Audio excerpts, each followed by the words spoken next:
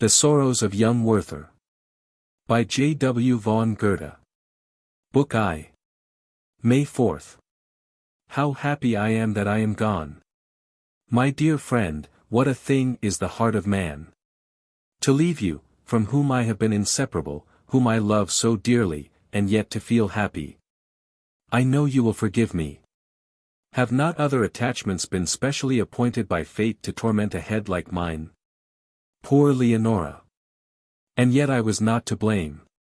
Was it my fault, that, whilst the peculiar charms of her sister afforded me an agreeable entertainment, a passion for me was engendered in her feeble heart?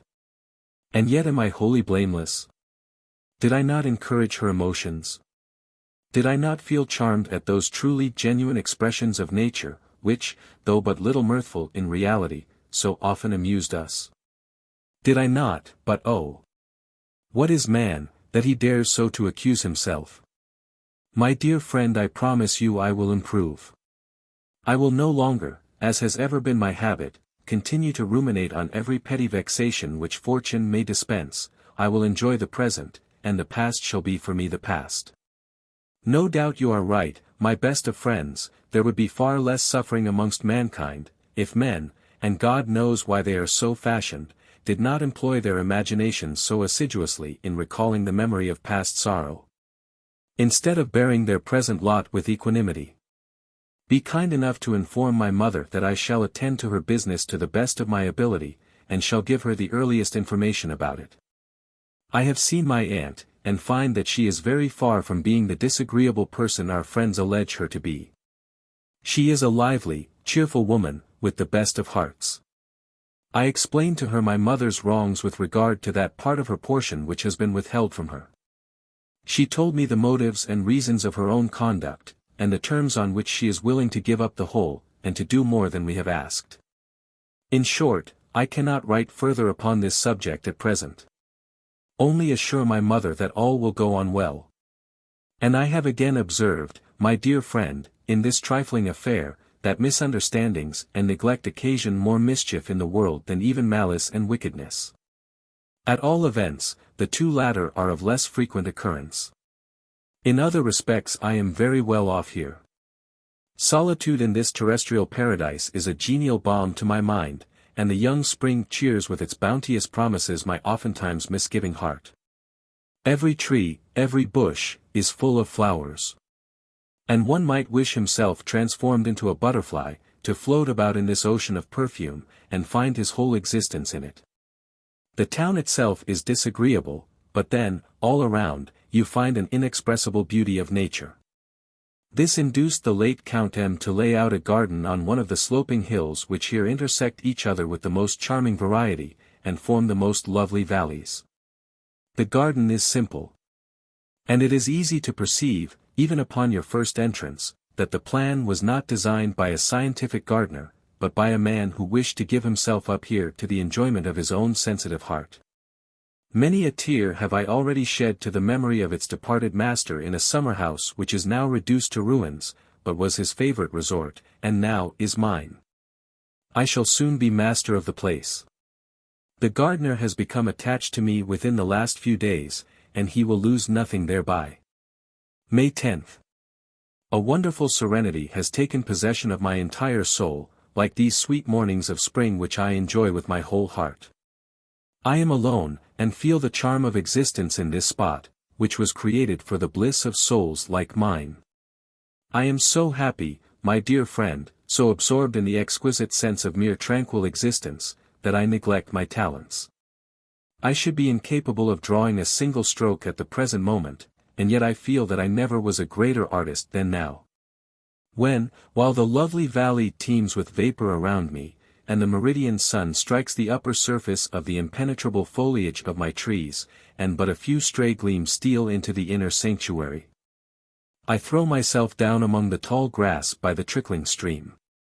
And, as I lie close to the earth, 1,000 unknown plants are noticed by me, when I hear the buzz of the little world among the stalks, and grow familiar with the countless indescribable forms of the insects and flies. Then I feel the presence of the Almighty, who formed us in his own image, and the breath of that universal love which bears and sustains us, as it floats around us in an eternity of bliss. And then, my friend, when darkness overspreads my eyes, and heaven and earth seem to dwell in my soul and absorb its power, like the form of a beloved mistress, then I often think with longing, oh, would I could describe these conceptions. Could impress upon paper all that is living so full and warm within me, that it might be the mirror of my soul, as my soul is the mirror of the infinite God. Oh my friend, but it is too much for my strength, I sink under the weight of the splendor of these visions. May 12th. I know not whether some deceitful spirits haunt this spot, or whether it be the warm, celestial fancy in my own heart which makes everything around me seem like paradise. In front of the house is a fountain to which I am bound by a charm like Melusina and her sisters.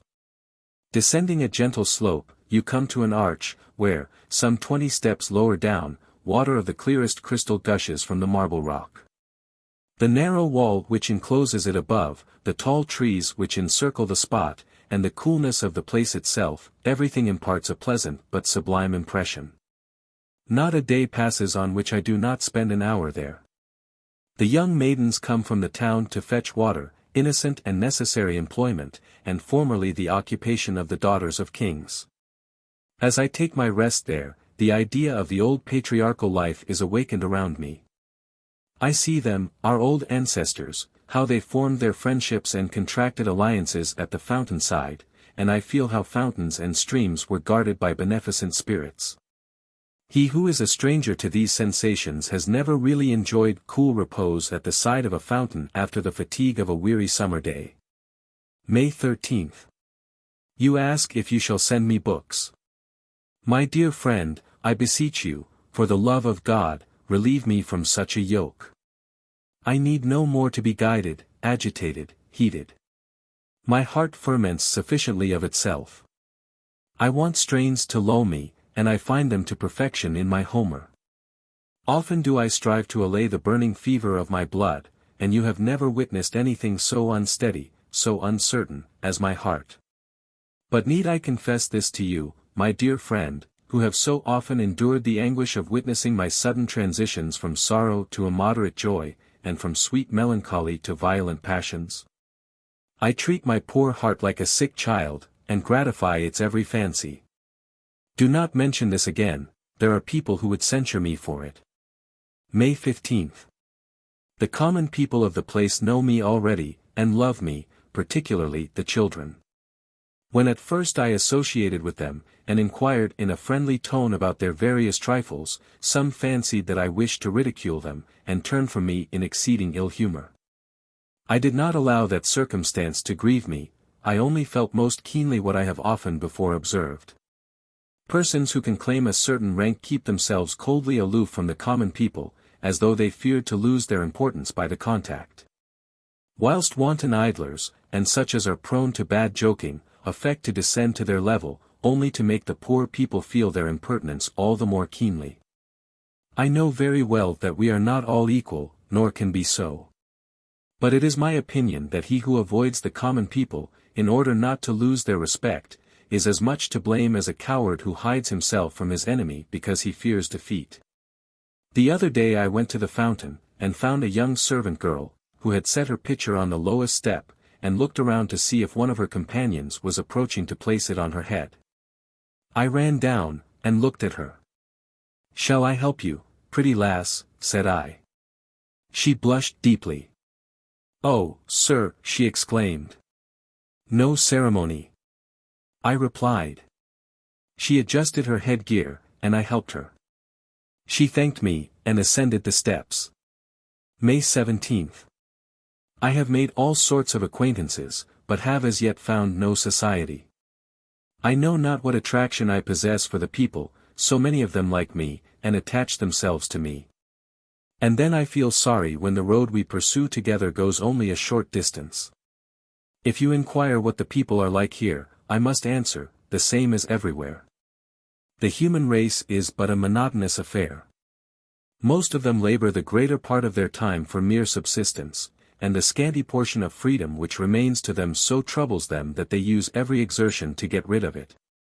Oh, the destiny of man! But they are a right good sort of people.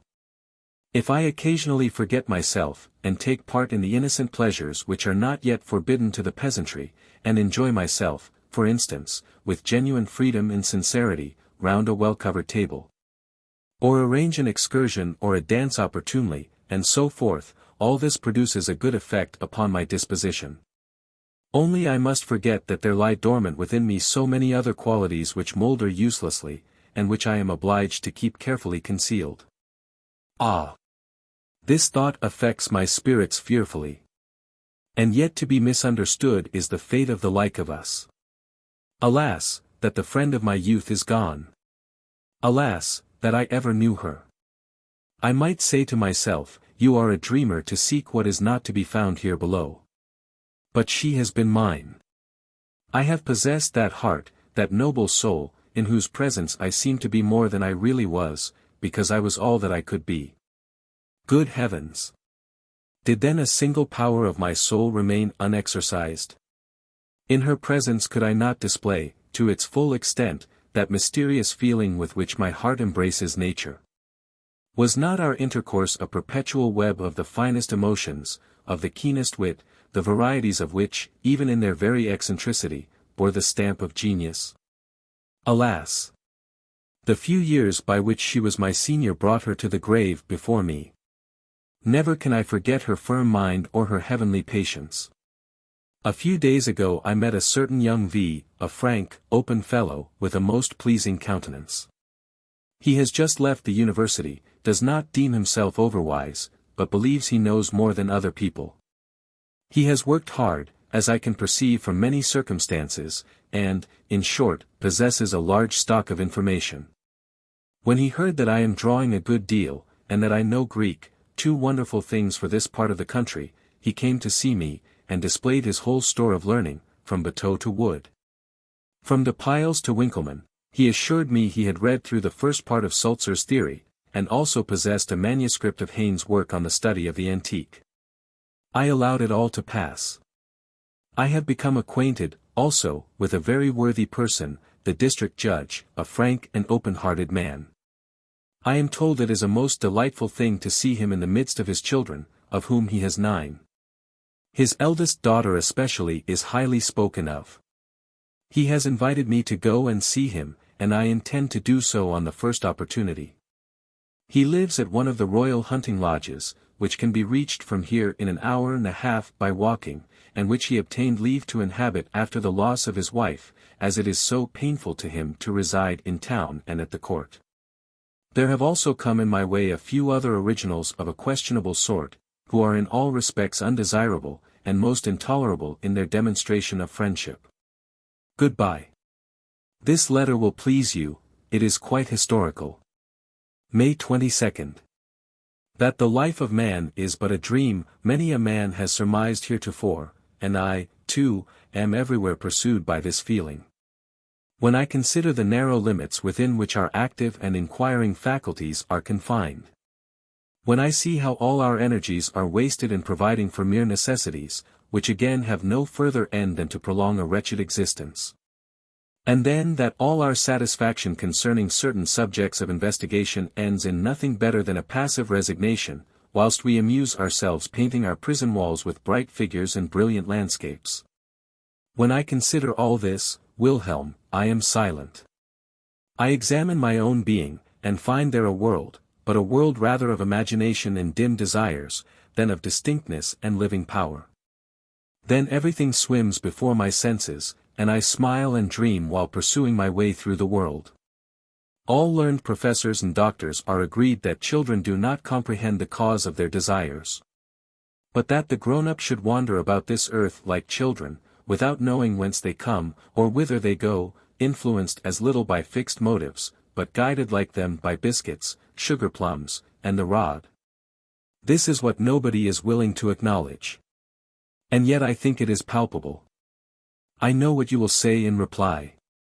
For I am ready to admit that they are happiest, who, like children, amuse themselves with their playthings, dress and undress their dolls, and attentively watch the cupboard, where mamma has locked up her sweet things, and When at last they get a delicious morsel, eat it greedily, and exclaim, "More." These are certainly happy beings. But others also are objects of envy, who dignify their paltry employments, and sometimes even their passions, with pompous titles, representing them to mankind as gigantic achievements performed for their welfare and glory. But the man who humbly acknowledges the vanity of all this, who observes with what pleasure the thriving citizen converts his little garden into a paradise, and how patiently even the poor man pursues his weary way under his burden. And how all wish equally to behold the light of the sun a little longer, yes, such a man is at peace, and creates his own world within himself. And he is also happy, because he is a man. And then, however limited his sphere, he still preserves in his bosom the sweet feeling of liberty, and knows that he can quit his prison whenever he likes. May 26th. You know of old my ways of settling anywhere, of selecting a little cottage in some cozy spot, and of putting up in it with every inconvenience. Here, too, I have discovered such a snug, comfortable place, which possesses peculiar charms for me. About a league from the town is a place called Wahlheim. The reader need not take the trouble to look for the place thus designated. We have found it necessary to change the names given in the original. It is delightfully situated on the side of a hill, and, by proceeding along one of the footpaths which lead out of the village, you can have a view of the whole valley. A good old woman lives there, who keeps a small inn. She sells wine, beer, and coffee, and is cheerful and pleasant notwithstanding her age. The chief charm of this spot consists in 2 linden trees, spreading their enormous branches over the little green before the church, which is entirely surrounded by peasants' cottages, barns, and homesteads.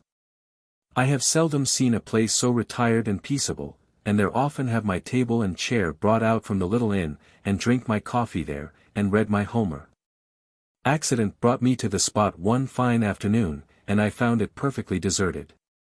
Everybody was in the fields except a little boy about 4 years of age, who was sitting on the ground, and held between his knees a child about 6 months old. He pressed it to his bosom with both arms, which thus formed a sort of armchair. And, notwithstanding the liveliness which sparkled in its black eyes, it remained perfectly still. The sight charmed me. I sat down upon a plough opposite, and sketched with great delight this little picture of brotherly tenderness. I added the neighboring hedge, the barn door, and some broken cart wheels, just as they happened to lie, and I found in about an hour that I had made a very correct and interesting drawing, without putting in the slightest thing of my own. This confirmed me in my resolution of adhering, for the future, entirely to nature. She alone is inexhaustible, and capable of forming the greatest masters. Much may be alleged in favor of rules, as much may be likewise advanced in favor of the laws of society. An artist formed upon them will never produce anything absolutely bad or disgusting. As a man who observes the laws, and obeys decorum, can never be an absolutely intolerable neighbor, nor a decided villain, but yet, say what you will of rules, they destroy the genuine feeling of nature, as well as its true expression. Do not tell me that this is too hard, that they only restrain and prune superfluous branches, etc. My good friend, I will illustrate this by an analogy. These things resemble love. A warm-hearted youth becomes strongly attached to a maiden. He spends every hour of the day in her company, wears out his health, and lavishes his fortune, to afford continual proof that he is wholly devoted to her. Then comes a man of the world, a man of place and respectability, and addresses him thus: "My good young friend, love is natural, but you must love within bounds. Divide your time, devote a portion to business, and give the hours of recreation to your mistress. Calculate your fortune, and out of the superfluity you may make her a present, only not too often, on her birthday, and such occasions." Pursuing this advice, he may become a useful member of society, and I should advise every prince to give him an appointment, but it is all up with his love, and with his genius if he be an artist. Oh my friend! Why is it that the torrent of genius so seldom bursts forth, so seldom rolls in full-flowing stream, overwhelming your astounded soul? Because, on either side of this stream, cold and respectable persons have taken up their abodes, and, forsooth, their summer houses and tulip beds would suffer from the torrent. Wherefore they dig trenches, and raise embankments betimes, in order to avert the impending danger. May 27th. I find I have fallen into raptures, declamation, and similes, and have forgotten, in consequence, to tell you what became of the children. Absorbed in my artistic contemplations, which I briefly described in my letter of yesterday, I continued sitting on the plough for 2 hours. Toward evening a young woman, with a basket on her arm, came running toward the children, who had not moved all that time. She exclaimed from a distance, "You are a good boy, Philip." She gave me greeting, I returned it, rose, and approached her. I inquired if she were the mother of those pretty children. "Yes," she said, and, giving the eldest a piece of bread, she took the little one in her arms and kissed it with a mother's tenderness. "I left my child in Philip's care," she said, "whilst I went into the town with my eldest boy to buy some wheaten bread, some sugar, and an earthen pot. I saw the various articles in the basket, from which the cover had fallen. I shall make some broth tonight for my little Hans, which was the name of the youngest. That wild fellow, the big one, broke my pot yesterday, whilst he was scrambling with Philip for what remained of the contents." I inquired for the eldest.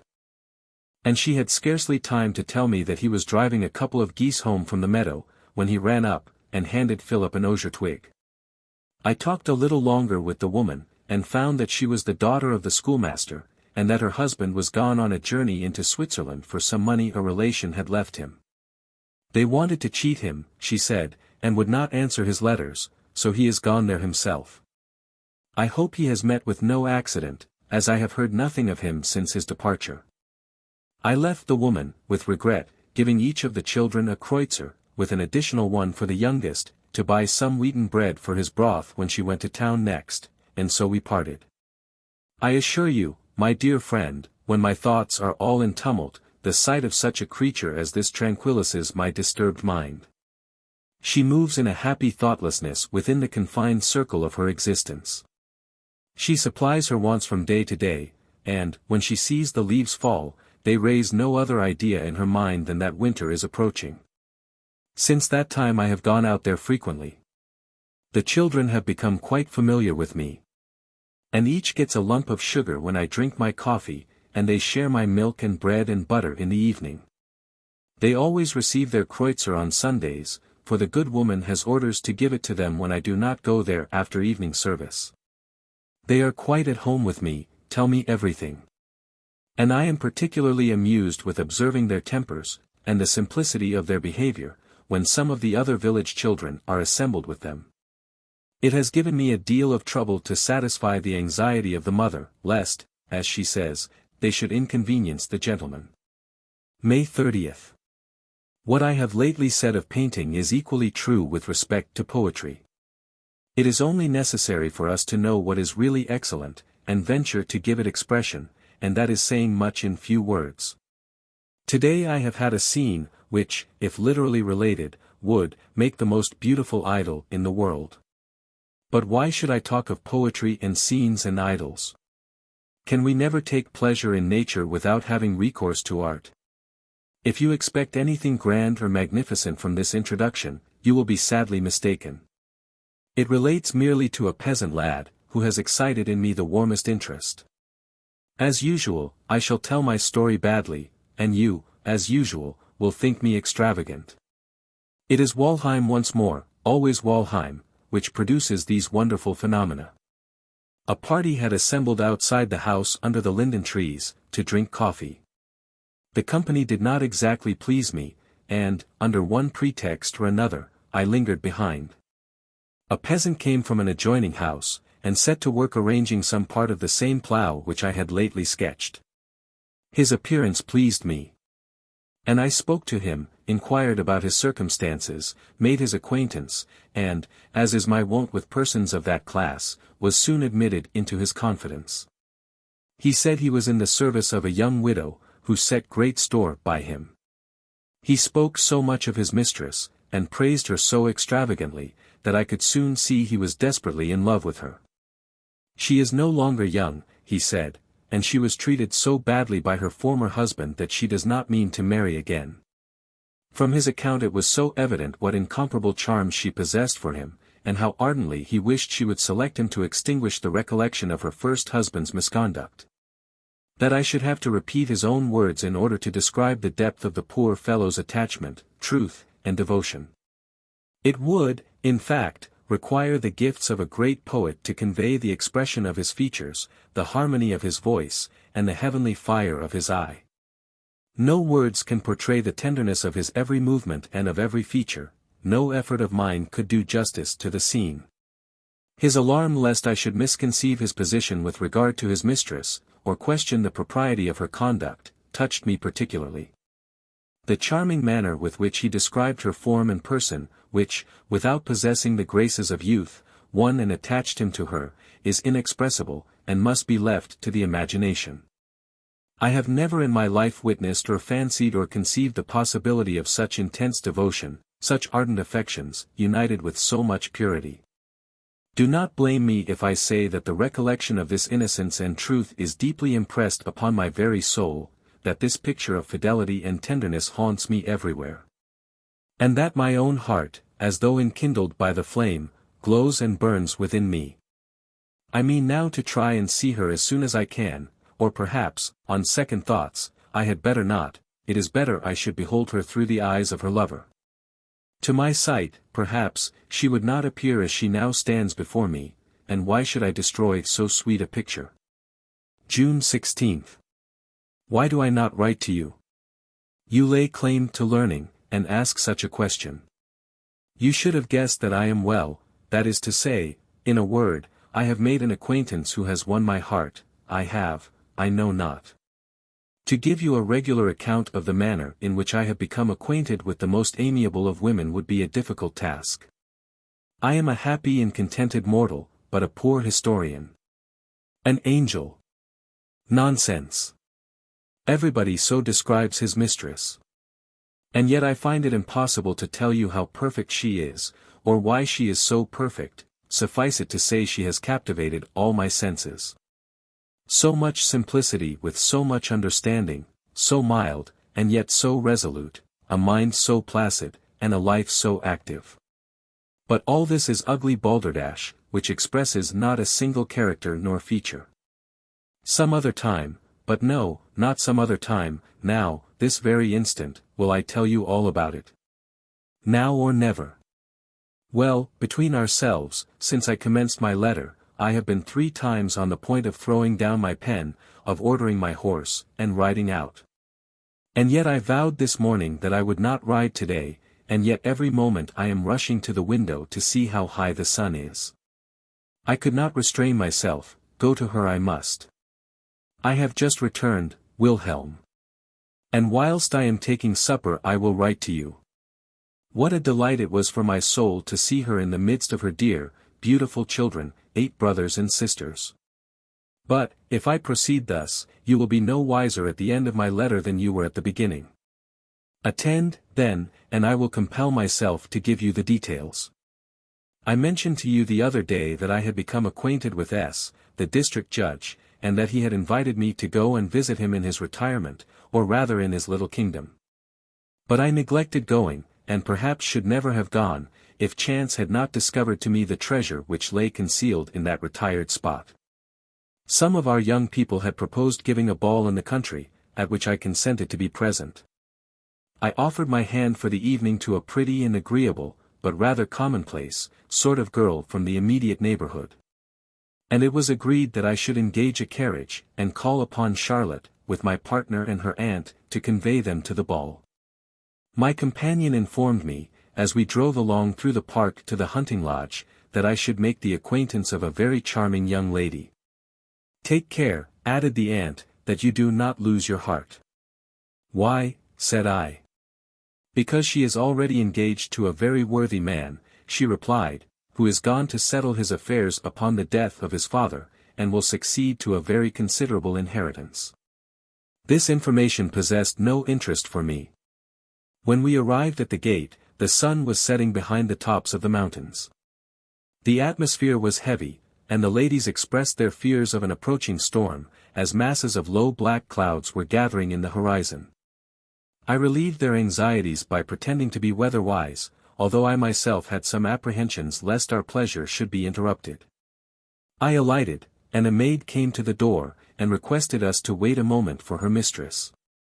I walked across the court to a well-built house, and, ascending the flight of steps in front, opened the door, and saw before me the most charming spectacle I had ever witnessed.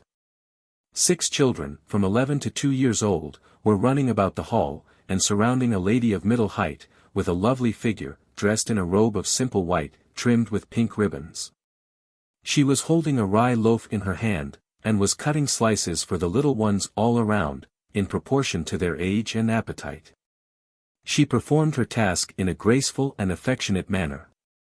Each claimant awaiting his turn with outstretched hands, and boisterously shouting his thanks. Some of them ran away at once, to enjoy their evening meal. Whilst others, of a gentler disposition, retired to the courtyard to see the strangers, and to survey the carriage in which their Charlotte was to drive away. Pray forgive me for giving you the trouble to come for me, and for keeping the ladies waiting, but dressing, and arranging some household duties before I leave, had made me forget my children's supper. And they do not like to take it from any one but me. I uttered some indifferent compliment, but my whole soul was absorbed by her air, her voice, her manner. And I had scarcely recovered myself when she ran into her room to fetch her gloves and fan. The young ones threw inquiring glances at me from a distance, whilst I approached the youngest, a most delicious little creature. He drew back. And Charlotte, entering at the very moment, said, "Louis, shake hands with your cousin." The little fellow obeyed willingly, and I could not resist giving him a hearty kiss, notwithstanding his rather dirty face. "Cousin," said I to Charlotte, as I handed her down, "do you think I deserve the happiness of being related to you?" She replied, with a ready smile, "Oh, I have such a number of cousins, that I should be sorry if you were the most undeserving of them." In taking leave, she desired her next sister, Sophie, a girl about 11 years old, to take great care of the children, and to say good-bye to Papa for her when he came home from his ride. She enjoined to the little ones to obey their sister Sophie as they would herself, upon which some promised that they would, but a little fair-haired girl, about 6 years old, looked discontented, and said, "But Sophie is not you, Charlotte. And we like you best." The 2 eldest boys had clambered up the carriage, and, at my request, she permitted them to accompany us a little way through the forest, upon their promising to sit very still, and hold fast. We were hardly seated, and the ladies had scarcely exchanged compliments, making the usual remarks upon each other's dress, and upon the company they expected to meet, when Charlotte stopped the carriage, and made her brothers get down. They insisted upon kissing her hands once more, which the eldest did with all the tenderness of a youth of 15, but the other in a lighter and more careless manner. She desired them again to give her love to the children, and we drove off. The aunt inquired of Charlotte whether she had finished the book she had last sent her. "No," said Charlotte, "I did not like it, you can have it again. And the one before was not much better." I was surprised, upon asking the title, to hear that it was ________.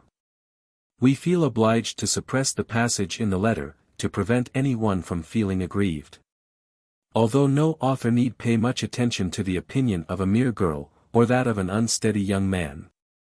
I found penetration and character in everything she said, every expression seemed to brighten her features with new charms, with new rays of genius, which unfolded by degrees, as she felt herself understood. When I was younger, she observed, I loved nothing so much as romances. Nothing could equal my delight when, on some holiday, I could settle down quietly in a corner, and enter with my whole heart and soul into the joys or sorrows of some fictitious Leonora. I do not deny that they even possess some charms for me yet.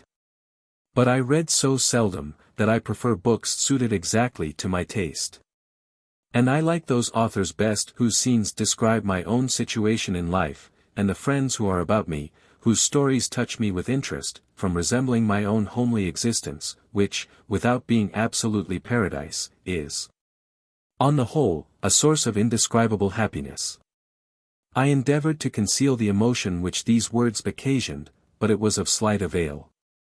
For, when she had expressed so truly her opinion of The Vicar of Wakefield, and of other works, the names of which I omit, though the names are omitted, yet the authors mentioned deserve Charlotte's approbation. And will feel it in their hearts when they read this passage. It concerns no other person. I could no longer contain myself, but gave full utterance to what I thought of it, and it was not until Charlotte had addressed herself to the two other ladies, that I remembered their presence, and observed them sitting mute with astonishment. The aunt looked at me several times with an air of raillery, which, however, I did not at all mind. We talked of the pleasures of dancing. "If it is a fault to love it," said Charlotte, "I am ready to confess that I prize it above all other amusements. If anything disturbs me, I go to the piano, play an air to which I have danced, and all goes right again directly.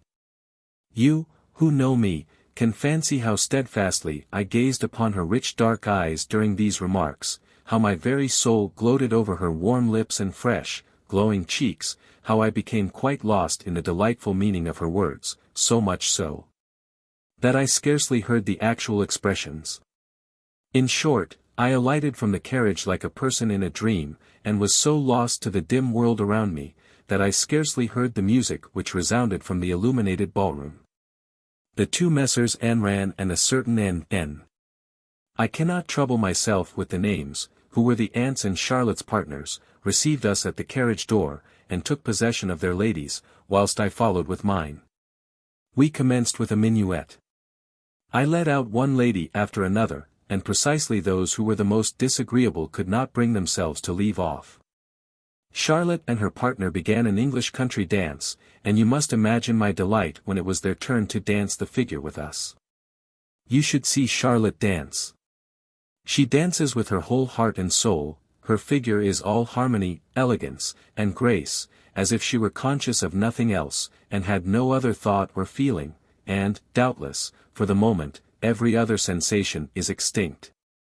She was engaged for the second country dance, but promised me the third, and assured me, with the most agreeable freedom, that she was very fond of waltzing. "It is the custom here," she said, "for the previous partners to waltz together. But my partner is an indifferent waltzer, and will feel delighted if I save him the trouble. Your partner is not allowed to waltz, and, indeed, is equally incapable, but I observed during the country dance that you waltz well. So, if you will waltz with me, I beg you would propose it to my partner, and I will propose it to yours." We agreed, and it was arranged that our partners should mutually entertain each other. We set off, and, at first, delighted ourselves with the usual graceful motions of the arms. With what grace, with what ease, she moved. When the waltz commenced, and the dancers whirled around each other in the giddy maze, there was some confusion, owing to the incapacity of some of the dancers. We judiciously remained still, allowing the others to weary themselves. And, when the awkward dancers had withdrawn, we joined in, and kept it up famously together with one other couple, Anran and his partner. Never did I dance more lightly. I felt myself more than mortal, holding this loveliest of creatures in my arms, flying, with her as rapidly as the wind, till I lost sight of every other object. And oh Wilhelm, I vowed at that moment, that a maiden whom I loved, or for whom I felt the slightest attachment, never should waltz with any one else but with me, if I went to perdition for it. You will understand this. We took a few turns in the room to recover our breath. Charlotte sat down, and felt refreshed by partaking of some oranges which I had secured, the only ones that had been left. But at every slice which, from politeness, she offered to her neighbors, I felt as though a dagger went through my heart. We were the second couple in the third country dance. As we were going down, and heaven knows with what ecstasy I gazed at her arms and eyes, beaming with the sweetest feeling of pure and genuine enjoyment, we passed a lady whom I had noticed for her charming expression of countenance. Although she was no longer young. She looked at Charlotte with a smile, then, holding up her finger in a threatening attitude, repeated twice in a very significant tone of voice the name of Albert. "Who is Albert?" said I to Charlotte, "if it is not impertinent to ask." She was about to answer, when we were obliged to separate, in order to execute a figure in the dance. And, as we crossed over again in front of each other, I perceived she looked somewhat pensive. "Why need I conceal it from you?" she said, as she gave me her hand for the promenade. "Albert is a worthy man, to whom I am engaged." Now, there was nothing new to me in this, for the girls had told me of it on the way, but it was so far new that I had not thought of it in connection with her whom, in so short a time, I had learned to prize so highly. Enough, I became confused, got out in the figure, and occasioned general confusion, so that it required all Charlotte's presence of mind to set me right by pulling and pushing me into my proper place. The dance was not yet finished when the lightning which had for some time been seen in the horizon, and which I had asserted to proceed entirely from heat, grew more violent, and the thunder was heard above the music.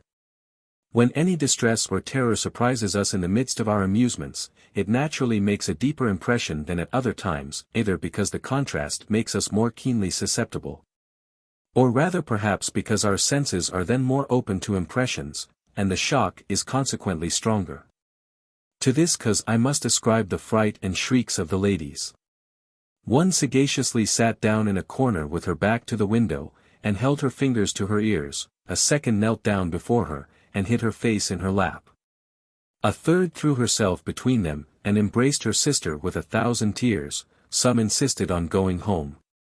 Others, unconscious of their actions, wanted sufficient presence of mind to repress the impertinence of their young partners, who sought to direct to themselves those sighs which the lips of our agitated beauties intended for heaven. Some of the gentlemen had gone downstairs to smoke a quiet cigar, and the rest of the company gladly embraced a happy suggestion of the hostess to retire into another room which was provided with shutters and curtains. We had hardly got there, when Charlotte placed the chairs in a circle, and, when the company had sat down in compliance with her request, she forthwith proposed a round game. I noticed some of the company prepare their mouths and draw themselves up at the prospect of some agreeable forfeit. "Let us play at counting," said Charlotte. "Now, pay attention, I shall go round the circle from right to left. And each person is to count, one after the other, the number that comes to him, and must count fast. Whoever stops or mistakes is to have a box on the ear, and so on, till we have counted 1,000. It was delightful to see the fun. She went round the circle with upraised arm. 1, said the first, 2, the second, 3, the third, and so on, till Charlotte went faster and faster. One made a mistake, instantly a box on the ear. And, amid the laughter that ensued, came another box, and so on, faster and faster. I myself came in for 2. I fancied they were harder than the rest, and felt quite delighted. A general laughter and confusion put an end to the game long before we had counted as far as 1,000. The party broke up into little separate knots, the storm had ceased, and I followed Charlotte into the ballroom. On the way she said, the game banished their fears of the storm. I could make no reply. I myself, she continued, was as much frightened as any of them, but by affecting courage, to keep up the spirits of the others, I forgot my apprehensions. We went to the window. It was still thundering at a distance, a soft rain was pouring down over the country, and filled the air around us with delicious odors. Charlotte leaned forward on her arm, her eyes wandered over the scene. She raised them to the sky, and then turned them upon me, they were moistened with tears. She placed her hand on mine and said, "Klopstock." At once I remembered the magnificent ode which was in her thoughts, I felt oppressed with the weight of my sensations, and sank under them. It was more than I could bear. I bent over her hand, kissed it in a stream of delicious tears, and again looked up to her eyes. Divine Klopstock! Why didst thou not see thy apotheosis in those eyes? And thy name so often profaned, would that I never heard it repeated. June 19th. I no longer remember where I stopped in my narrative, I only know it was 2 in the morning when I went to bed. And if you had been with me, that I might have talked instead of writing to you, I should, in all probability, have kept you up till daylight. I think I have not yet related what happened as we rode home from the ball, nor have I time to tell you now. It was a most magnificent sunrise, the whole country was refreshed, and the rain fell drop by drop from the trees in the forest. Our companions were asleep. Charlotte asked me if I did not wish to sleep also, and begged of me not to make any ceremony on her account. Looking steadfastly at her, I answered, "As long as I see those eyes open, there is no fear of my falling asleep." We both continued awake till we reached her door. The maid opened it softly, and assured her, in answer to her inquiries, that her father and the children were well, and still sleeping.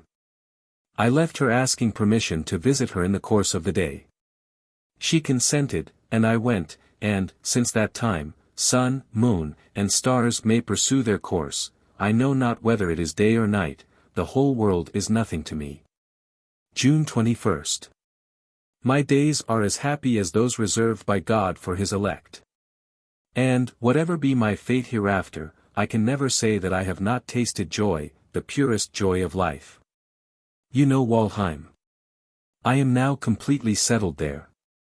In that spot I am only half a league from Charlotte. And there I enjoy myself, and taste all the pleasure which can fall to the lot of man. Little did I imagine, when I selected Wahlheim for my pedestrian excursions, that all heaven lay so near it. How often in my wanderings from the hillside or from the meadows across the river, have I beheld this hunting lodge, which now contains within it all the joy of my heart. I have often, my dear Wilhelm, reflected on the eagerness men feel to wander and make new discoveries, and upon that secret impulse which afterward inclines them to return to their narrow circle, conform to the laws of custom, and embarrass themselves no longer with what passes around them. It is so strange how, when I came here first, and gazed upon that lovely valley from the hillside, I felt charmed with the entire scene surrounding me. The little wood opposite, how delightful to sit under its shade! How fine the view from that point of rock!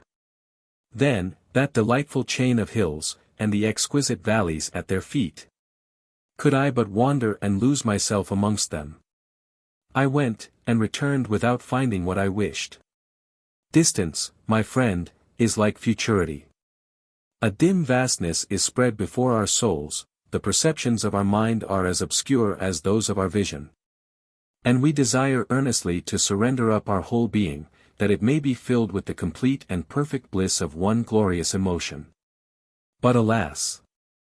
When we have attained our object, when the distant there becomes the present here, all is changed, we are as poor and circumscribed as ever, and our souls still languish for unattainable happiness. So does the restless traveler pant for his native soil, and find in his own cottage, in the arms of his wife, in the affections of his children, and in the labor necessary for their support, that happiness which he had sought in vain through the wide world.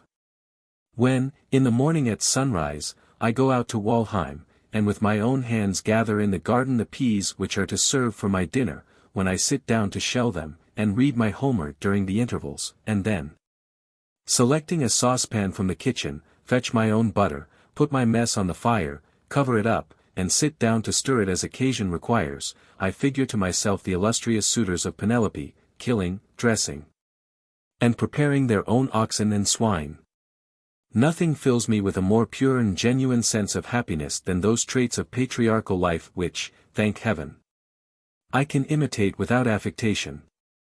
Happy is it, indeed, for me that my heart is capable of feeling the same simple and innocent pleasure as the peasant whose table is covered with food of his own rearing, and who not only enjoys his meal, but remembers with delight the happy days and sunny mornings when he planted it, the soft evenings when he watered it, and the pleasure he experienced in watching its daily growth. June 29th. The day before yesterday, the physician came from the town to pay a visit to the judge. He found me on the floor playing with Charlotte's children. Some of them were scrambling over me, and others romped with me. And, as I caught and tickled them, they made a great noise. The doctor is a formal sort of personage, he adjusts the plaits of his ruffles, and continually settles his frill whilst he is talking to you. And he thought my conduct beneath the dignity of a sensible man. I could perceive this by his countenance. But I did not suffer myself to be disturbed. I allowed him to continue his wise conversation, whilst I rebuilt the children's card houses for them as fast as they threw them down. He went about the town afterward, complaining that the judge's children were spoiled enough before, but that now Werther was completely ruining them. Yes, my dear Wilhelm, nothing on this earth affects my heart so much as children. When I look on at their doings, when I mark in the little creatures the seeds of all those virtues and qualities which they will one day find so indispensable. When I behold in the obstinate all the future firmness and constancy of a noble character. In the capricious, that levity and gaiety of temper which will carry them lightly over the dangers and troubles of life, their whole nature simple and unpolluted, then I call to mind the golden words of the great teacher of mankind. Unless ye become like one of these. And now, my friend, these children, who are our equals, whom we ought to consider as our models, we treat them as though they were our subjects. They are allowed no will of their own. And have we, then, none ourselves? Whence comes our exclusive right? Is it because we are older and more experienced? Great God! From the height of thy heaven thou beholdest great children and little children, and no others. And thy Son has long since declared which afford thee greatest pleasure. But they believe in him, and hear him not, that, too, is an old story, and they train their children after their own image, etc. Adieu, Wilhelm, I will not further bewilder myself with this subject. July 1st. The consolation Charlotte can bring to an invalid I experience from my own heart, which suffers more from her absence than many a poor creature lingering on a bed of sickness. She is gone to spend a few days in the town with a very worthy woman, who is given over by the physicians, and wishes to have Charlotte near her in her last moments. I accompanied her last week on a visit to the Vicar of S., a small village in the mountains, about a league hence.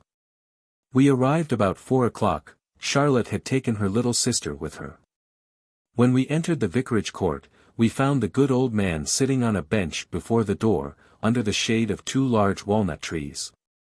At the sight of Charlotte he seemed to gain new life, rose, forgot his stick, and ventured to walk toward her.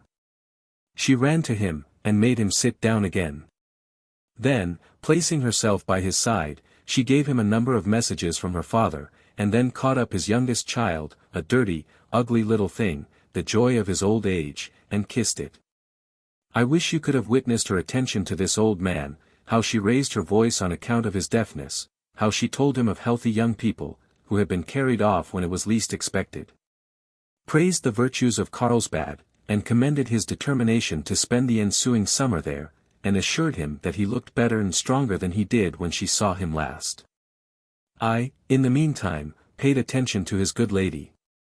The old man seemed quite in spirits, and as I could not help admiring the beauty of the walnut trees, which formed such an agreeable shade over our heads, he began, though with some little difficulty, to tell us their history. As to the oldest, said he, we do not know who planted it, some say one clergyman, and some another, but the younger one, there behind us, is exactly the age of my wife, 50 years old next October.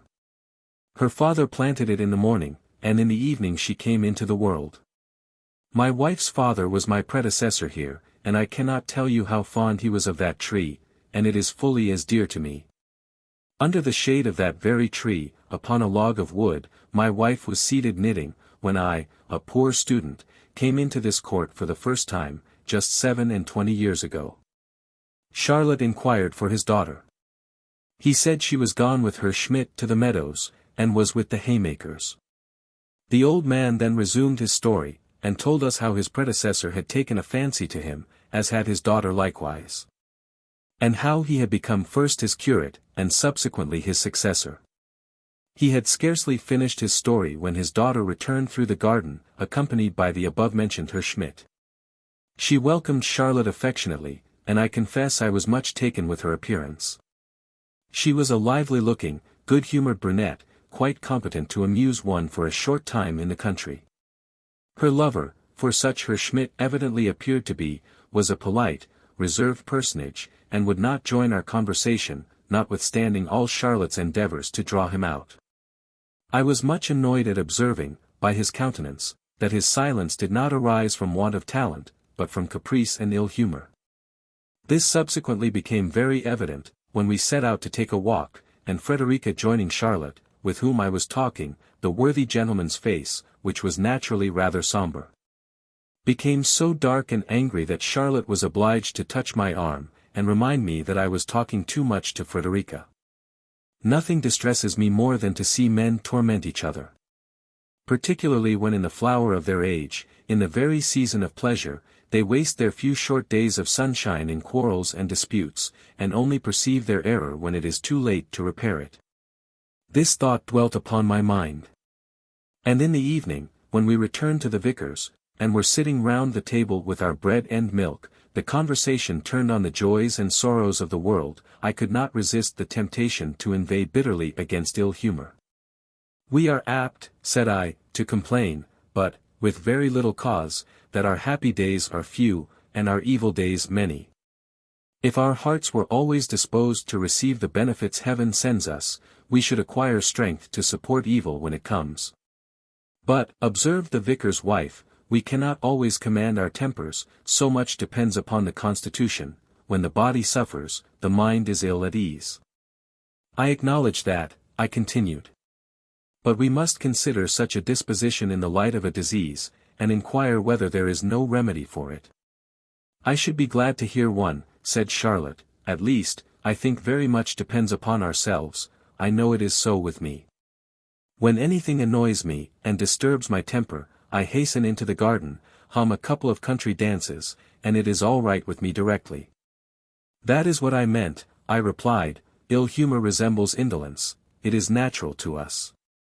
But if once we have courage to exert ourselves, we find our work run fresh from our hands, and we experience in the activity from which we shrank a real enjoyment. Frederica listened very attentively, and the young man objected, that we were not masters of ourselves, and still less so of our feelings. The question is about a disagreeable feeling, I added, from which everyone would willingly escape, but none know their own power without trial. Invalids are glad to consult physicians, and submit to the most scrupulous regimen, the most nauseous medicines, in order to recover their health. I observed that the good old man inclined his head, and exerted himself to hear our discourse. So I raised my voice, and addressed myself directly to him. We preach against a great many crimes, I observed, but I never remember a sermon delivered against ill humor. That may do very well for your town clergyman, said he. Country people are never ill-humored, though, indeed, it might be useful, occasionally, to my wife for instance, and the judge. We all laughed, as did he likewise very cordially, till he fell into a fit of coughing, which interrupted our conversation for a time. Herr Schmidt resumed the subject. You call ill humor a crime, he remarked, but I think you use too strong a term. Not at all, I replied, if that deserves the name which is so pernicious to ourselves and our neighbors. Is it not enough that we want the power to make one another happy, must we deprive each other of the pleasure which we can all make for ourselves? Show me the man who has the courage to hide his ill humor, who bears the whole burden himself, without disturbing the peace of those around him. No, ill humor arises from an inward consciousness of our own want of merit, from a discontent which ever accompanies that envy which foolish vanity engenders. We see people happy, whom we have not made so, and cannot endure the sight. Charlotte looked at me with a smile. She observed the emotion with which I spoke, and a tear in the eyes of Frederica stimulated me to proceed.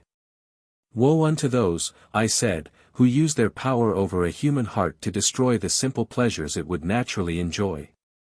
All the favors, all the attentions, in the world cannot compensate for the loss of that happiness which a cruel tyranny has destroyed. My heart was full as I spoke. A recollection of many things which had happened pressed upon my mind, and filled my eyes with tears. We should daily repeat to ourselves, I exclaimed, that we should not interfere with our friends, unless to leave them in possession of their own joys, and increase their happiness by sharing it with them. But when their souls are tormented by a violent passion, or their hearts rent with grief, is it in your power to afford them the slightest consolation? And when the last fatal malady seizes the being whose untimely grave you have prepared, when she lies languid and exhausted before you, her dim eyes raised to heaven, and the damp of death upon her pallid brow. There you stand at her bedside like a condemned criminal, with the bitter feeling that your whole fortune could not save her. And the agonizing thought wrings you, that all your efforts are powerless to impart even a moment's strength to the departing soul, or quicken her with a transitory consolation. At these words the remembrance of a similar scene at which I had been once present fell with full force upon my heart. I buried my face in my handkerchief, and hastened from the room, and was only recalled to my recollection by Charlotte's voice, who reminded me that it was time to return home. With what tenderness she chid me on the way for the too eager interest I took in everything. She declared it would do me injury, and that I ought to spare myself. Yes, my angel. I will do so for your sake. July 6th. She is still with her dying friend, and is still the same bright, beautiful creature whose presence softens pain, and sheds happiness around whichever way she turns. She went out yesterday with her little sisters, I knew it, and went to meet them. And we walked together. In about an hour and a half we returned to the town. We stopped at the spring I am so fond of, and which is now 1,000 times dearer to me than ever. Charlotte seated herself upon the low wall, and we gathered about her. I looked around, and recalled the time when my heart was unoccupied and free. Dear fountain, I said, since that time I have no more come to enjoy cool repose by thy fresh stream, I have passed thee with careless steps, and scarcely bestowed a glance upon thee. I looked down, and observed Charlotte's little sister, Jane, coming up the steps with a glass of water. I turned toward Charlotte, and I felt her influence over me. Jane at the moment approached with the glass. Her sister, Marianne, wished to take it from her. No, cried the child, with the sweetest expression of face, Charlotte must drink first. The affection and simplicity with which this was uttered so charmed me, that I sought to express my feelings by catching up the child and kissing her heartily. She was frightened, and began to cry. You should not do that, said Charlotte. I felt perplexed. Come, Jane, she continued, taking her hand, and leading her down the steps again, it is no matter, wash yourself quickly in the fresh water. I stood and watched them. And when I saw the little dear rubbing her cheeks with her wet hands, in full belief that all the impurities contracted from my ugly beard would be washed off by the miraculous water, and how, though Charlotte said it would do, she continued still to wash with all her might, as though she thought too much were better than too little, I assure you, Wilhelm, I never attended a baptism with greater reverence. And, when Charlotte came up from the well, I could have prostrated myself as before the prophet of an Eastern nation. In the evening I would not resist telling the story to a person who, I thought, possessed some natural feeling, because he was a man of understanding. But what a mistake I made! He maintained it was very wrong of Charlotte, that we should not deceive children, that such things occasion countless mistakes and superstitions, from which we were bound to protect the young. It occurred to me then, that this very man had been baptized only a week before, so I said nothing further, but maintained the justice of my own convictions. We should deal with children as God deals with us, we are happiest under the influence of innocent delusions. July 8th. What a child is man that he should be so solicitous about a look. What a child is man. We had been to Wahlheim, the ladies went in a carriage, but during our walk I thought I saw in Charlotte's dark eyes, I am a fool, but forgive me. You should see them, those eyes. However, to be brief, for my own eyes are weighed down with sleep, you must know, when the ladies stepped into their carriage again, young W., Seldstadt, and Ran, and I were standing about the door. They are a merry set of fellows, and they were all laughing and joking together. I watched Charlotte's eyes. They wandered from one to the other, but they did not light on me, who stood there motionless, and who saw nothing but her. My heart bade her 1,000 times adieu, but she noticed me not. The carriage drove off, and my eyes filled with tears. I looked after her, suddenly I saw Charlotte's bonnet leaning out of the window, and she turned to look back, was it at me?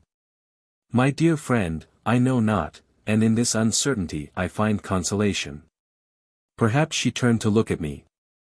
Perhaps. Good night, what a child I am. July 10th. You should see how foolish I look in company when her name is mentioned, particularly when I am asked plainly how I like her. How I like her. I detest the phrase. What sort of creature must he be who merely liked Charlotte, whose whole heart and senses were not entirely absorbed by her? Like her. Someone asked me lately how I liked Ossian. July 11th. Madame M. is very ill. I pray for her recovery, because Charlotte shares my sufferings. I see her occasionally at my friend's house, and today she has told me the strangest circumstance. Old M. is a covetous, miserly fellow, who has long worried and annoyed the poor lady sadly, but she has borne her afflictions patiently.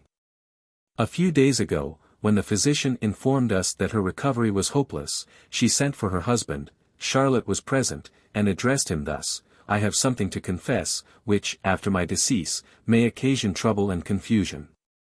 I have hitherto conducted your household as frugally and economically as possible, but you must pardon me for having defrauded you for 30 years. At the commencement of our married life, you allowed a small sum for the wants of the kitchen, and the other household expenses.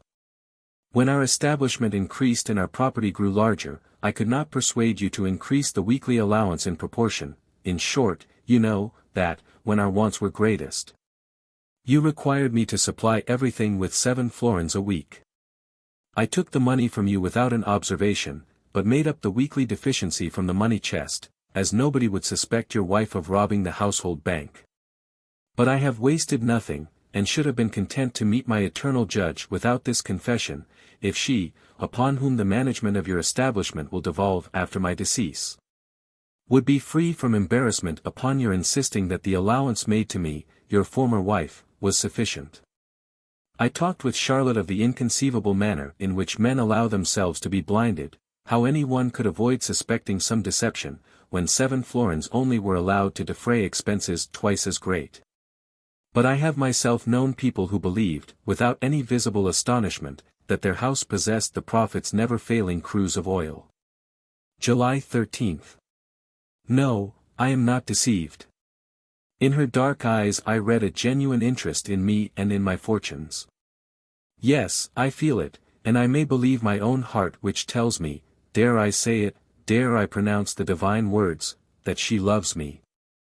That she loves me. How the idea exalts me in my own eyes. And, as you can understand my feelings, I may say to you, how I honor myself since she loves me. Is this presumption, or is it a consciousness of the truth? I do not know a man able to supplant me in the heart of Charlotte. And yet when she speaks of her betrothed with so much warmth and affection, I feel like the soldier who has been stripped of his honors and titles, and deprived of his sword. July 16th. How my heart beats when by accident I touch her finger, or my feet meet hers under the table. I draw back as if from a furnace, but a secret force impels me forward again, and my senses become disordered. Her innocent, unconscious heart never knows what agony these little familiarities inflict upon me. Sometimes when we are talking she lays her hand upon mine, and in the eagerness of conversation comes closer to me, and her balmy breath reaches my lips, when I feel as if lightning had struck me, and that I could sink into the earth. And yet, Wilhelm, with all this heavenly confidence, if I know myself, and should ever dare, you understand me. No, no. My heart is not so corrupt, it is weak, weak enough, but is not that a degree of corruption? She is to me a sacred being. All passion is still in her presence, I cannot express my sensations when I am near her. I feel as if my soul beat in every nerve of my body. There is a melody which she plays on the piano with angelic skill, so simple is it, and yet so spiritual. It is her favorite air, and, when she plays the first note, all pain, care, and sorrow disappear from me in a moment. I believe every word that is said of the magic of ancient music. How her simple song enchants me. Sometimes, when I am ready to commit suicide, she sings that air, and instantly the gloom and madness which hung over me are dispersed, and I breathe freely again. July 18th. Wilhelm, what is the world to our hearts without love? What is a magic lantern without light? You have but to kindle the flame within, and the brightest figures shine on the white wall. And, if love only show us fleeting shadows, we are yet happy, when, like mere children, we behold them, and are transported with the splendid phantoms. I have not been able to see Charlotte today. I was prevented by company from which I could not disengage myself. What was to be done? I sent my servant to her house, that I might at least see somebody today who had been near her. Oh, the impatience with which I waited for his return! The joy with which I welcomed him! I should certainly have caught him in my arms, and kissed him, if I had not been ashamed. It is said that the Bonona stone, when placed in the sun, attracts the rays, and for a time appears luminous in the dark. So was it with me and this servant. The idea that Charlotte's eyes had dwelt on his countenance, his cheek, his very apparel, endeared them all inestimably to me, so that at the moment I would not have parted from him for 1,000 crowns. His presence made me so happy. Beware of laughing at me, Wilhelm. Can that be a delusion which makes us happy? July 19th. I shall see her today. I exclaim with delight, when I rise in the morning, and look out with gladness of heart at the bright, beautiful sun. I shall see her today. And then I have no further wish to form, all is included in that one thought. July 20th. I cannot assent to your proposal that I should accompany the ambassador to. I do not love subordination, and we all know that he is a rough, disagreeable person to be connected with. You say my mother wishes me to be employed. I could not help laughing at that. Am I not sufficiently employed? And is it not in reality the same, whether I shell peas or count lentils? The world runs on from one folly to another.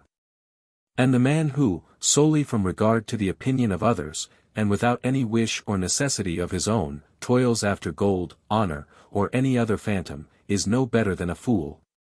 July 24th.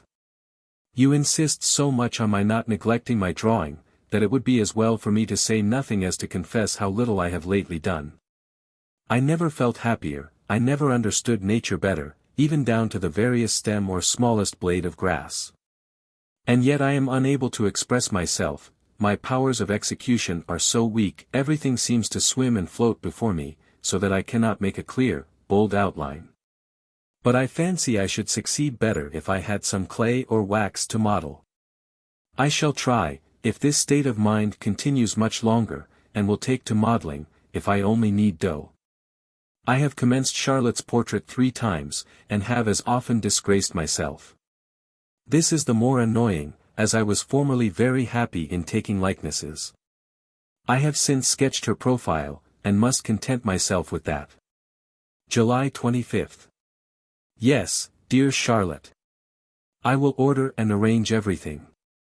Only give me more commissions, the more the better. One thing, however, I must request, use no more writing sand with the dear notes you send me. Today I raised your letter hastily to my lips, and it set my teeth on edge. July 26th. I have often determined not to see her so frequently. But who could keep such a resolution? Every day I am exposed to the temptation, and promise faithfully that tomorrow I will really stay away, but, when tomorrow comes, I find some irresistible reason for seeing her, and, before I can account for it, I am with her again. Either she has said on the previous evening, you will be sure to call tomorrow, and who could stay away then, or she gives me some commission, and I find it essential to take her the answer in person, or the day is fine, and I walk to Wahlheim. And, when I am there, it is only half a league farther to her. I am within the charmed atmosphere, and soon find myself at her side.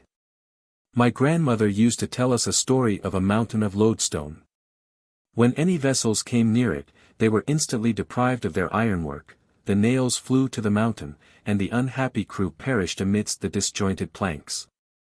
July 30th. Albert is arrived, and I must take my departure. Were he the best and noblest of men, and I in every respect his inferior, I could not endure to see him in possession of such a perfect being. Possession, enough, Wilhelm, her betrothed is here, a fine, worthy fellow, whom one cannot help liking. Fortunately I was not present at their meeting. It would have broken my heart. And he is so considerate, he has not given Charlotte one kiss in my presence. Heaven reward him for it. I must love him for the respect with which he treats her. He shows a regard for me, but for this I suspect I am more indebted to Charlotte than to his own fancy for me. Women have a delicate tact in such matters, and it should be so. They cannot always succeed in keeping two rivals on terms with each other, but, when they do, they are the only gainers. I cannot help esteeming Albert. The coolness of his temper contrasts strongly with the impetuosity of mine, which I cannot conceal. He has a great deal of feeling, and is fully sensible of the treasure he possesses in Charlotte. He is free from ill humor, which you know is the fault I detest most. He regards me as a man of sense, and my attachment to Charlotte, and the interest I take in all that concerns her, augment his triumph and his love. I shall not inquire whether he may not at times tease her with some little jealousies, as I know, that, were I in his place, I should not be entirely free from such sensations. But, be that as it may, my pleasure with Charlotte is over. Call it folly or infatuation, what signifies a name? The thing speaks for itself. Before Albert came, I knew all that I know now. I knew I could make no pretensions to her, nor did I offer any, that is, as far as it was possible, in the presence of so much loveliness, not to pant for its enjoyment. And now, behold me like a silly fellow, staring with astonishment when another comes in, and deprives me of my love. I bite my lips, and feel infinite scorn for those who tell me to be resigned, because there is no help for it. Let me escape from the yoke of such silly subterfuges. I ramble through the woods. And when I return to Charlotte, and find Albert sitting by her side in the summer house in the garden, I am unable to bear it, behave like a fool, and commit 1,000 extravagances. For heaven's sake, said Charlotte today, let us have no more scenes like those of last night. You terrify me when you are so violent. Between ourselves, I am always away now when he visits her, and I feel delighted when I find her alone. August 8th. Believe me, dear Wilhelm, I did not allude to you when I spoke so severely of those who advise resignation to inevitable fate. I did not think it possible for you to indulge such a sentiment. But in fact you are right. I only suggest one objection. In this world one is seldom reduced to make a selection between two alternatives.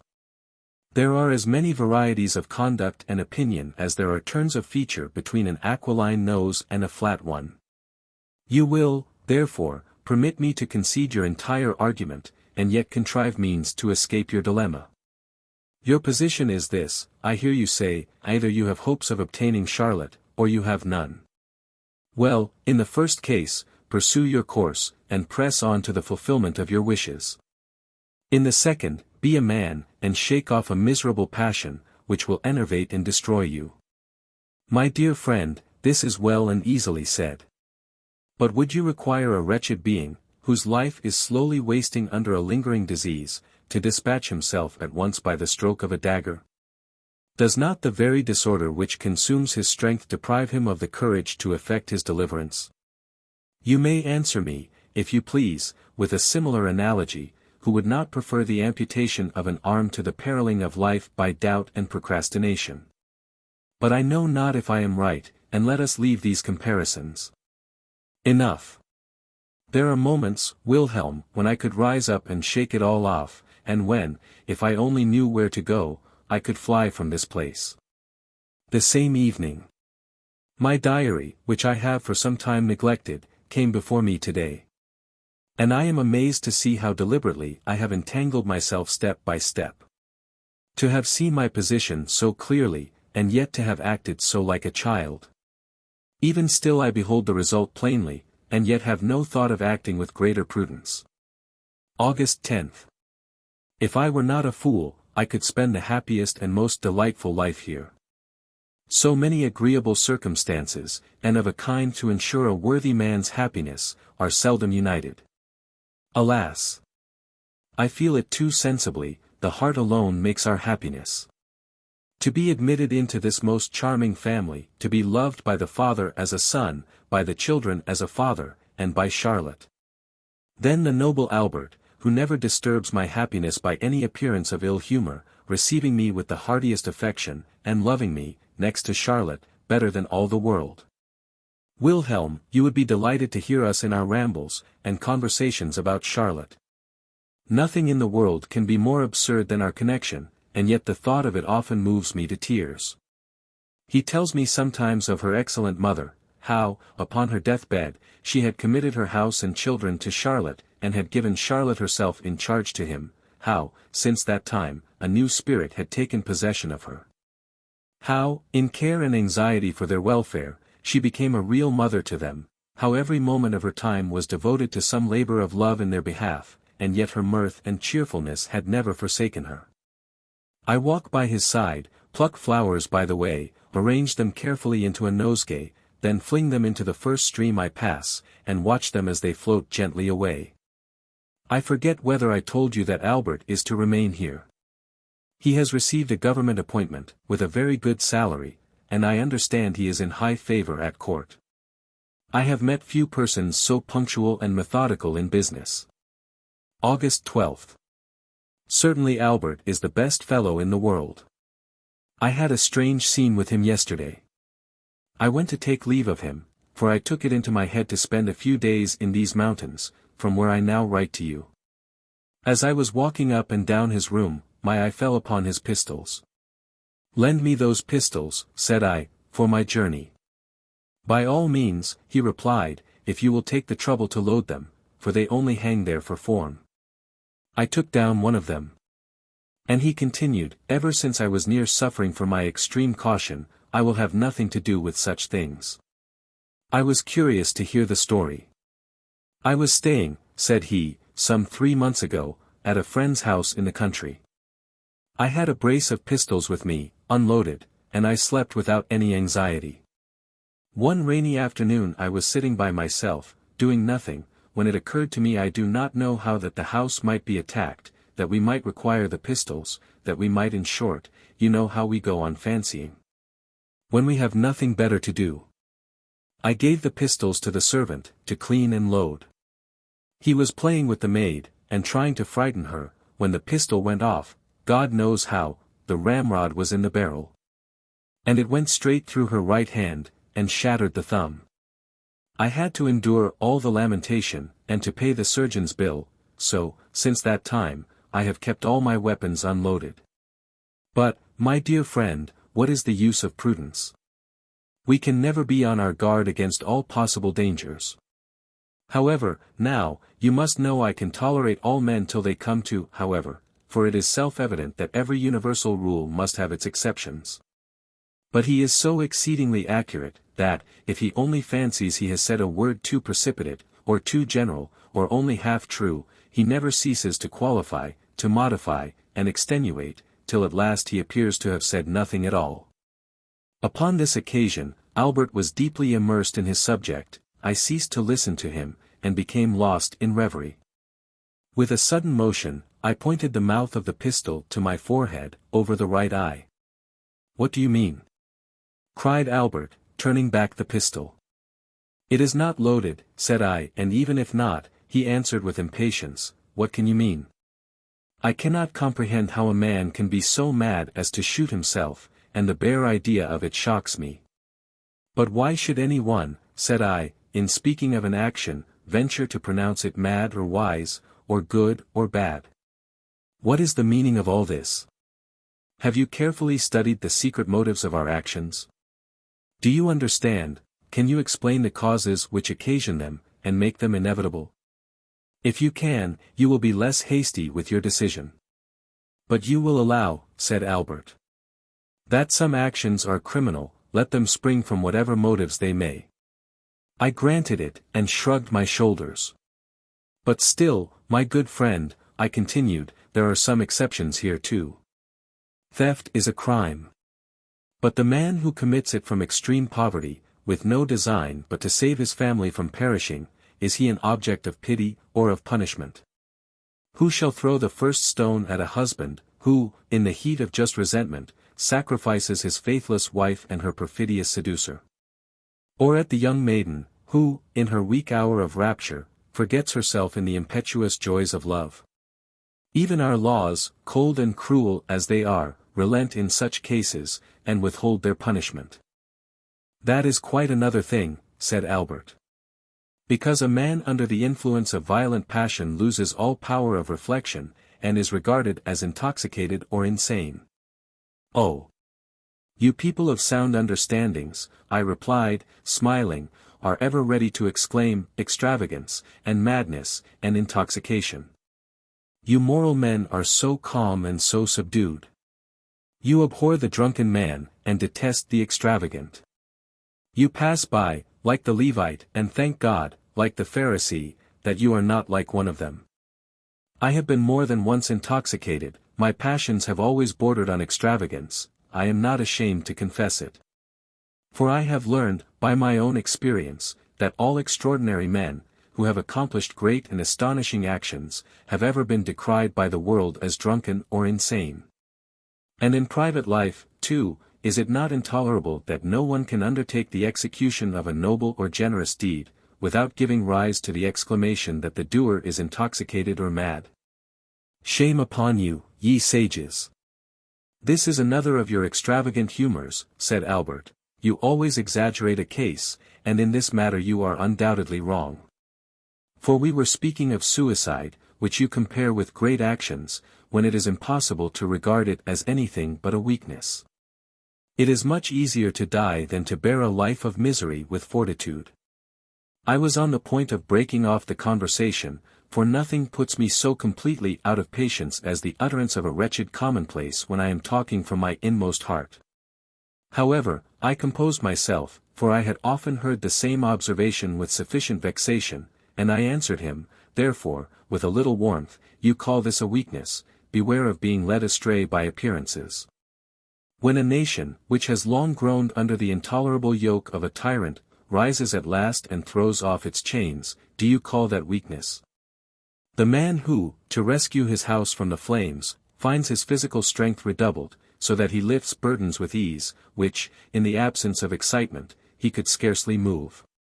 He who, under the rage of an insult, attacks and puts to flight half a score of his enemies, are such persons to be called weak? My good friend, if resistance be strength, how can the highest degree of resistance be a weakness? Albert looked steadfastly at me, and said, Pray forgive me, but I do not see that the examples you have adduced bear any relation to the question. Very likely, I answered. For I have often been told that my style of illustration borders a little on the absurd. But let us see if we cannot place the matter in another point of view, by inquiring what can be a man's state of mind who resolves to free himself from the burden of life, a burden often so pleasant to bear. For we cannot otherwise reason fairly upon the subject. Human nature, I continued, has its limits. It is able to endure a certain degree of joy, sorrow, and pain, but becomes annihilated as soon as this measure is exceeded. The question, therefore, is, not whether a man is strong or weak, but whether he is able to endure the measure of his sufferings. The suffering may be moral or physical. And in my opinion it is just as absurd to call a man a coward who destroys himself, as to call a man a coward who dies of a malignant fever. Paradox, all paradox, exclaimed Albert. Not so paradoxical as you imagine, I replied. You allow that we designate a disease as mortal when nature is so severely attacked, and her strength so far exhausted, that she cannot possibly recover her former condition under any change that may take place. Now, my good friend, apply this to the mind, observe a man in his natural, isolated condition. Consider how ideas work, and how impressions fasten on him, till at length a violent passion seizes him, destroying all his powers of calm reflection, and utterly ruining him. It is in vain that a man of sound mind and cool temper understands the condition of such a wretched being, in vain he counsels him. He can no more communicate his own wisdom to him than a healthy man can instill his strength into the invalid, by whose bedside he is seated. Albert thought this too general. I reminded him of a girl who had drowned herself a short time previously, and I related her history. She was a good creature, who had grown up in the narrow sphere of household industry and weekly appointed labor. One who knew no pleasure beyond indulging in a walk on Sundays, arrayed in her best attire, accompanied by her friends, or perhaps joining in the dance now and then at some festival, and chatting away her spare hours with a neighbor. Discussing the scandal or the quarrels of the village, trifles sufficient to occupy her heart. At length the warmth of her nature is influenced by certain new and unknown wishes. Inflamed by the flatteries of men, her former pleasures become by degrees insipid, till at length she meets with a youth to whom she is attracted by an indescribable feeling. Upon him she now rests all her hopes, she forgets the world around her. She sees, hears, desires nothing but him, and him only. He alone occupies all her thoughts.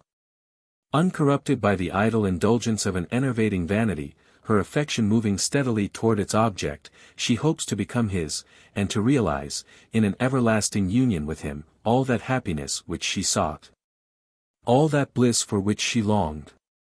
His repeated promises confirm her hopes, embraces and endearments, which increase the ardor of her desires, overmaster her soul. She floats in a dim, delusive anticipation of her happiness, and her feelings become excited to their utmost tension. She stretches out her arms finally to embrace the object of all her wishes, and her lover forsakes her. Stunned and bewildered, she stands upon a precipice. All is darkness around her. No prospect, no hope, no consolation, forsaken by him in whom her existence was centered. She sees nothing of the wide world before her, thinks nothing of the many individuals who might supply the void in her heart. She feels herself deserted, forsaken by the world, and, blinded and impelled by the agony which wrings her soul, she plunges into the deep, to end her sufferings in the broad embrace of death. See here, Albert, the history of thousands. And tell me, is not this a case of physical infirmity? Nature has no way to escape from the labyrinth, her powers are exhausted, she can contend no longer, and the poor soul must die. Shame upon him who can look on calmly, and exclaim, "The foolish girl." She should have waited, she should have allowed time to wear off the impression, her despair would have been softened, and she would have found another lover to comfort her. One might as well say, the fool, to die of a fever. Why did he not wait till his strength was restored, till his blood became calm? All would then have gone well, and he would have been alive now. Albert, who could not see the justice of the comparison, offered some further objections, and, amongst others, urged that I had taken the case of a mere ignorant girl. But how any man of sense, of more enlarged views and experience, could be excused, he was unable to comprehend. "My friend," I exclaimed, "man is but man. And, whatever be the extent of his reasoning powers, they are of little avail when passion rages within, and he feels himself confined by the narrow limits of nature. It were better, then, but we will talk of this some other time," I said, and caught up my hat. Alas! My heart was full, and we parted without conviction on either side. How rarely in this world do men understand each other. August 15th. There can be no doubt that in this world nothing is so indispensable as love. I observe that Charlotte could not lose me without a pang, and the very children have but one wish, that is, that I should visit them again tomorrow. I went this afternoon to tune Charlotte's piano. But I could not do it, for the little ones insisted on my telling them a story, and Charlotte herself urged me to satisfy them. I waited upon them at tea, and they are now as fully contented with me as with Charlotte, and I told them my very best tale of the princess who was waited upon by dwarfs. I improve myself by this exercise, and am quite surprised at the impression my stories create.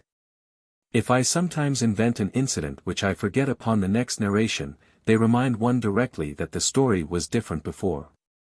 So that I now endeavor to relate with exactness the same anecdote in the same monotonous tone, which never changes. I find by this, how much an author injures his works by altering them, even though they be improved in a poetical point of view. The first impression is readily received. We are so constituted that we believe the most incredible things, and, once they are engraved upon the memory, woe to him who would endeavor to efface them. August 18th.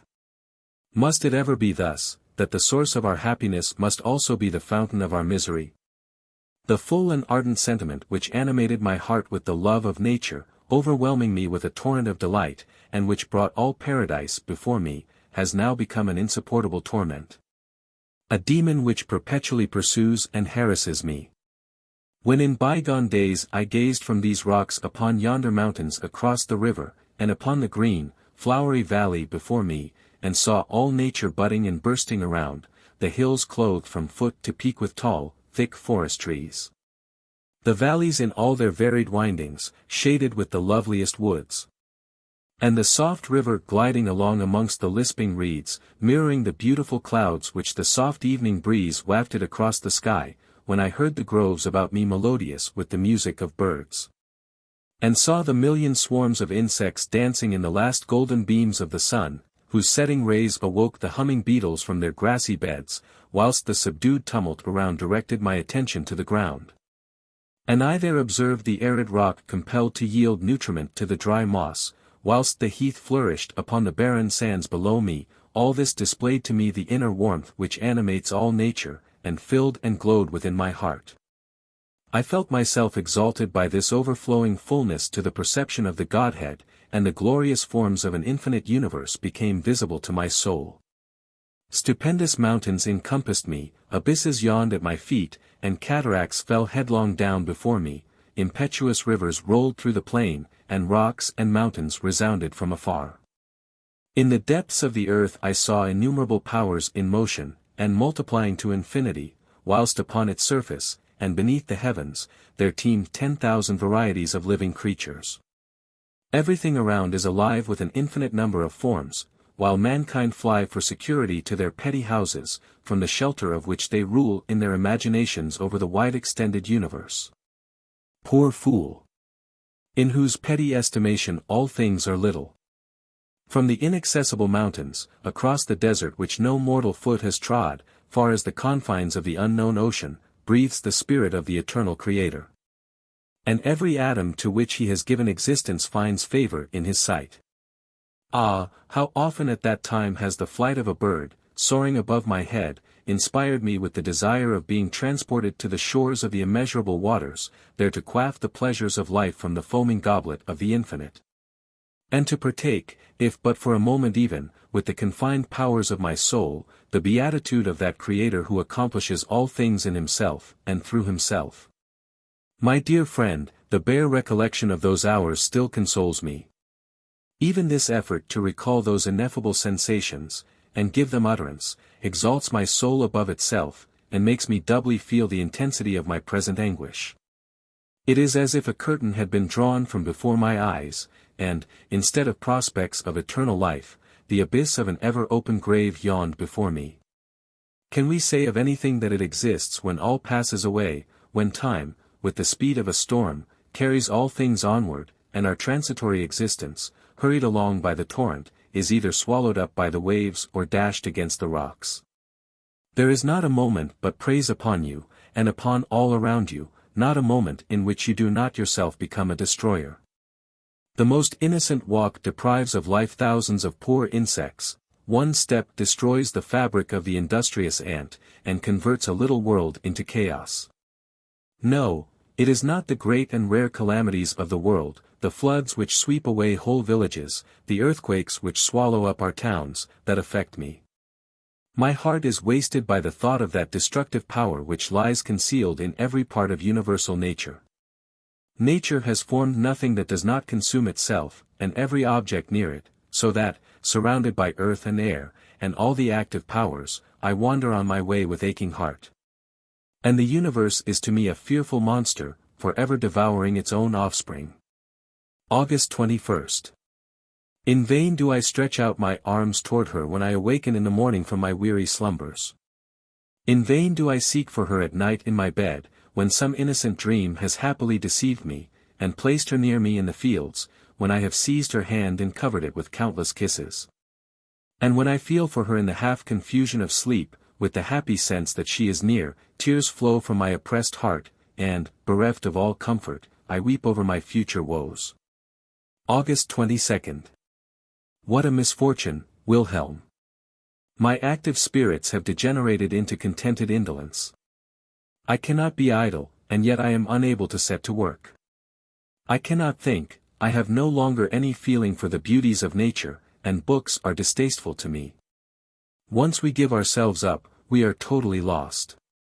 Many a time and oft I wish I were a common laborer, that, awakening in the morning, I might have but one prospect, one pursuit, one hope, for the day which has dawned. I often envy Albert when I see him buried in a heap of papers and parchments, and I fancy I should be happy were I in his place. Often impressed with this feeling, I have been on the point of writing to you and to the minister, for the appointment at the embassy, which you think I might obtain. I believe I might procure it. The minister has long shown a regard for me, and has frequently urged me to seek employment. It is the business of an hour only. Now and then the fable of the horse recurs to me. Weary of liberty, he suffered himself to be saddled and bridled, and was ridden to death for his pains. I know not what to determine upon. For is not this anxiety for change the consequence of that restless spirit which would pursue me equally in every situation of life? August 28. If my ills would admit of any cure, they would certainly be cured here. This is my birthday, and early in the morning I received a packet from Albert. Upon opening it, I found one of the pink ribbons which Charlotte wore in her dress the first time I saw her, and which I had several times asked her to give me. With it were 2 volumes in duodecimo of Wettstein's Homer, a book I had often wished for, to save me the inconvenience of carrying the large Ernestine edition with me upon my walks. You see how they anticipate my wishes, how well they understand all those little attentions of friendship, so superior to the costly presents of the great, which are humiliating.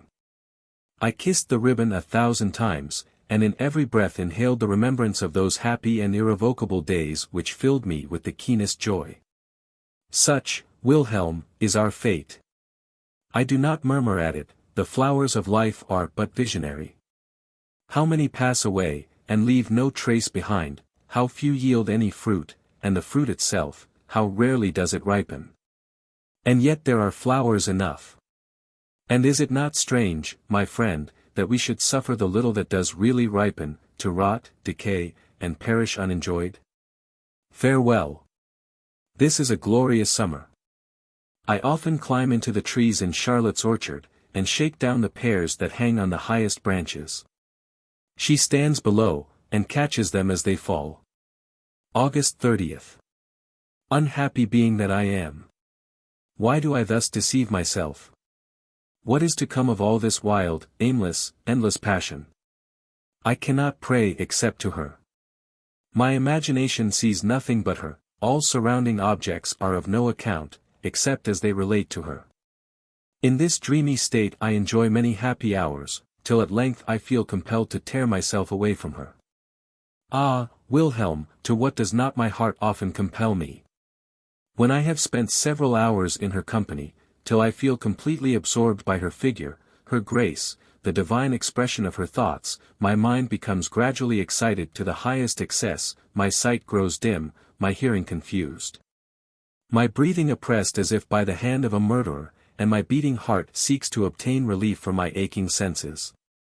I am sometimes unconscious whether I really exist. If in such moments I find no sympathy, and Charlotte does not allow me to enjoy the melancholy consolation of bathing her hand with my tears, I feel compelled to tear myself from her, when I either wander through the country, climb some precipitous cliff, or force a path through the trackless thicket, where I am lacerated and torn by thorns and briars. And thence I find relief. Sometimes I lie stretched on the ground, overcome with fatigue and dying with thirst. Sometimes, late in the night, when the moon shines above me, I recline against an aged tree in some sequestered forest, to rest my weary limbs, when, exhausted and worn, I sleep till break of day. O Wilhelm! The hermit's cell, his sackcloth, and girdle of thorns would be luxury and indulgence compared with what I suffer. Adieu. I see no end to this wretchedness except the grave. September 3rd.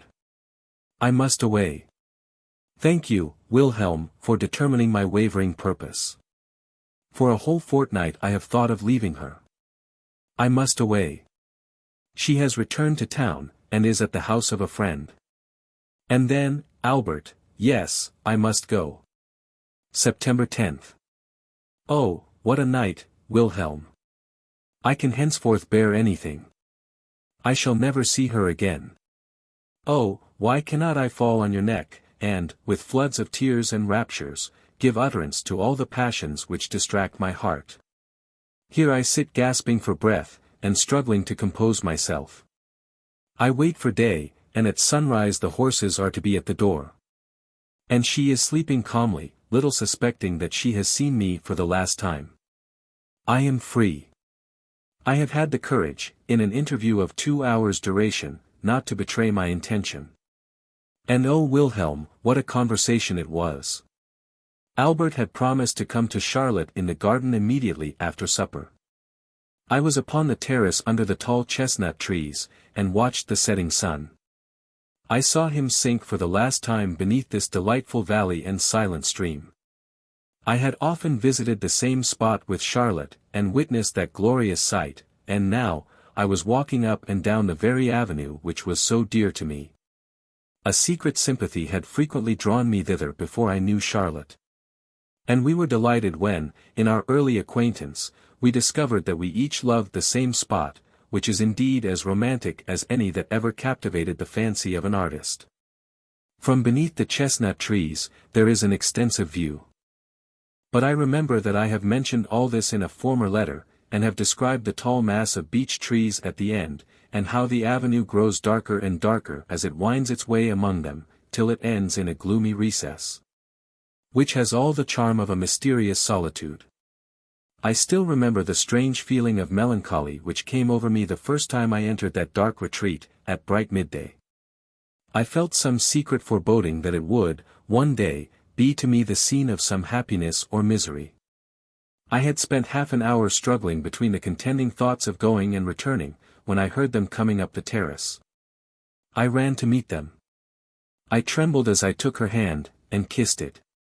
As we reached the top of the terrace, the moon rose from behind the wooded hill. We conversed on many subjects, and, without perceiving it, approached the gloomy recess. Charlotte entered, and sat down. Albert seated himself beside her. I did the same, but my agitation did not suffer me to remain long seated. I got up, and stood before her, then walked backward and forward, and sat down again. I was restless and miserable. Charlotte drew our attention to the beautiful effect of the moonlight, which threw a silver hue over the terrace in front of us, beyond the beech trees. It was a glorious sight, and was rendered more striking by the darkness which surrounded the spot where we were. We remained for some time silent, when Charlotte observed, "Whenever I walk by moonlight, it brings to my remembrance all my beloved and departed friends, and I am filled with thoughts of death and futurity. We shall live again, Werther." She continued, with a firm but feeling voice, "But shall we know one another again? What do you think? What do you say?" "Charlotte," I said, as I took her hand in mine, and my eyes filled with tears, "we shall see each other again, here and hereafter we shall meet again." I could say no more. Why, Wilhelm, should she put this question to me, just at the moment when the fear of our cruel separation filled my heart? And oh! Do those departed ones know how we are employed here? Do they know when we are well and happy? Do they know when we recall their memories with the fondest love?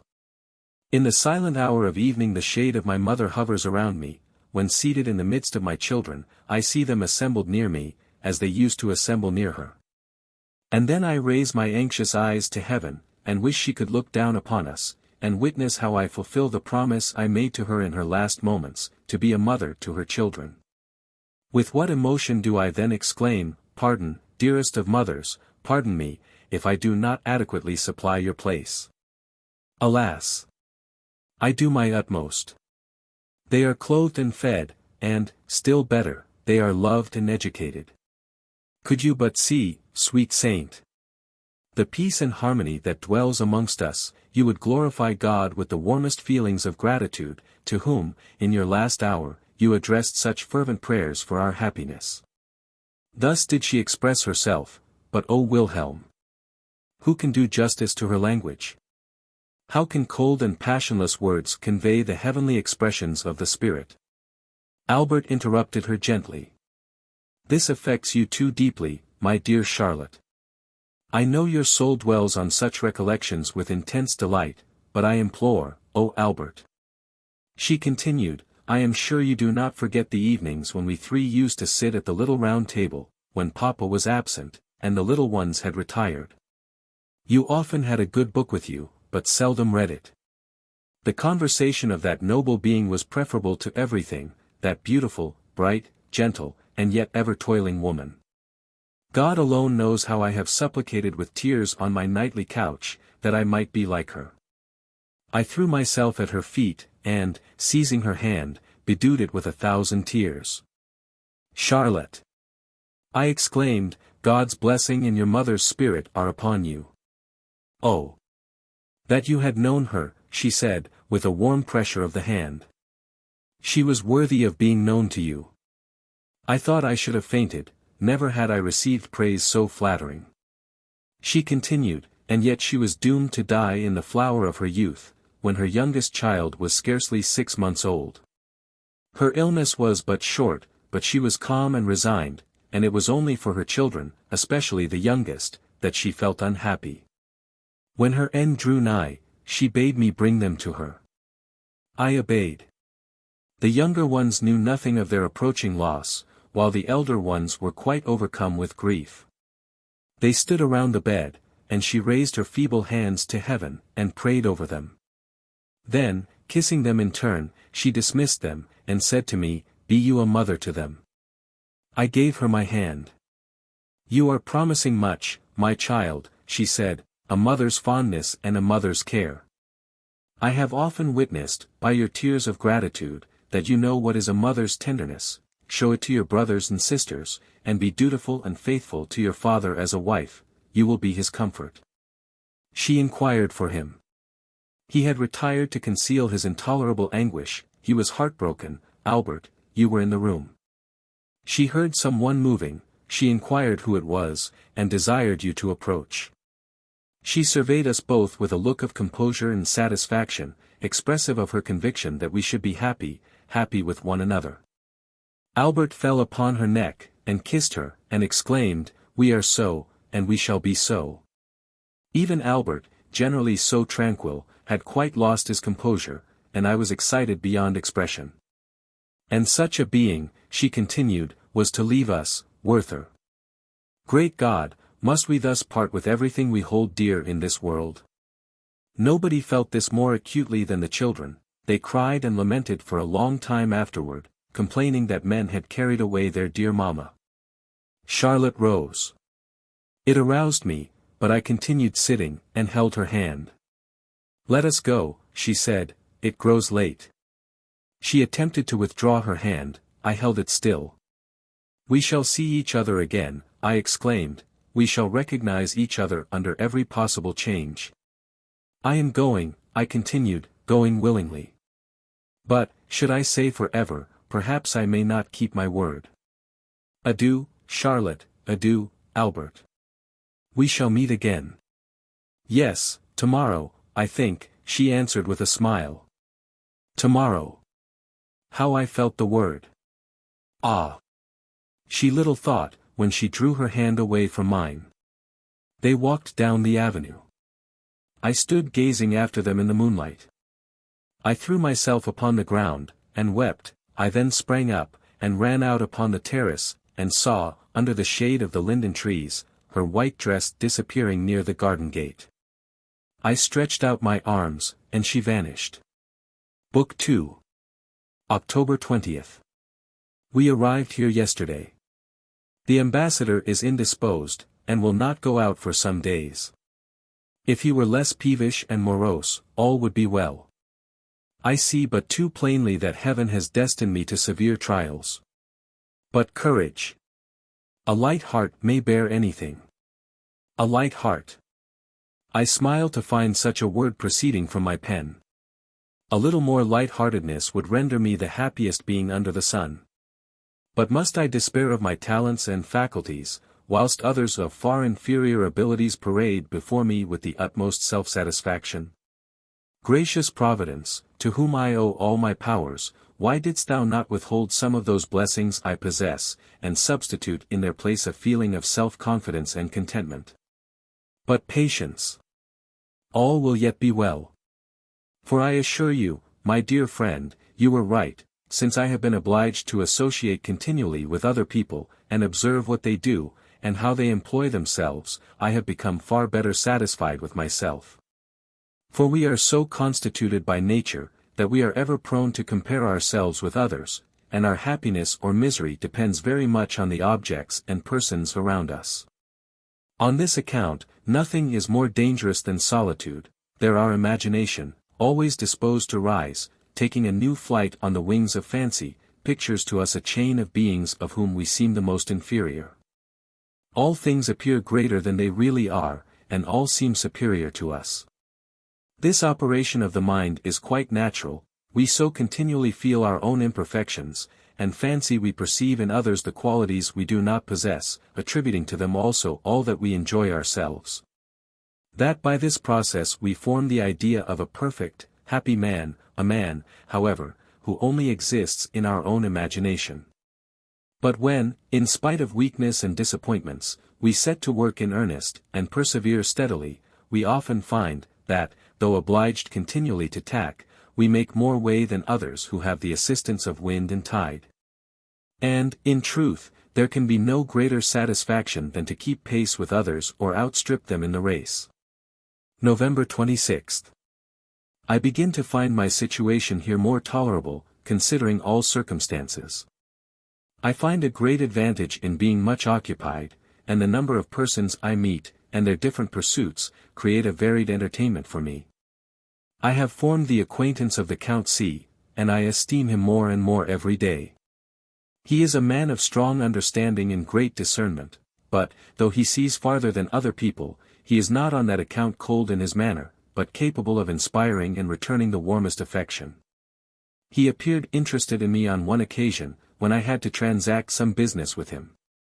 He perceived, at the first word, that we understood each other, and that he could converse with me in a different tone from what he used with others. I cannot sufficiently esteem his frank and open kindness to me. It is the greatest and most genuine of pleasures to observe a great mind in sympathy with our own. December 24th. As I anticipated, the ambassador occasions me infinite annoyance.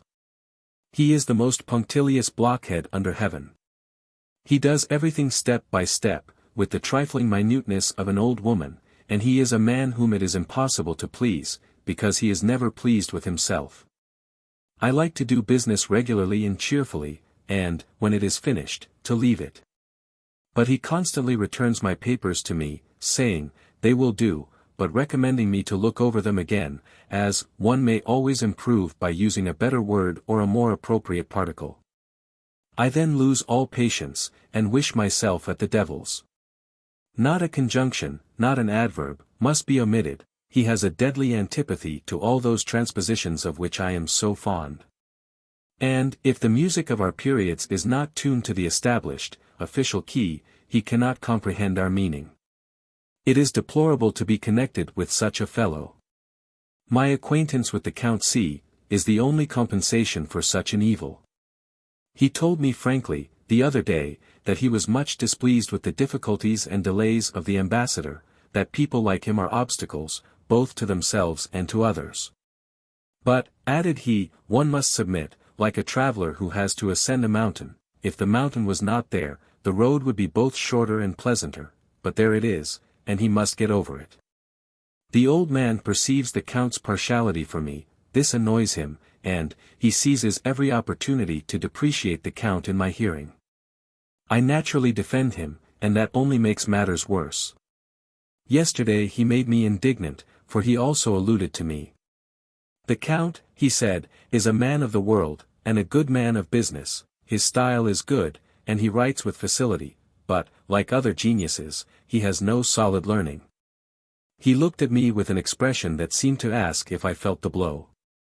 But it did not produce the desired effect. I despise a man who can think and act in such a manner. However, I made a stand, and answered with not a little warmth.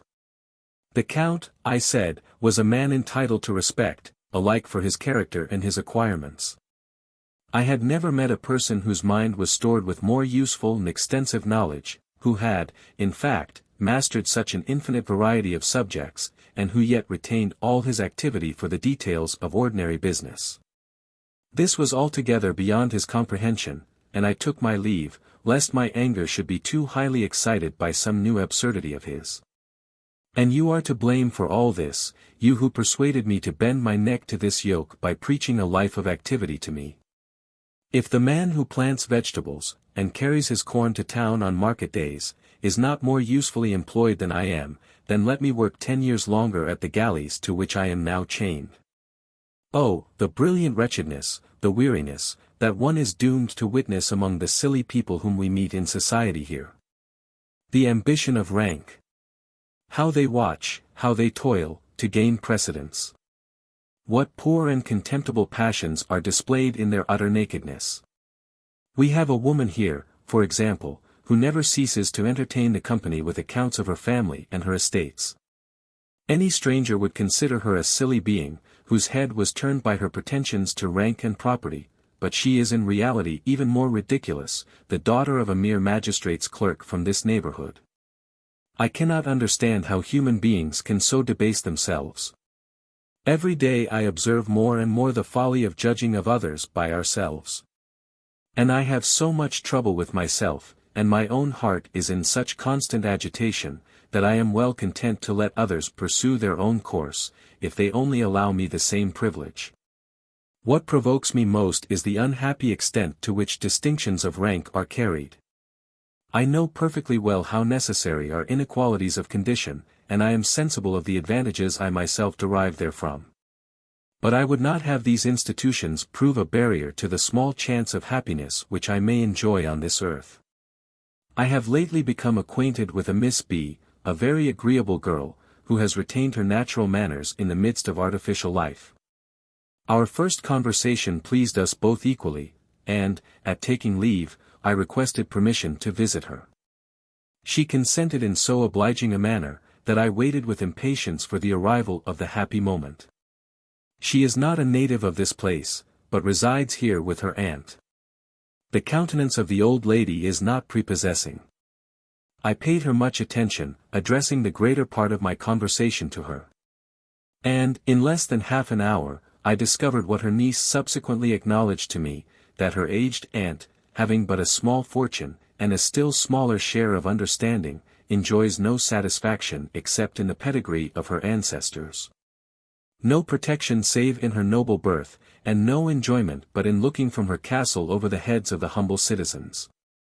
She was, no doubt, handsome in her youth, and in her early years probably trifled away her time in rendering many a poor youth the sport of her caprice. In her riper years she has submitted to the yoke of a veteran officer, who, in return for her person and her small independence, has spent with her what we may designate her age of brass. He is dead, and she is now a widow, and deserted. She spends her iron age alone, and would not be approached, except for the loveliness of her niece. January 8, 1772. What beings are men, whose whole thoughts are occupied with form and ceremony, who for years together devote their mental and physical exertions to the task of advancing themselves but one step, and endeavoring to occupy a higher place at the table. Not that such persons would otherwise want employment, on the contrary, they give themselves much trouble by neglecting important business for such petty trifles. Last week a question of precedence arose at a sledging party, and all our amusement was spoiled. The silly creatures cannot see that it is not place which constitutes real greatness, since the man who occupies the first place but seldom plays the principal part. How many kings are governed by their ministers, how many ministers by their secretaries? Who, in such cases, is really the chief? He, as it seems to me, who can see through the others, and possesses strength or skill enough to make their power or passion subservient to the execution of his own designs. January 20th. I must write to you from this place, my dear Charlotte, from a small room in a country inn, where I have taken shelter from a severe storm. During my whole residence in that wretched place where I lived amongst strangers, indeed, to this heart, I never at any time felt the smallest inclination to correspond with you. But in this cottage, in this retirement, in this solitude, with the snow and hail beating against my lattice pane, you are my first thought. The instant I entered, your figure rose up before me, and the remembrance. O my Charlotte, the sacred, tender remembrance. Gracious Heaven! Restore to me the happy moment of our first acquaintance. Could you but see me, my dear Charlotte, in the whirl of dissipation, how my senses are dried up, but my heart is at no time full. I enjoy no single moment of happiness, all is vain, nothing touches me. I stand, as it were, before the raree show, I see the little puppets move, and I ask whether it is not an optical illusion. I am amused with these puppets, or, rather, I am myself one of them, but, when I sometimes grasp my neighbor's hand, I feel that it is not natural, and I withdraw mine with a shudder. In the evening I say I will enjoy the next morning's sunrise, and yet I remain in bed, in the day I promise to ramble by moonlight, and I, nevertheless, remain at home. I know not why I rise, nor why I go to sleep. The leaven which animated my existence is gone, the charm which cheered me in the gloom of night, and aroused me from my morning slumbers, is forever fled. I have found but one being here to interest me, a Miss B. She resembles you, my dear Charlotte, if any one can possibly resemble you. Ah, you will say, he has learned how to pay fine compliments. And this is partly true. I have been very agreeable lately, as it was not in my power to be otherwise. I have, moreover, a deal of wit, and the ladies say that no one understands flattery better, or falsehoods you will add, since the one accomplishment invariably accompanies the other. But I must tell you of Miss B. She has abundance of soul, which flashes from her deep blue eyes. Her rank is a torment to her, and satisfies no one desire of her heart. She would gladly retire from this whirl of fashion, and we often picture to ourselves a life of undisturbed happiness in distant scenes of rural retirement, and then we speak of you, my dear Charlotte. For she knows you, and renders homage to your merits, but her homage is not exacted, but voluntary. She loves you, and delights to hear you made the subject of conversation. Oh, that I were sitting at your feet in your favorite little room, with the dear children playing around us. If they became troublesome to you, I would tell them some appalling goblin story, and they would crowd round me with silent attention. The sun is setting in glory, his last rays are shining on the snow, which covers the face of the country, the storm is over, and I must return to my dungeon. Adieu, is Albert with you? And what is he to you? God forgive the question. February 8th. For a week past we have had the most wretched weather, but this to me is a blessing. For, during my residence here, not a single fine day has beamed from the heavens, but has been lost to me by the intrusion of somebody. During the severity of rain, sleet, frost, and storm, I congratulate myself that it cannot be worse indoors than abroad, nor worse abroad than it is within doors, and so I become reconciled. When the sun rises bright in the morning, and promises a glorious day, I never omit to exclaim, there, now, they have another blessing from heaven, which they will be sure to destroy, they spoil everything, health, fame, happiness, amusement. And they do this generally through folly, ignorance, or imbecility, and always, according to their own account, with the best intentions. I could often beseech them, on my bended knees, to be less resolved upon their own destruction. February 17th. I fear that my ambassador and I shall not continue much longer together. He is really growing past endurance. He transacts his business in so ridiculous a manner, that I am often compelled to contradict him, and do things my own way. And then, of course, he thinks them very ill done. He complained of me lately on this account at court, and the minister gave me a reprimand, a gentle one it is true, but still a reprimand. In consequence of this, I was about to tender my resignation, when I received a letter, to which I submitted with great respect, on account of the high, noble, and generous spirit which dictated it. He endeavored to soothe my excessive sensibility, paid a tribute to my extreme ideas of duty, of good example, and of perseverance in business, as the fruit of my youthful ardor, an impulse which he did not seek to destroy, but only to moderate, that it might have proper play and be productive of good. So now I am at rest for another week, and no longer at variance with myself. Content and peace of mind are valuable things. I could wish, my dear friend, that these precious jewels were less transitory. February 20th. God bless you, my dear friends, and may He grant you that happiness which He denies to me. I thank you, Albert, for having deceived me.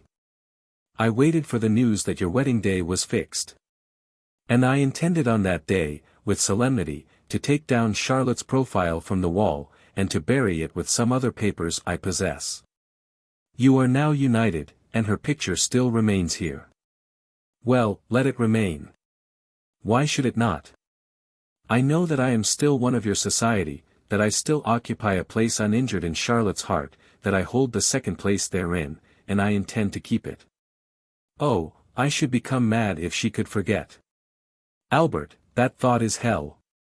Farewell, Albert, farewell, angel of heaven, farewell, Charlotte. March 15th.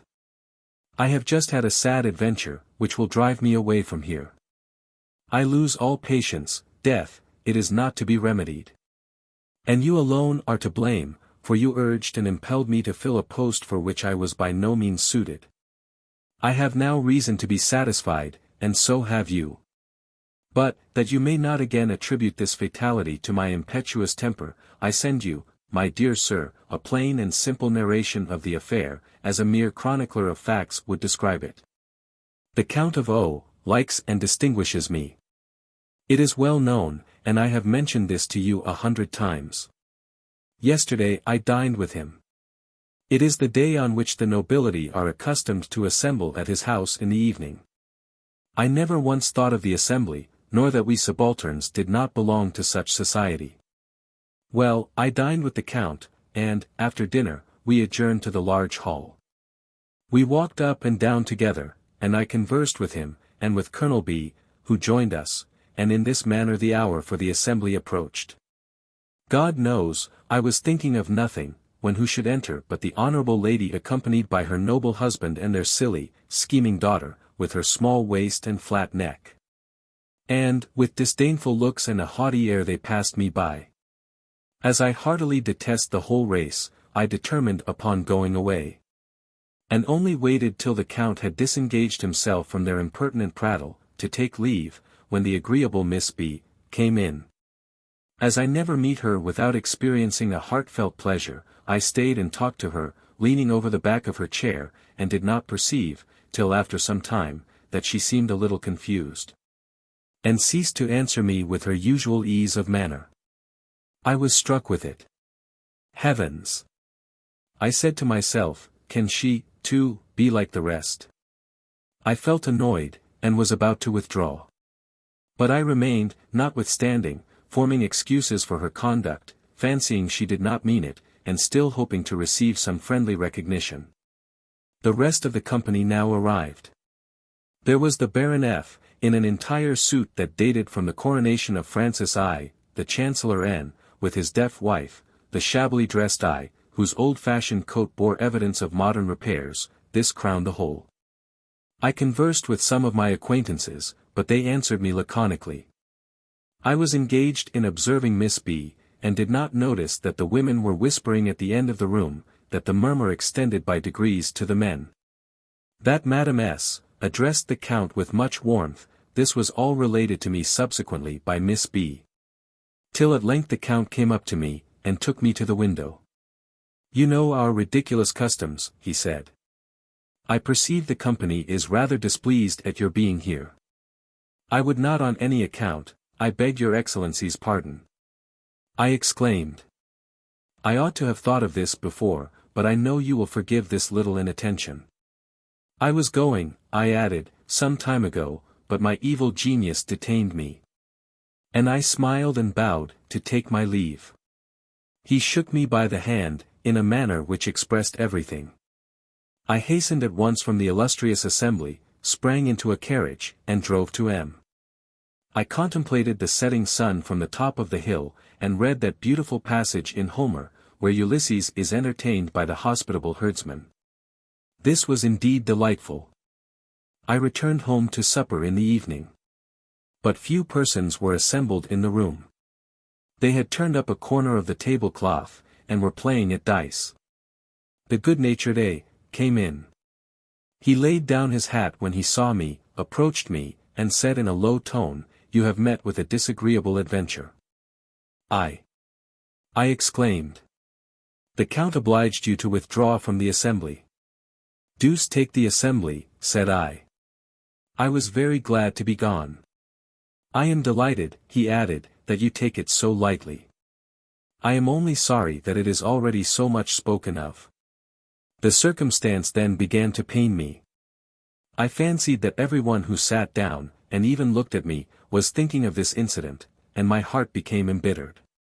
And now I could plunge a dagger into my bosom, when I hear myself everywhere pitted, and observe the triumph of my enemies, who say that this is always the case with vain persons, whose heads are turned with conceit, who affect to despise forms and such petty, idle nonsense. Say what you will of fortitude, but show me the man who can patiently endure the laughter of fools, when they have obtained an advantage over him. 'Tis only when their nonsense is without foundation that one can suffer it without complaint. March 16. Everything conspires against me. I met Miss B. walking today. I could not help joining her, and, when we were at a little distance from her companions, I expressed my sense of her altered manner toward me. "Oh, Werther," she said, in a tone of emotion, "you, who know my heart, how could you so ill interpret my distress? What did I not suffer for you, from the moment you entered the room? I foresaw it all, 100 times was I on the point of mentioning it to you. I knew that the S and T, with their husbands, would quit the room, rather than remain in your company. I knew that the Count would not break with them, and now so much is said about it." "How?" I exclaimed, and endeavored to conceal my emotion, for all that Adeline had mentioned to me yesterday recurred to me painfully at that moment. "Oh, how much it has already cost me," said this amiable girl, while her eyes filled with tears. I could scarcely contain myself, and was ready to throw myself at her feet. "Explain yourself," I cried. Tears flowed down her cheeks. I became quite frantic. She wiped them away, without attempting to conceal them. "You know my aunt," she continued, "she was present, and in what light does she consider the affair? Last night, and this morning, Werther, I was compelled to listen to a lecture upon my acquaintance with you. I have been obliged to hear you condemned and depreciated, and I could not, I dared not, say much in your defense. Every word she uttered was a dagger to my heart. She did not feel what a mercy it would have been to conceal everything from me. She told me, in addition, all the impertinence that would be further circulated, and how the malicious would triumph. How they would rejoice over the punishment of my pride, over my humiliation for that want of esteem for others with which I had often been reproached. To hear all this, Wilhelm, uttered by her in a voice of the most sincere sympathy, awakened all my passions, and I am still in a state of extreme excitement. I wish I could find a man to jeer me about this event. I would sacrifice him to my resentment. The sight of his blood might possibly be a relief to my fury. 100 times have I seized a dagger, to give ease to this oppressed heart. Naturalists tell of a noble race of horses that instinctively open a vein with their teeth, when heated and exhausted by a long course, in order to breathe more freely. I am often tempted to open a vein, to procure for myself everlasting liberty. March 24. I have tendered my resignation to the court. I hope it will be accepted, and you will forgive me for not having previously consulted you. It is necessary I should leave this place. I know all you will urge me to stay, and therefore I beg you will soften this news to my mother. I am unable to do anything for myself. How, then, should I be competent to assist others? It will afflict her that I should have interrupted that career which would have made me first a privy councillor, and then minister, and that I should look behind me, in place of advancing. Argue as you will, combine all the reasons which should have induced me to remain, I am going, that is sufficient. But, that you may not be ignorant of my destination, I may mention that the Prince of, is here. He is much pleased with my company. And, having heard of my intention to resign, he has invited me to his country house, to pass the spring months with him. I shall be left completely my own master, and, as we agree on all subjects but one, I shall try my fortune, and accompany him. April 19th. Thanks for both your letters. I delayed my reply, and withheld this letter, till I should obtain an answer from the court. I feared my mother might apply to the minister to defeat my purpose. But my request is granted, my resignation is accepted. I shall not recount with what reluctance it was accorded, nor relate what the minister has written, you would only renew your lamentations. The Crown Prince has sent me a present of 25 ducats, and, indeed, such goodness has affected me to tears. For this reason I shall not require from my mother the money for which I lately applied. May 5th. I leave this place tomorrow. And, as my native place is only 6 miles from the high road, I intend to visit it once more, and recall the happy dreams of my childhood. I shall enter at the same gate through which I came with my mother, when, after my father's death, she left that delightful retreat to immure herself in your melancholy town. Adieu, my dear friend, you shall hear of my future career. May 9th. I have paid my visit to my native place with all the devotion of a pilgrim, and have experienced many unexpected emotions. Near the great elm tree, which is 1/4 of a league from the village, I got out of the carriage, and sent it on before, that alone, and on foot, I might enjoy vividly and heartily all the pleasure of my recollections. I stood there under that same elm which was formerly the term and object of my walks. How things have since changed! Then, in happy ignorance, I sighed for a world I did not know, where I hoped to find every pleasure and enjoyment which my heart could desire. And now, on my return from that wide world, O my friend, how many disappointed hopes and unsuccessful plans have I brought back! As I contemplated the mountains which lay stretched out before me, I thought how often they had been the object of my dearest desires. Here used I to sit for hours together with my eyes bent upon them, ardently longing to wander in the shade of those woods, to lose myself in those valleys, which formed so delightful an object in the distance. With what reluctance did I leave this charming spot, when my hour of recreation was over, and my leave of absence expired. I drew near to the village, all the well-known old summer-houses and gardens were recognized again. I disliked the new ones, and all other alterations which had taken place. I entered the village, and all my former feelings returned. I cannot, my dear friend, enter into details, charming as were my sensations, they would be dull in the narration. I had intended to lodge in the marketplace, near our old house. As soon as I entered, I perceived that the schoolroom, where our childhood had been taught by that good old woman, was converted into a shop. I called to mind the sorrow, the heaviness, the tears, and oppression of heart, which I experienced in that confinement. Every step produced some particular impression. A pilgrim in the Holy Land does not meet so many spots pregnant with tender recollections, and his soul is hardly moved with greater devotion. One incident will serve for illustration. I followed the course of a stream to a farm, formerly a delightful walk of mine, and paused at the spot, where, when boys, we used to amuse ourselves making ducks and drakes upon the water. I recollected so well how I used formerly to watch the course of that same stream, following it with inquiring eagerness, forming romantic ideas of the countries it was to pass through. But my imagination was soon exhausted, while the water continued flowing farther and farther on, till my fancy became bewildered by the contemplation of an invisible distance. Exactly such, my dear friend, so happy and so confined, were the thoughts of our good ancestors. Their feelings and their poetry were fresh as childhood. And, when Ulysses talks of the immeasurable sea and boundless earth, his epithets are true, natural, deeply felt, and mysterious. Of what importance is it that I have learned, with every schoolboy, that the world is round? Man needs but little earth for enjoyment, and still less for his final repose. I am at present with the prince at his hunting lodge. He is a man with whom one can live happily. He is honest and unaffected.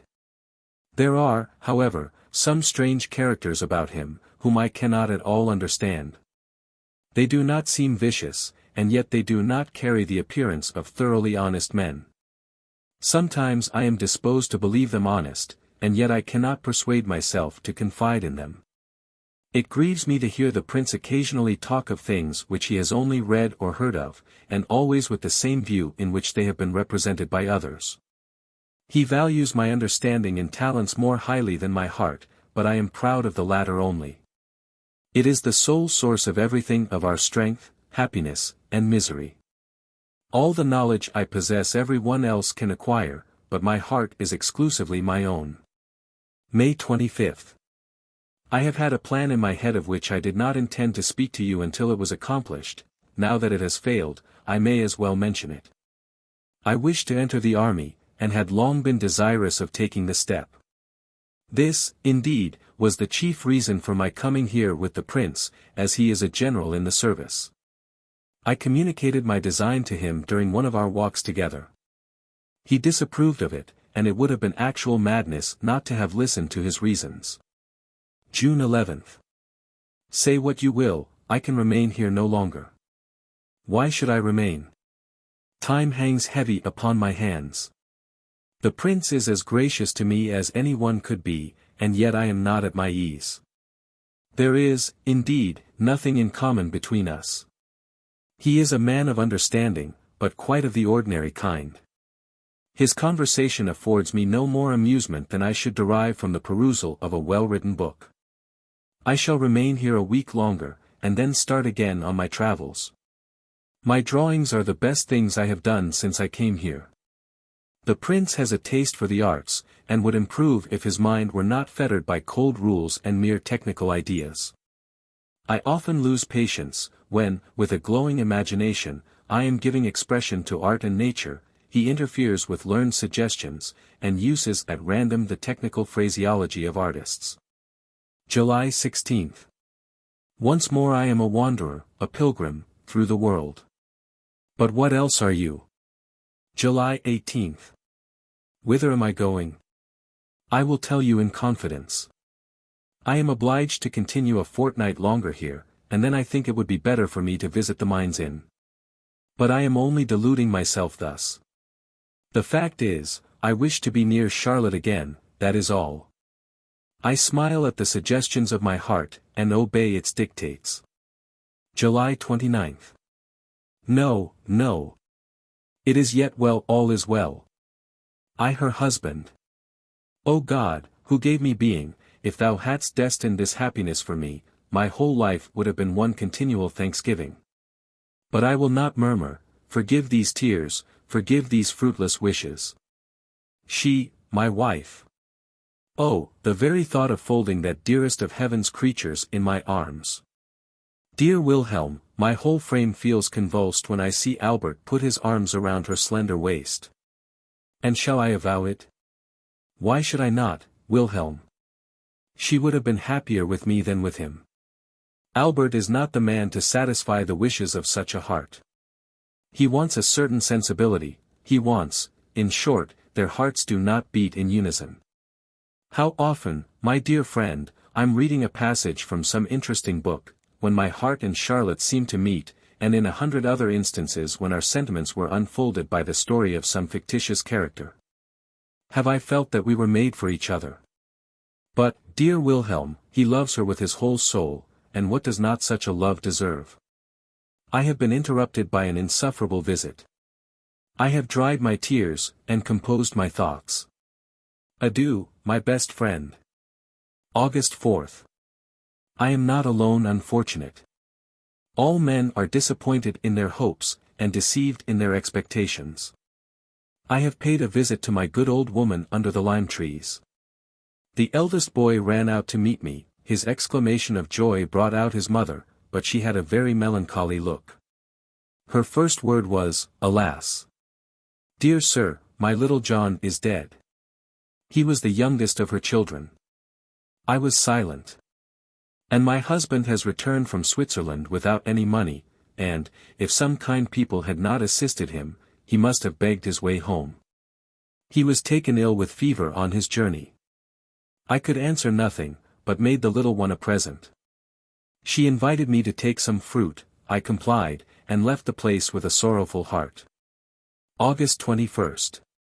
My sensations are constantly changing. Sometimes a happy prospect opens before me, but alas! It is only for a moment. And then, when I am lost in reverie, I cannot help saying to myself, if Albert were to die, yes, she would become, and I should be, and so I pursue a chimera, till it leads me to the edge of a precipice at which I shudder. When I pass through the same gate, and walk along the same road which first conducted me to Charlotte, my heart sinks within me at the change that has since taken place. All, is altered. No sentiment, no pulsation of my heart, is the same. My sensations are such as would occur to some departed prince whose spirit should return to visit the superb palace which he had built in happy times, adorned with costly magnificence, and left to a beloved son. But whose glory he should find departed, and its halls deserted and in ruins. September 3rd. I sometimes cannot understand how she can love another, how she dares love another, when I love nothing in this world so completely, so devotedly, as I love her, when I know only her, and have no other possession. September 4th. It is even so. As nature puts on her autumn tints, it becomes autumn with me and around me. My leaves are sere and yellow, and the neighboring trees are divested of their foliage. Do you remember my writing to you about a peasant boy shortly after my arrival here? I have just made inquiries about him in Wahlheim. They say he has been dismissed from his service, and is now avoided by every one. I met him yesterday on the road, going to a neighboring village. I spoke to him, and he told me his story. It interested me exceedingly, as you will easily understand when I repeat it to you. But why should I trouble you? Why should I not reserve all my sorrow for myself? Why should I continue to give you occasion to pity and blame me? But no matter, this also is part of my destiny. At first the peasant lad answered my inquiries with a sort of subdued melancholy, which seemed to me the mark of a timid disposition. But, as we grew to understand each other, he spoke with less reserve, and openly confessed his faults, and lamented his misfortune. I wish, my dear friend, I could give proper expression to his language. He told me with a sort of pleasurable recollection, that, after my departure, his passion for his mistress increased daily, until at last he neither knew what he did nor what he said, nor what was to become of him. He could neither eat nor drink nor sleep, he felt a sense of suffocation, he disobeyed all orders, and forgot all commands involuntarily.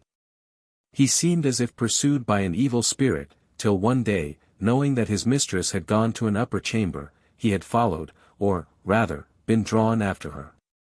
As she proved deaf to his entreaties, he had recourse to violence. He knows not what happened, but he called God to witness that his intentions to her were honorable, and that he desired nothing more sincerely than that they should marry, and pass their lives together. When he had come to this point, he began to hesitate, as if there was something which he had not courage to utter, till at length he acknowledged with some confusion certain little confidences she had encouraged, and liberties she had allowed. He broke off 2 or 3 times in his narration, and assured me most earnestly that he had no wish to make her bad, as he termed it, for he loved her still as sincerely as ever. That the tale had never before escaped his lips, and was only now told to convince me that he was not utterly lost and abandoned. And here, my dear friend, I must commence the old psalm which you know I utter eternally. If I could only represent the man as he stood, and stands now before me, could I only give his true expressions, you would feel compelled to sympathize in his fate. But enough, you, who know my misfortune and my disposition, can easily comprehend the attraction which draws me toward every unfortunate being, but particularly toward him whose story I have recounted. On perusing this letter a second time, I find I have omitted the conclusion of my tale, but it is easily supplied. She became reserved toward him, at the instigation of her brother who had long hated him, and desired his expulsion from the house, fearing that his sister's second marriage might deprive his children of the handsome fortune they expected from her, as she is childless. He was dismissed at length, and the whole affair occasioned so much scandal, that the mistress dared not take him back, even if she had wished it. She has since hired another servant, with whom, they say, her brother is equally displeased, and whom she is likely to marry, but my informant assures me that he himself is determined not to survive such a catastrophe.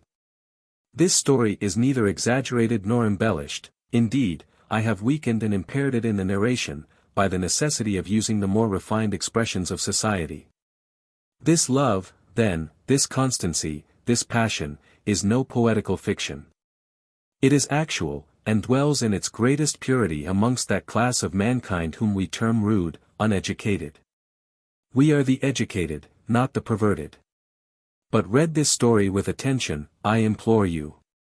I am tranquil today, for I have been employed upon this narration. You see by my writing that I am not so agitated as usual. I read and reread this tale, Wilhelm, it is the history of your friend. My fortune has been and will be similar. And I am neither half so brave nor half so determined as the poor wretch with whom I hesitate to compare myself. September 5. Charlotte had written a letter to her husband in the country, where he was detained by business. It commenced, My dearest love, return as soon as possible, I await you with 1,000 raptures. A friend who arrived, brought word, that, for certain reasons, he could not return immediately. Charlotte's letter was not forwarded, and the same evening it fell into my hands. I read it, and smiled. She asked the reason. What a heavenly treasure is imagination, I exclaimed. I fancied for a moment that this was written to me. She paused, and seemed displeased. I was silent. September 6. It cost me much to part with the blue coat which I wore the first time I danced with Charlotte. But I could not possibly wear it any longer.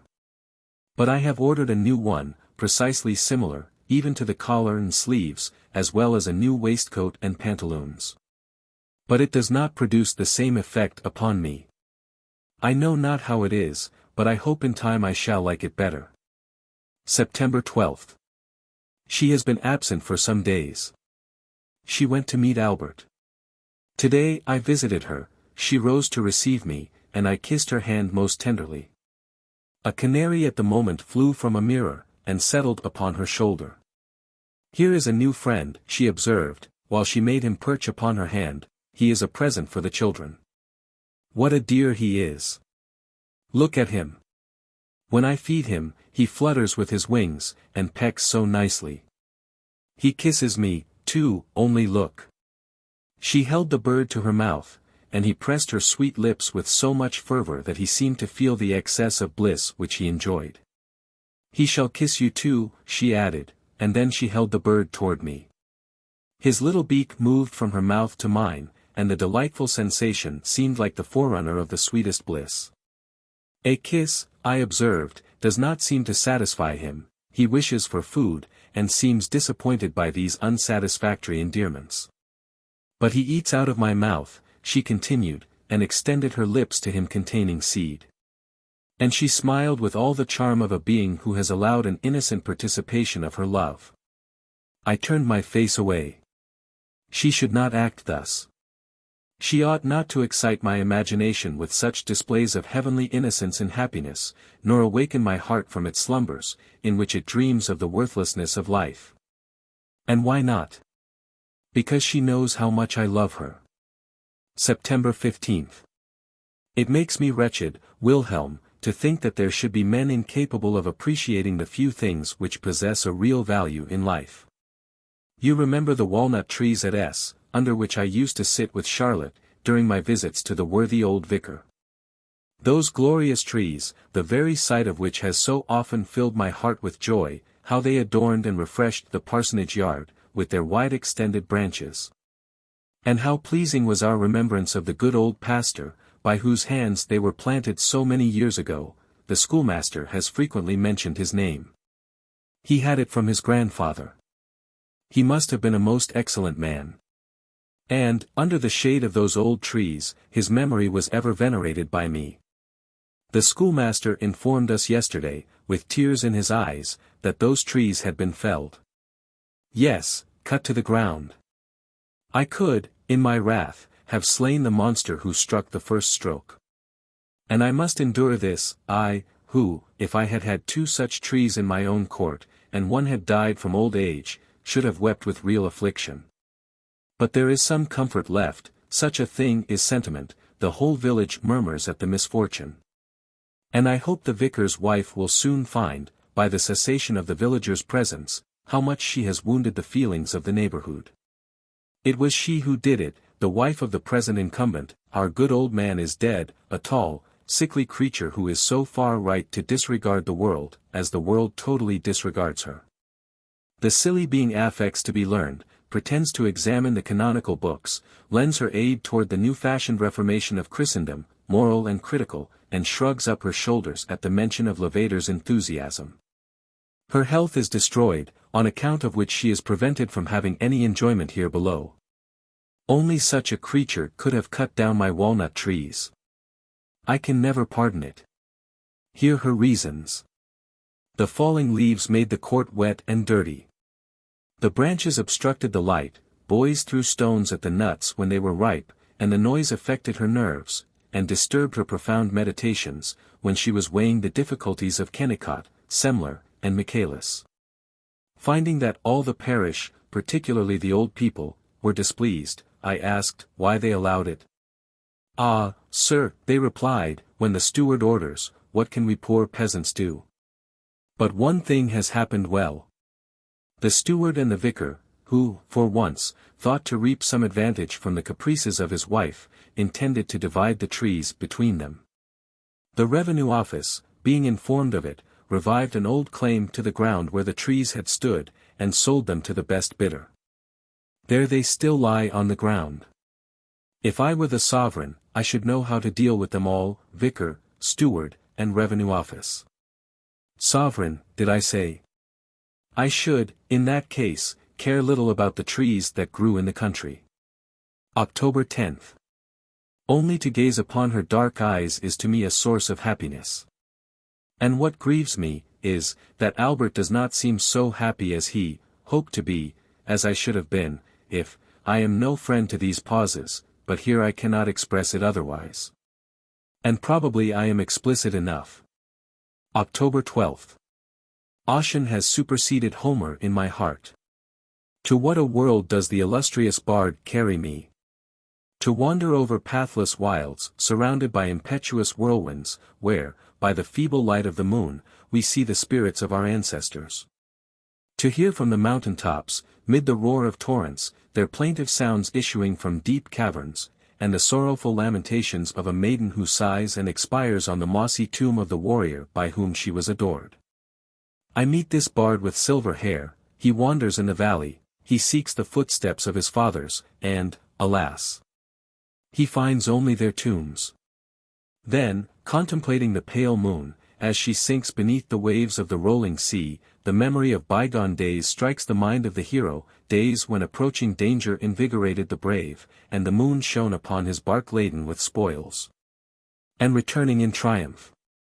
When I read in his countenance deep sorrow, when I see his dying glory sink exhausted into the grave, as he inhales new and heart-thrilling delight from his approaching union with his beloved. And he casts a look on the cold earth and the tall grass which is so soon to cover him, and then exclaims, the traveler will come, he will come who has seen my beauty, and he will ask, where is the bard, where is the illustrious son of Fingal? He will walk over my tomb, and will seek me in vain. Then, O my friend, I could instantly, like a true and noble knight, draw my sword, and deliver my prince from the long and painful languor of a living death, and dismiss my own soul to follow the demigod whom my hand had set free. October 19th. Alas! The fearful void, which I feel in my bosom. Sometimes I think, if I could only but once, press her to my heart, this dreadful void would be filled. October 26th. Yes, I feel certain, Wilhelm, and every day I become more certain, that the existence of any being whatever is of very little consequence. A friend of Charlotte's called to see her just now. I withdrew into a neighboring apartment, and took up a book, but, finding I could not read, I sat down to write. I heard them converse in an undertone, they spoke upon indifferent topics, and retailed the news of the town. One was going to be married, another was ill, very ill, she had a dry cough, her face was growing thinner daily, and she had occasional fits. N. is very unwell too, said Charlotte. His limbs begin to swell already, answered the other. And my lively imagination carried me at once to the beds of the infirm. There I see them struggling against death, with all the agonies of pain and horror. And these women, Wilhelm, talk of all this with as much indifference as one would mention the death of a stranger. And when I look around the apartment where I now am, when I see Charlotte's apparel lying before me, and Albert's writings, and all those articles of furniture which are so familiar to me, even to the very inkstand which I am using. When I think what I am to this family, everything.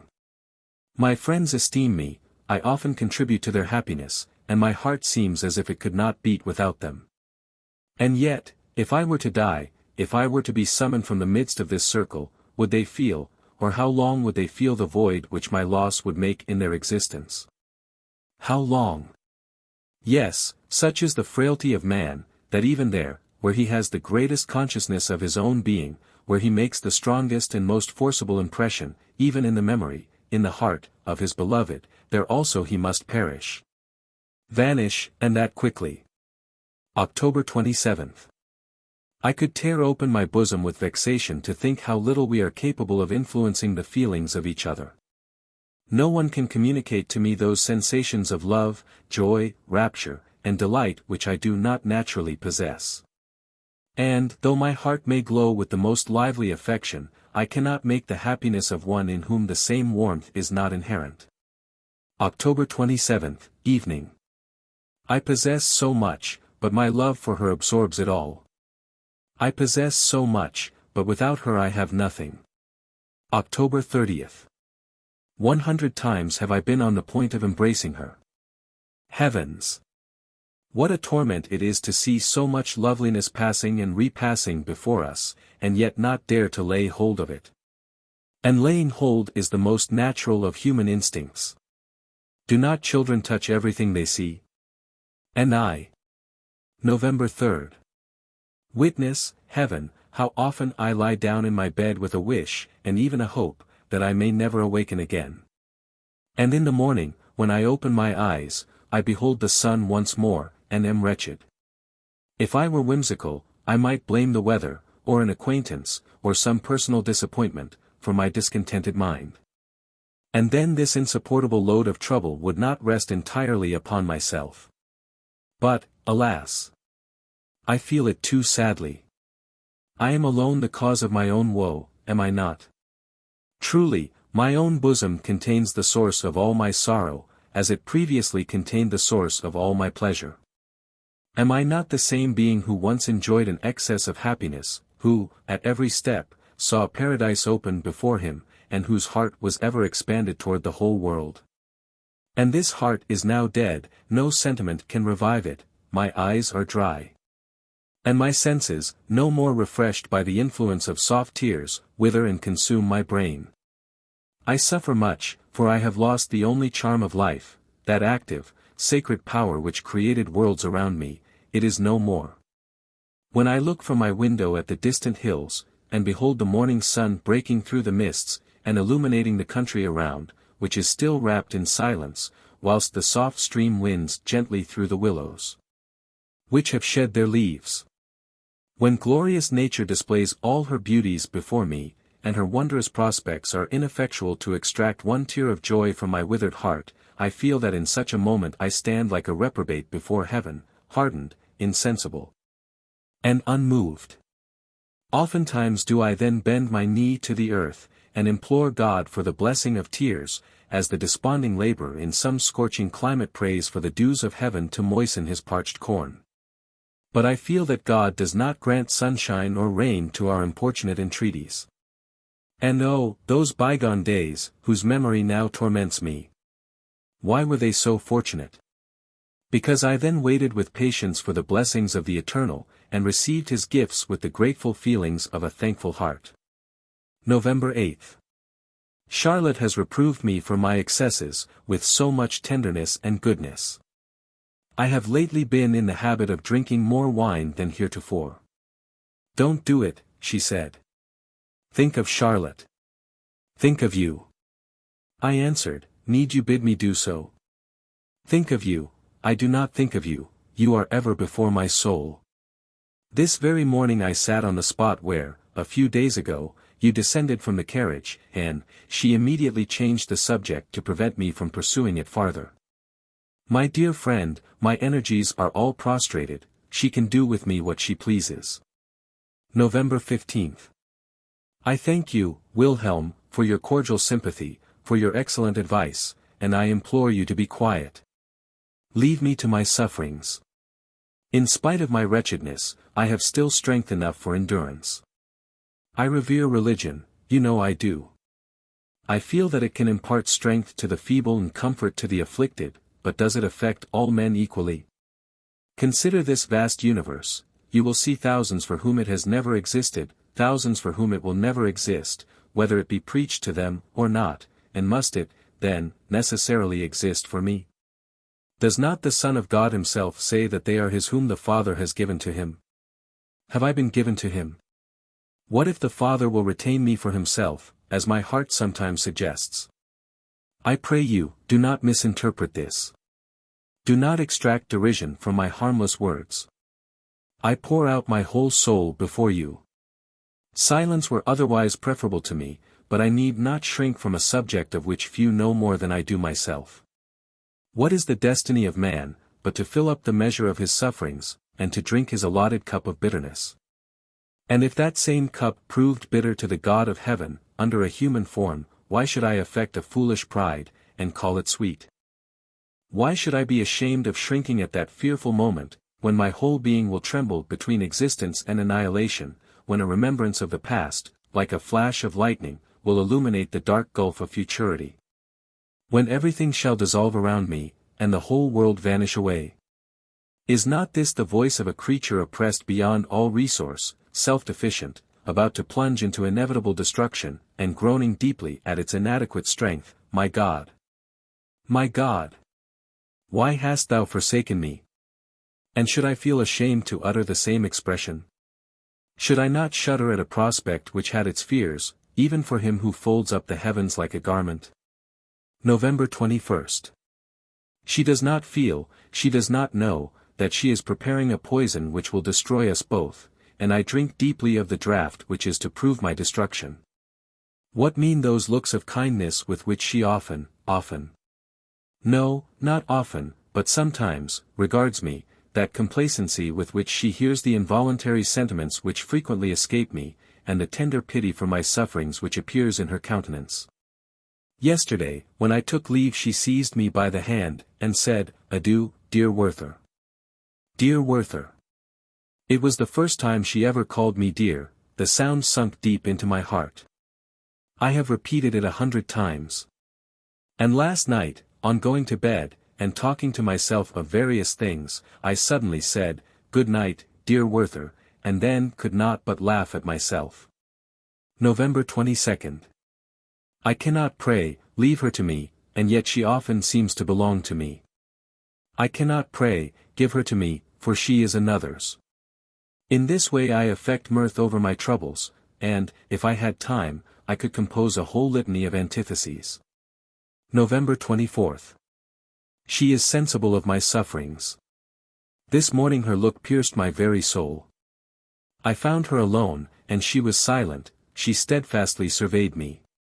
I no longer saw in her face the charms of beauty or the fire of genius, these had disappeared. But I was affected by an expression much more touching, a look of the deepest sympathy and of the softest pity. Why was I afraid to throw myself at her feet? Why did I not dare to take her in my arms, and answer her by 1,000 kisses? She had recourse to her piano for relief, and in a low and sweet voice accompanied the music with delicious sounds. Her lips never appeared so lovely, they seemed but just to open, that they might imbibe the sweet tones which issued from the instrument, and return the heavenly vibration from her lovely mouth. Oh! Who can express my sensations?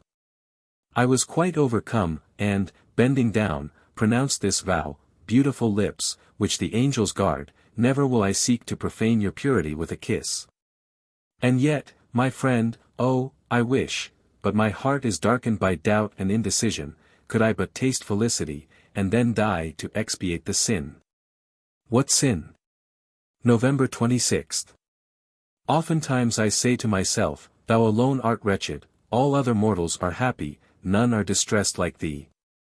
Then I read a passage in an ancient poet, and I seem to understand my own heart.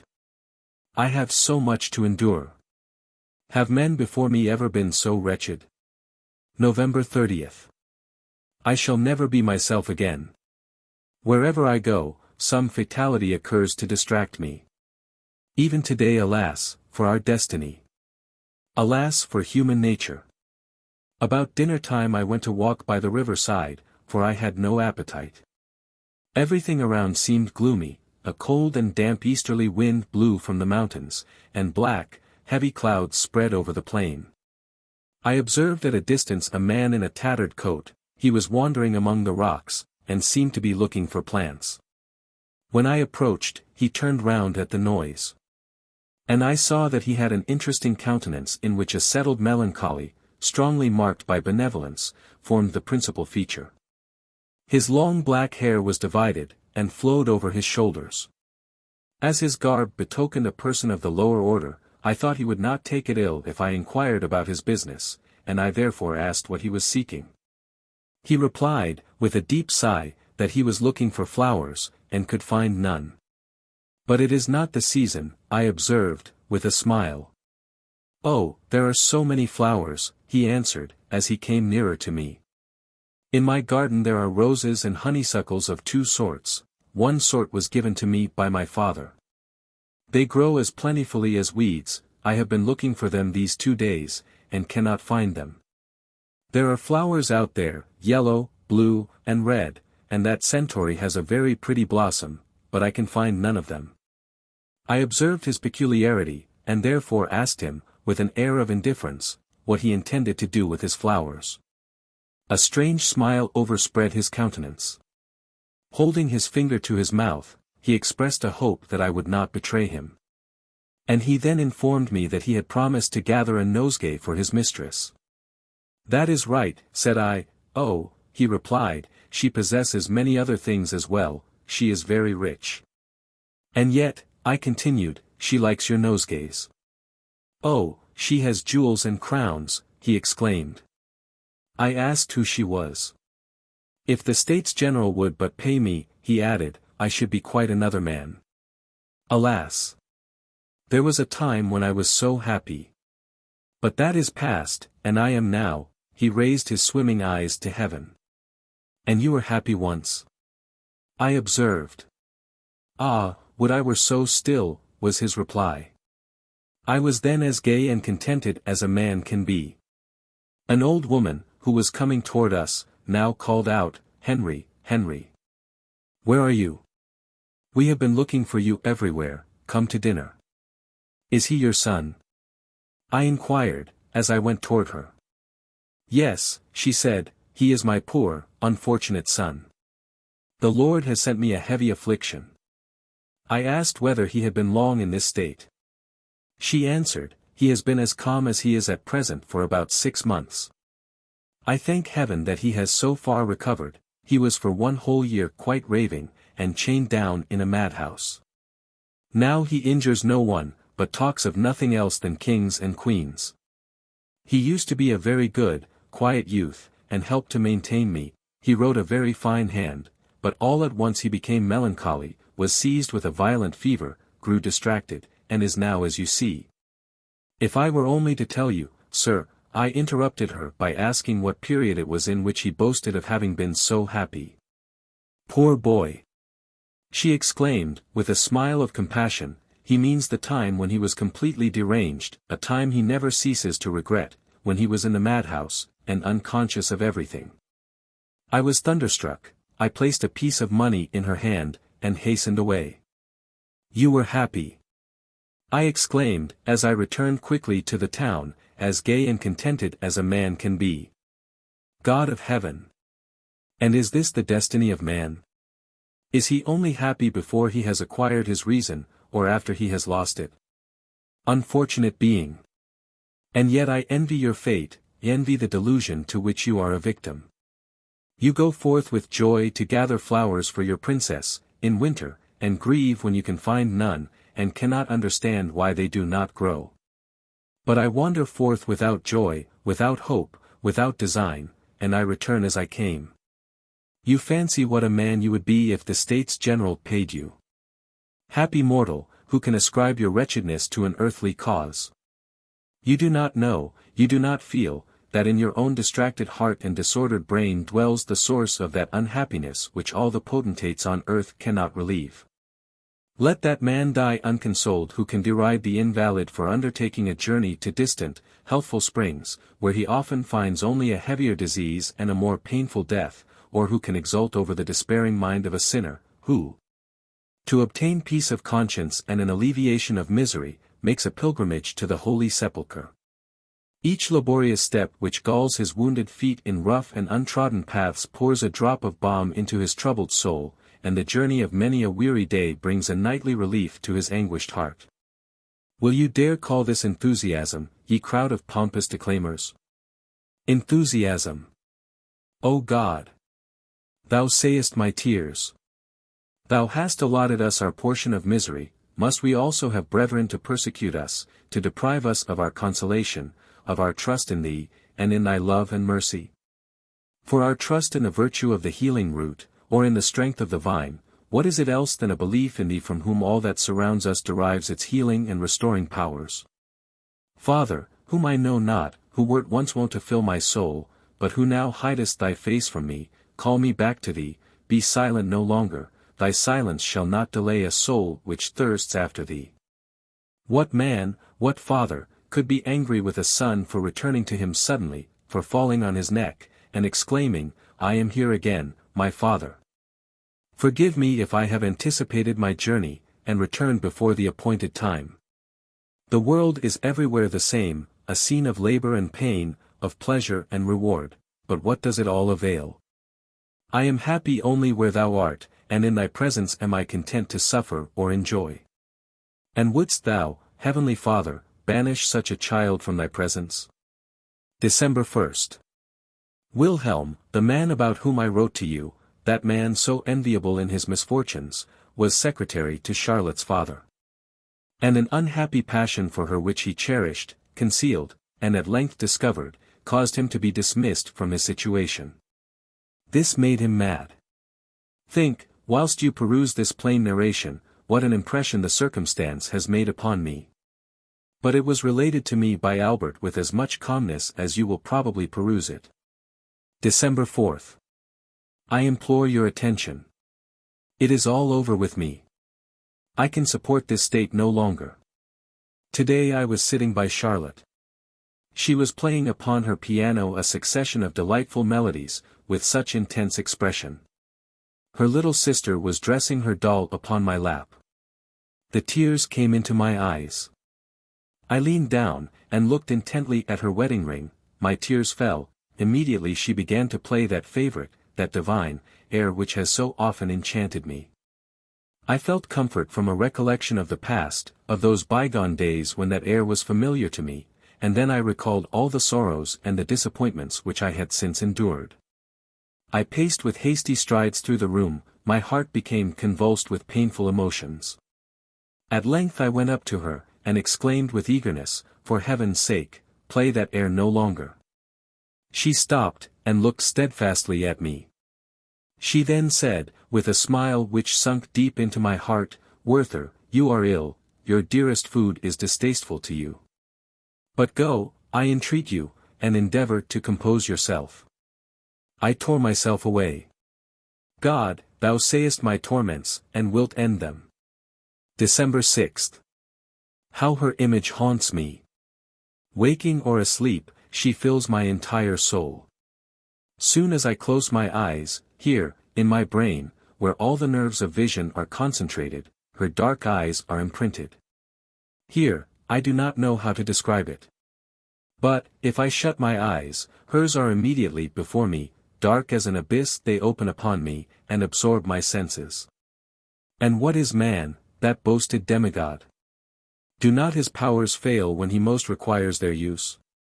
And whether he soar in joy, or sink in sorrow, is not his career in both inevitably arrested?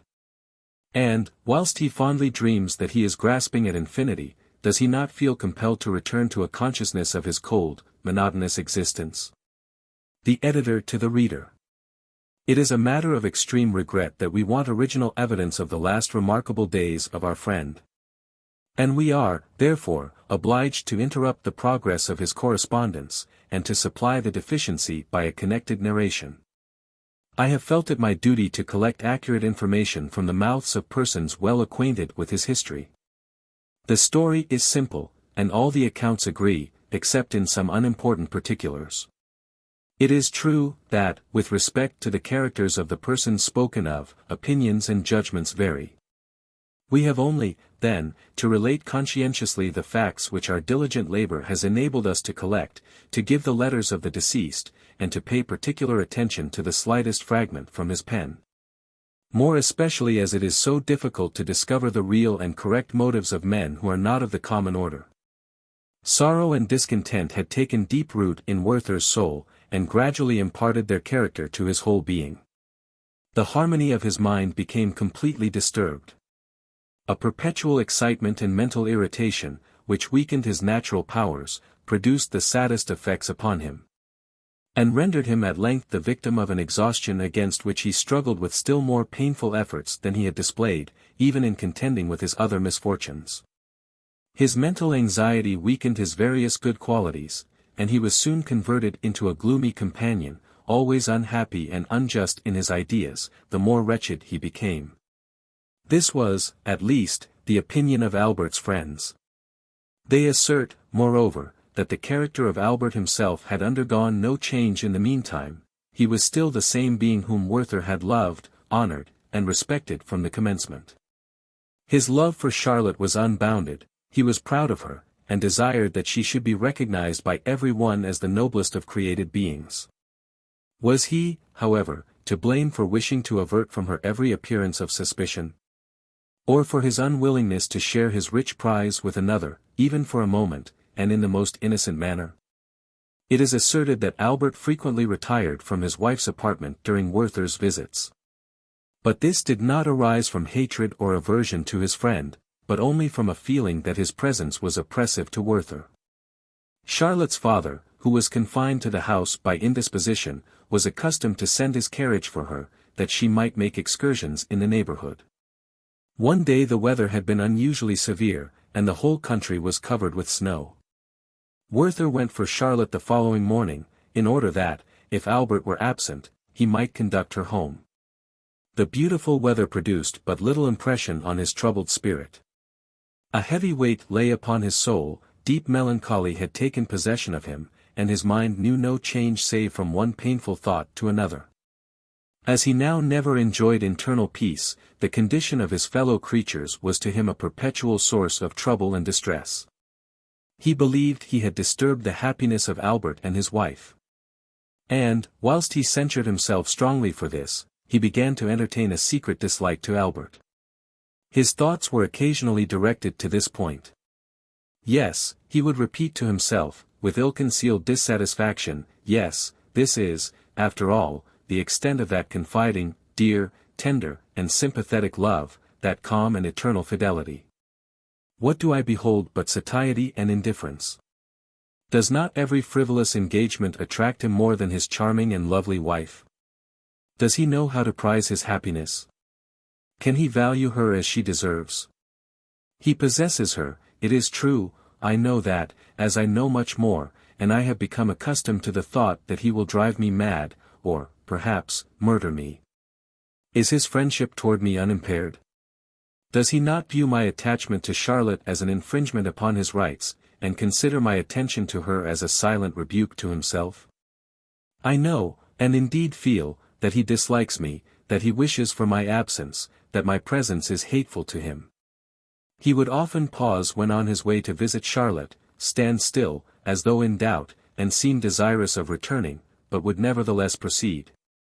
And, engaged in such thoughts and soliloquies as we have described, he finally reached the hunting lodge, with a sort of involuntary consent. Upon one occasion he entered the house. And, inquiring for Charlotte, he observed that the inmates were in a state of unusual confusion. The eldest boy informed him that a dreadful misfortune had occurred at Wahlheim, that a peasant had been murdered. But this made little impression upon him. Entering the apartment, he found Charlotte engaged reasoning with her father, who, in spite of his infirmity, insisted on going to the scene of the crime, in order to institute an inquiry. The criminal was unknown, the victim had been found dead at his own door that morning. Suspicions were excited, the murdered man had been in the service of a widow, and the person who had previously filled the situation had been dismissed from her employment. As soon as Werther heard this, he exclaimed with great excitement, "Is it possible? I must go to the spot, I cannot delay a moment." He hastened to Wahlheim. Every incident returned vividly to his remembrance. And he entertained not the slightest doubt that that man was the murderer to whom he had so often spoken, and for whom he entertained so much regard. His way took him past the well-known lime trees, to the house where the body had been carried. And his feelings were greatly excited at the sight of the fondly recollected spot. That threshold where the neighbors' children had so often played together was stained with blood.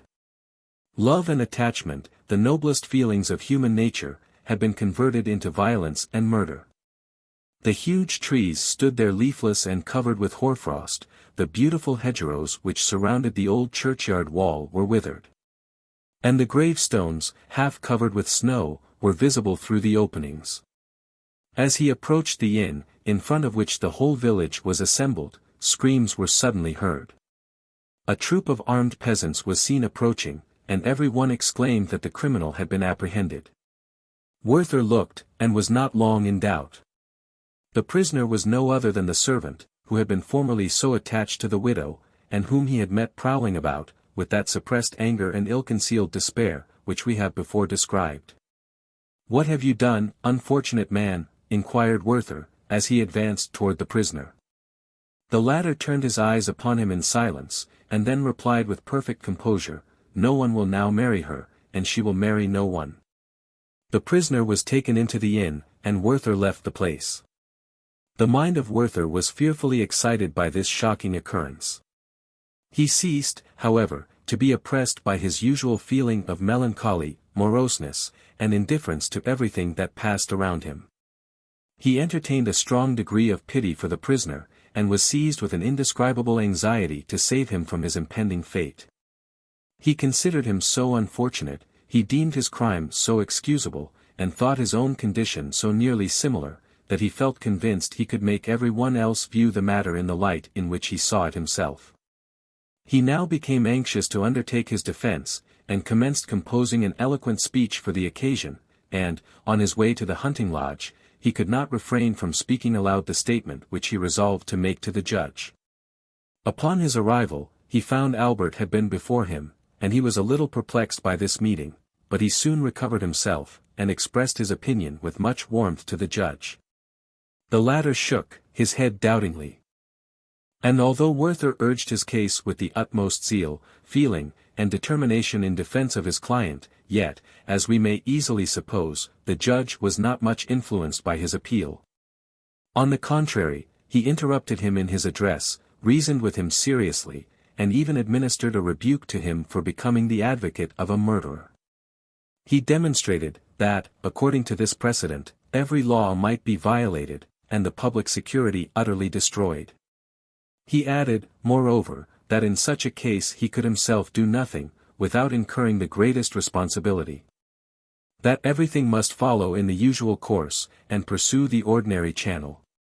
Werther, however, did not abandon his enterprise, and even besought the judge to connive at the flight of the prisoner.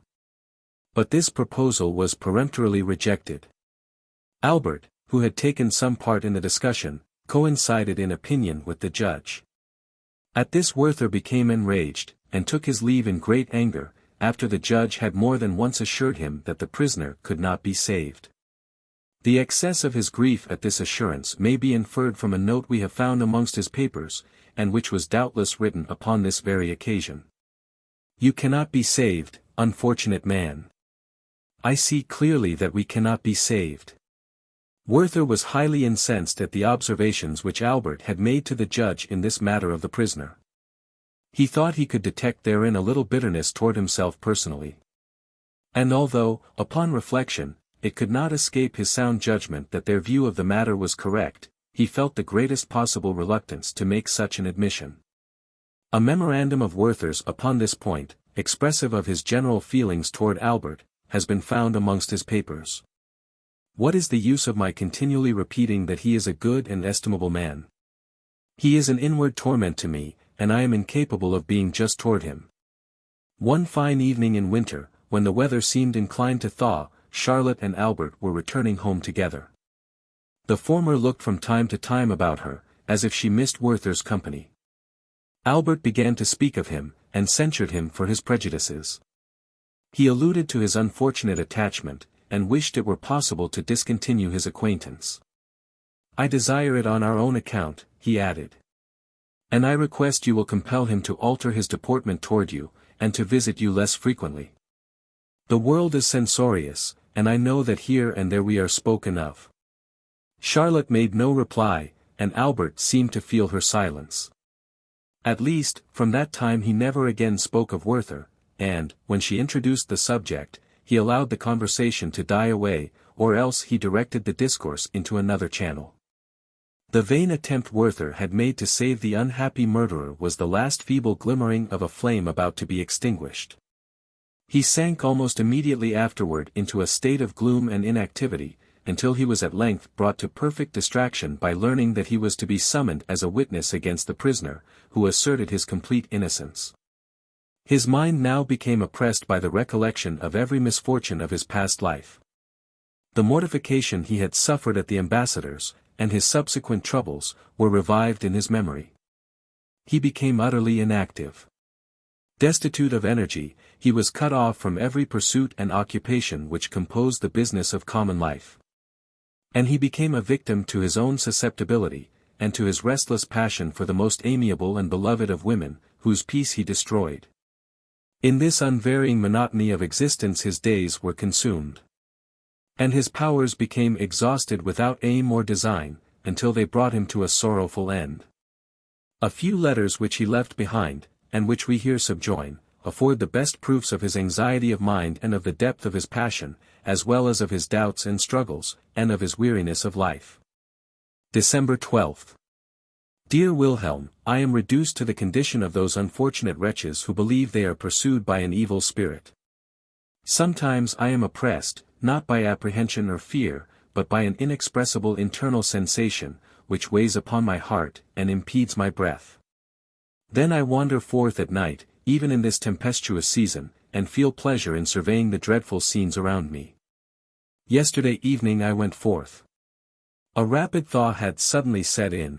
I had been informed that the river had risen, that the brooks had all overflowed their banks, and that the whole vale of Wahlheim was under water. Upon the stroke of 12 I hastened forth. I beheld a fearful sight. The foaming torrents rolled from the mountains in the moonlight, fields and meadows, trees and hedges, were confounded together, and the entire valley was converted into a deep lake, which was agitated by the roaring wind. And when the moon shone forth, and tinged the black clouds with silver, and the impetuous torrent at my feet foamed and resounded with awful and grand impetuosity, I was overcome by a mingled sensation of apprehension and delight.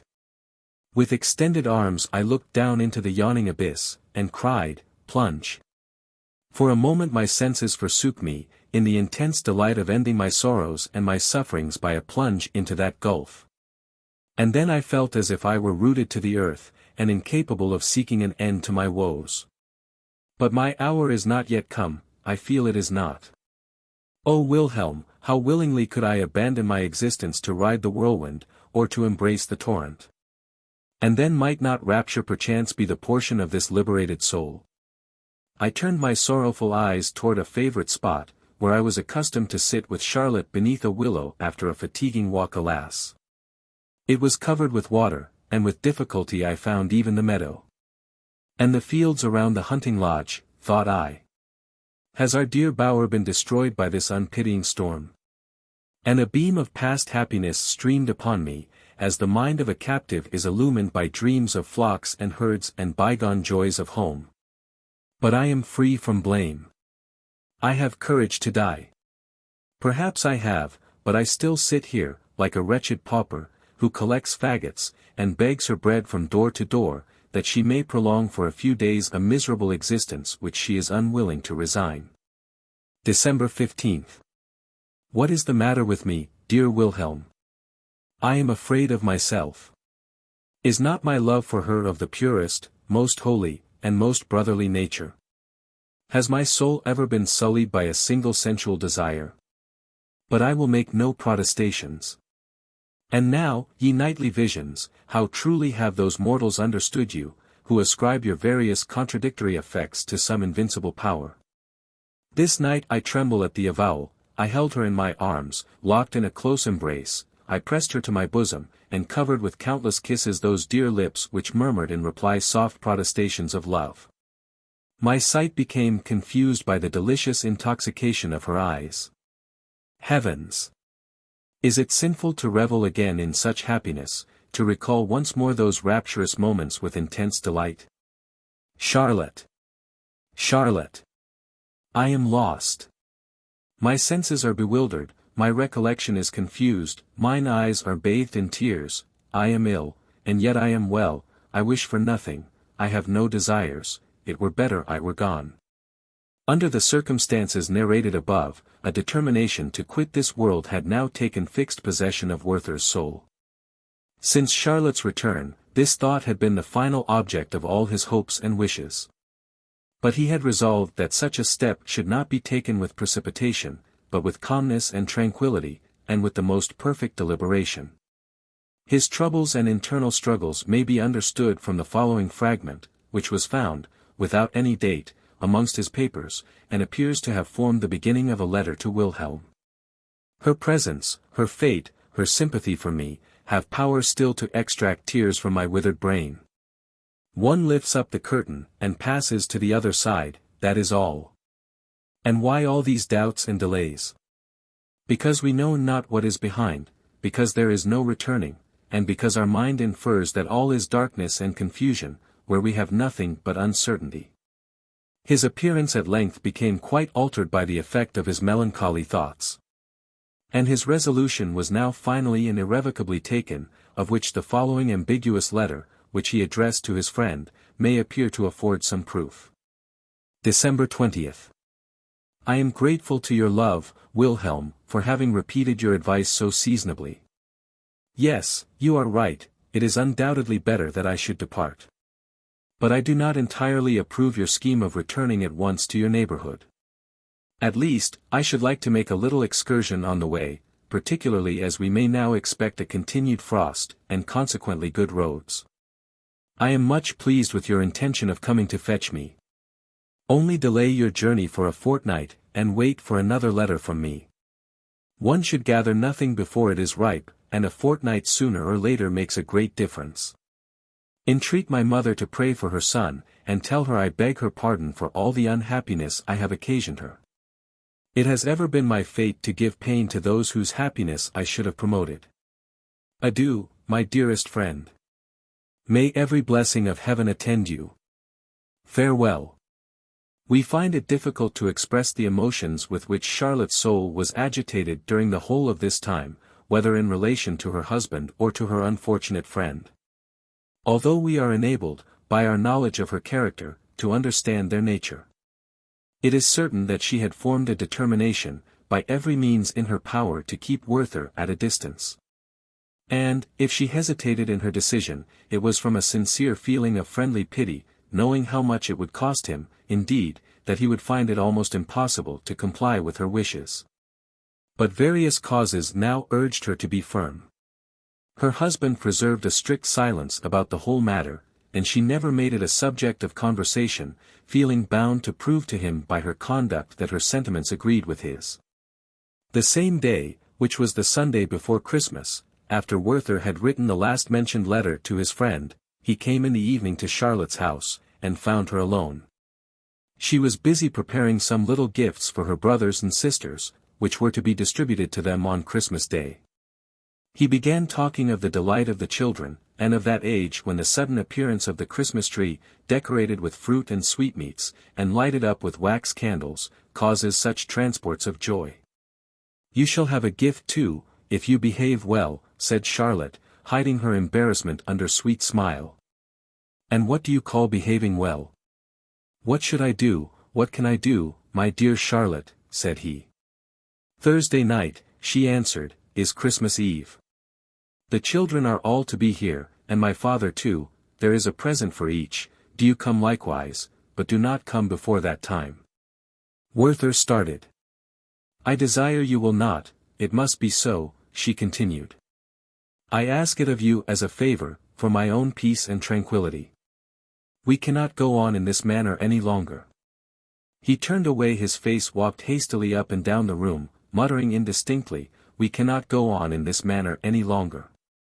Charlotte, seeing the violent agitation into which these words had thrown him, endeavored to divert his thoughts by different questions, but in vain. "No, Charlotte," he exclaimed, "I will never see you any more." "And why so?" she answered. We must see each other again, only let it be with more discretion." "Oh! Why were you born with that excessive, that ungovernable passion for everything that is dear to you?" Then, taking his hand, she said, "I entreat of you to be more calm. Your talents, your understanding, your genius, will furnish you with 1,000 resources. Be a man, and conquer an unhappy attachment toward a creature who can do nothing but pity you." He bit his lips, and looked at her with a gloomy countenance. She continued to hold his hand. "Grant me but a moment's patience, Werther," she said. "Do you not see that you are deceiving yourself, that you are seeking your own destruction? Why must you love me, me only, who belong to another? I much fear, that it is only the impossibility of possessing me which makes your desire for me so strong." He drew back his hand, whilst he surveyed her with a wild and angry look. "'Tis well," he exclaimed, "'tis very well. Did not Albert furnish you with this reflection? It is profound, a very profound remark." "A reflection that any one might easily make," she answered. "And is there not a woman in the whole world who is at liberty, and has the power to make you happy? Conquer yourself, look for such a being, and believe me when I say that you will certainly find her. I have long felt for you, and for us all. You have confined yourself too long within the limits of too narrow a circle. Conquer yourself, make an effort, a short journey will be of service to you. Seek and find an object worthy of your love. Then return hither, and let us enjoy together all the happiness of the most perfect friendship." "This speech," replied Werther with a cold smile, "this speech should be printed, for the benefit of all teachers. My dear Charlotte, allow me but a short time longer, and all will be well. But however, Werther," she added, "do not come again before Christmas." He was about to make some answer, when Albert came in. They saluted each other coldly, and with mutual embarrassment paced up and down the room. Werther made some common remarks, Albert did the same, and their conversation soon dropped. Albert asked his wife about some household matters. And, finding that his commissions were not executed, he used some expressions which, to Werther's ear, savored of extreme harshness. He wished to go, but had not power to move. And in this situation he remained till 8 o'clock, his uneasiness and discontent continually increasing. At length the cloth was laid for supper, and he took up his hat and stick. Albert invited him to remain. But Werther, fancying that he was merely paying a formal compliment, thanked him coldly, and left the house. Werther returned home, took the candle from his servant, and retired to his room alone. He talked for some time with great earnestness to himself, wept aloud, walked in a state of great excitement through his chamber. Till at length, without undressing, he threw himself on the bed, where he was found by his servant at 11 o'clock, when the latter ventured to enter the room, and take off his boots. Werther did not prevent him, but forbade him to come in the morning till he should ring. On Monday morning, the 21st of December, he wrote to Charlotte the following letter, which was found, sealed, on his bureau after his death, and was given to her.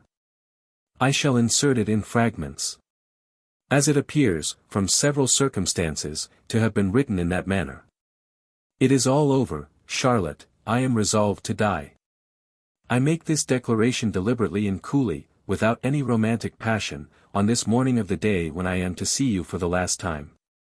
At the moment you read these lines, O best of women, the cold grave will hold the inanimate remains of that restless and unhappy being who, in the last moments of his existence, knew no pleasure so great as that of conversing with you.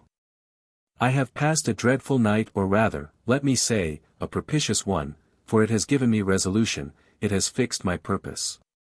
I am resolved to die. When I tore myself from you yesterday, my senses were in tumult and disorder. My heart was oppressed, hope and pleasure had fled from me for ever, and a petrifying cold had seized my wretched being. I could scarcely reach my room. I threw myself on my knees. And heaven, for the last time, granted me the consolation of shedding tears. 1,000 ideas, 1,000 schemes, arose within my soul, till at length one last, fixed, final thought took possession of my heart. It was to die.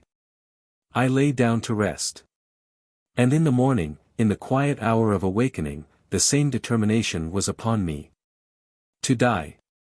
It is not despair, it is conviction that I have filled up the measure of my sufferings, that I have reached my appointed term, and must sacrifice myself for thee. Yes, Charlotte, why should I not avow it? One of us three must die, it shall be Werther. O beloved Charlotte!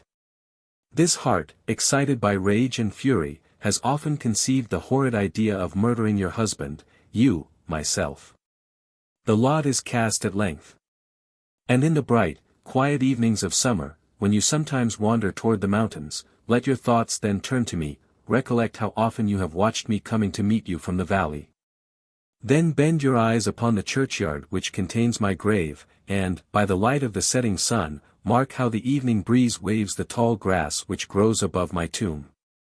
I was calm when I began this letter, but the recollection of these scenes makes me weep like a child. About 10 in the morning, Werther called his servant, and, whilst he was dressing, told him that in a few days he intended to set out upon a journey, and bade him therefore lay his clothes in order, and prepare them for packing up. Call in all his accounts, fetch home the books he had lent, and give 2 months' pay to the poor dependents who were accustomed to receive from him a weekly allowance. He breakfasted in his room, and then mounted his horse, and went to visit the steward, who, however, was not at home. He walked pensively in the garden, and seemed anxious to renew all the ideas that were most painful to him. The children did not suffer him to remain alone long. They followed him, skipping and dancing before him, and told him, that after tomorrow and 1 day more, they were to receive their Christmas gift from Charlotte. And they then recounted all the wonders of which they had formed ideas in their child imaginations. Tomorrow, said he, and 1 day more. And he kissed them tenderly. He was going. But the younger boy stopped him, to whisper something in his ear. He told him that his elder brothers had written splendid New Year's wishes so large. One for Papa, and another for Albert and Charlotte, and one for Werther. And they were to be presented early in the morning, on New Year's Day. This quite overcame him. He made each of the children a present, mounted his horse, left his compliments for Papa and Mamma, and, with tears in his eyes, rode away from the place. He returned home about 5 o'clock, ordered his servant to keep up his fire, desired him to pack his books and linen at the bottom of the trunk, and to place his coats at the top. He then appears to have made the following addition to the letter addressed to Charlotte. You do not expect me. You think I will obey you, and not visit you again till Christmas Eve. Oh Charlotte, today, or never. On Christmas Eve you will hold this paper in your hand, you will tremble, and moisten it with your tears. I must. Oh, how happy I feel to be determined. In the meantime, Charlotte was in a pitiable state of mind. After her last conversation with Werther, she found how painful to herself it would be to decline his visits, and knew how severely he would suffer from their separation. She had, in conversation with Albert, mentioned casually that Werther would not return before Christmas Eve. And soon afterward Albert went on horseback to see a person in the neighborhood, with whom he had to transact some business which would detain him all night. Charlotte was sitting alone. None of her family were near, and she gave herself up to the reflections that silently took possession of her mind. She was forever united to a husband whose love and fidelity she had proved, to whom she was heartily devoted, and who seemed to be a special gift from heaven to ensure her happiness. On the other hand, Werther had become dear to her. There was a cordial unanimity of sentiment between them from the very first hour of their acquaintance, and their long association and repeated interviews had made an indelible impression upon her heart. She had been accustomed to communicate to him every thought and feeling which interested her, and his absence threatened to open a void in her existence which it might be impossible to fill. How heartily she wished that she might change him into her brother, that she could induce him to marry one of her own friends, or could re-establish his intimacy with Albert. She passed all her intimate friends in review before her mind, but found something objectionable in each, and could decide upon none to whom she would consent to give him. Amid all these considerations she felt deeply but indistinctly that her own real but unexpressed wish was to retain him for herself. And her pure and amiable heart felt from this thought a sense of oppression which seemed to forbid a prospect of happiness. She was wretched, a dark cloud obscured her mental vision. It was now 6:30, and she heard Werther's step on the stairs. She at once recognized his voice, as he inquired if she were at home. Her heart beat audibly, we could almost say for the first time, at his arrival. It was too late to deny herself, and, as he entered, she exclaimed, with a sort of ill-concealed confusion, "You have not kept your word." "I promised nothing," he answered. "But you should have complied, at least for my sake," she continued. "I implore you, for both our sakes." She scarcely knew what she said or did. And sent for some friends, who, by their presence, might prevent her being left alone with Werther. He put down some books he had brought with him, then made inquiries about some others, until she began to hope that her friends might arrive shortly, entertaining at the same time a desire that they might stay away. At one moment she felt anxious that the servant should remain in the adjoining room, then she changed her mind. Werther, meanwhile, walked impatiently up and down. She went to the piano, and determined not to retire. She then collected her thoughts, and sat down quietly at Werther's side, who had taken his usual place on the sofa. "Have you brought nothing to read?" she inquired. He had nothing. "There in my drawer," she continued, "you will find your own translation of some of the songs of Ossian. I have not yet read them, as I have still hoped to hear you recite them. But, for some time past, I have not been able to accomplish such a wish." He smiled, and went for the manuscript, which he took with a shudder. He sat down, and, with eyes full of tears, he began to read. "Star of descending night. Fair is thy light in the west. Thou liftest thy unshorn head from thy cloud, thy steps are stately on thy hill. What dost thou behold in the plain? The stormy winds are laid. The murmur of the torrent comes from afar. Roaring waves climb the distant rock. The flies of evening are on their feeble wings, the hum of their course is on the field.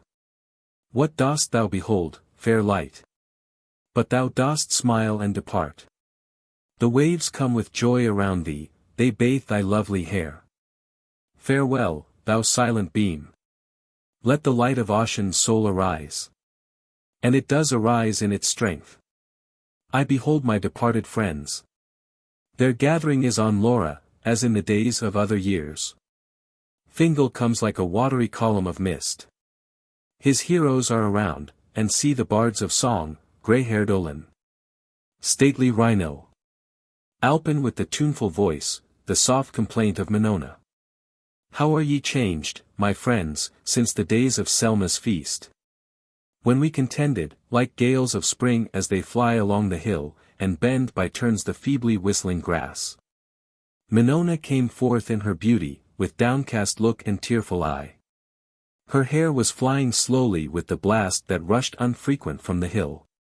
The souls of the heroes were sad when she raised the tuneful voice. Oft had they seen the grave of Salgar, the dark dwelling of white-bosomed Kalma. Kalma left alone on the hill with all her voice of song. Salgar promised to come. But the night descended around. Hear the voice of Kalma, when she sat alone on the hill. Kalma. It is night, I am alone, forlorn on the hill of storms. The wind is heard on the mountain. The torrent is howling down the rock. No hut receives me from the rain, forlorn on the hill of winds. Rise, moon. From behind thy clouds. Stars of the night, arise. Lead me, some light, to the place where my love rests from the chase alone. His bow near him unstrung, his dogs panting around him. But here I must sit alone by the rock of the mossy stream. The stream and the wind roar aloud. I hear not the voice of my love. Why delays my Salgar, why the chief of the hill his promise? Here is the rock and here the tree. Here is the roaring stream. Thou didst promise with night to be here. Ah! Whither is my Salgar gone? With thee I would fly from my father, with thee from my brother of pride. Our race have long been foes, we are not foes, O Salgar. Cease a little while, O wind. Stream, be thou silent a while.